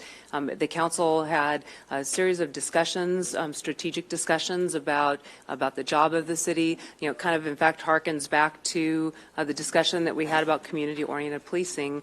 One of the really critical elements that we face in this organization is developing a rapport with the staff so they understand that they really are the individuals in our organization that are in the best position to encourage investment in our community. Oftentimes, people come to our community, our staff has interactions with them, and we wanted to make sure we sent a strong message that they should be service-oriented employees, that they had an opportunity to win that investment, and that really at the end of the day, every employee's interactions with people are an opportunity for them to encourage individuals to want to invest in our community, and really reinforcing that choice that people have options. They have choices to live in San Bernardino, or they can live in Upland, they can do business in San Bernardino or do it in Ontario, but we really wanted to help reinforce that really our line employees have a role in all of our economic development activities. We started with a discussion about what is the job of the city, and the council identified very clearly for us what your perception is about the job of the city, what you expect in terms of the vision, what is your vision for the city, and where do you want to see us in the next 5 to 10 years, and then identified a series of goals and objectives that are very similar to the kinds of things that we're talking about this evening with respect to community-oriented policing programs and building a future or investing in our organization so that we're able to provide high-quality services well into the future. So he did a lot of that type of work for us with the mayor and city council, really achieving consensus around those objectives, and then spent time with me meeting with all the staff members. We met with all 700 and some odd staff members to talk about what the council's expectation is of them as employees. But he also, and so those work products you have, and the council ultimately took action on them. He also facilitated the annual city manager employment evaluation. So your evaluation of my performance last year, he collected input from all of you, met with, I think, all of you, at least is my understanding, and then ultimately put that into one work product that was delivered to me. He also assisted in developing further visions for the city, but he also played a critical role in helping to bridge the relationship between the county and the city. If we're going to be successful into the future, we need to look at those key partnerships and those key organizations, the county, the Caltrans, several our cities in the surrounding area, the airport authority, our relationship with Ontario Airport. So he assisted in some of that economic development work, bringing investors to our community, and also helping to rebuild those relationships so that we have a better sense of what other organizations can do to help grow business in our community. Thank you. At this time, I'll open it up for questions or dialogue from various council members. Councilman Sanchez. I just want to go over what the costs were. So the consultant was to be paid the monthly retainer of $10,000. Am I correct? That's correct. And so in the amount of $120,000 annually. And that contract was for how many years? It was, I believe it was, and I apologize, I don't have it in front of me. I think it was a 2-year or 3-year contract. I think it's a 3-year contract. Yeah. And so I'm reading here in the description, the consultant will facilitate focused discussion sessions with the mayor and city council. I never met with him. He never spoke to me. Did he reach out to you? You were actually going to tonight. I've been here for 2 months. So it looks like right here it says at least 2 meetings per year. So are we looking at $60,000 per meeting? No. I would assure you that Mr. Devereaux spends countless hours on the phone helping to organize things. I know he's spoken to many of you, and I apologize. I think it would have been actually exciting for you to be able to spend some time with him. I think the council had robust dialogue. I want to say last year, just with the council work alone, I think you had 4 strategic planning sessions and then phone calls and things where he served as an advisor. But in addition to that, he's met with all of our employees. I do receive regular reports from him on the people that he's contacting on our behalf, the meetings he's attending. He's been able to facilitate the discussions with the county about projects like the Carousel Mall and other properties. Just as a reminder, as we look at properties that are part of our overall economic development plan, we are in the process of divesting ourselves of some properties, but we also have key properties that have the potential for economic development. Under redevelopment law, those properties would have to be sold, and we would have to then remit the money back to the county to be distributed to the taxing entities. Mr. Devereaux has been of great assistance to us in discussing compensation agreements. He's got experience doing that with Ontario and some of the other cities in the county that have done that. so that we can actually retain those proceeds and reinvest those back into the project. So it's not just his work with the council or with the staff. He's also had one-on-one meetings with departments, employees that are struggling, employees that have developmental needs so that they can become much more capable and effective at doing their jobs. So again, one component is the meetings with the council. There are a variety of other things that he's doing for us. Yeah, well, I'm seeing here that I guess the description of the contract and the background, that was one of the essential points. So I would only have an opportunity to speak with Mr. Devereaux at one of these two meetings? No. Because I've been a councilman for 2 months. Sandra has as well, and I don't think either one of us have had a point of contact with him. You would have met him tonight, and again, he has regular contact with council members. They're able to call him, and I would have wanted the same kind of relationship for you. But tonight was intended to be that kind of introduction. You know, I apologize if he didn't reach out to you immediately upon being sworn in. That's all. Thank you. Councilmember Ibarra? Just a correction, we did meet him on December 17th when we were having an orientation with you guys. Oh. The department I orientation. forgot about that. That's right. He was there. Yes. Yes, but I didn't hear much from him on that day. And it's unfortunate, but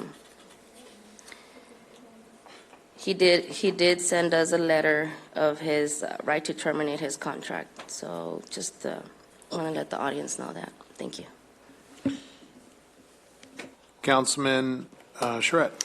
My comment is the same. This conversation is absolutely unnecessary. He terminated his contract with us prior to the posting of this agenda, and it shouldn't have even been on here. Councilman Nickel. I have nothing to add. Thank you. Mayor Pro Tem? I have nothing to add either. Very good. And Councilman Mulvihill.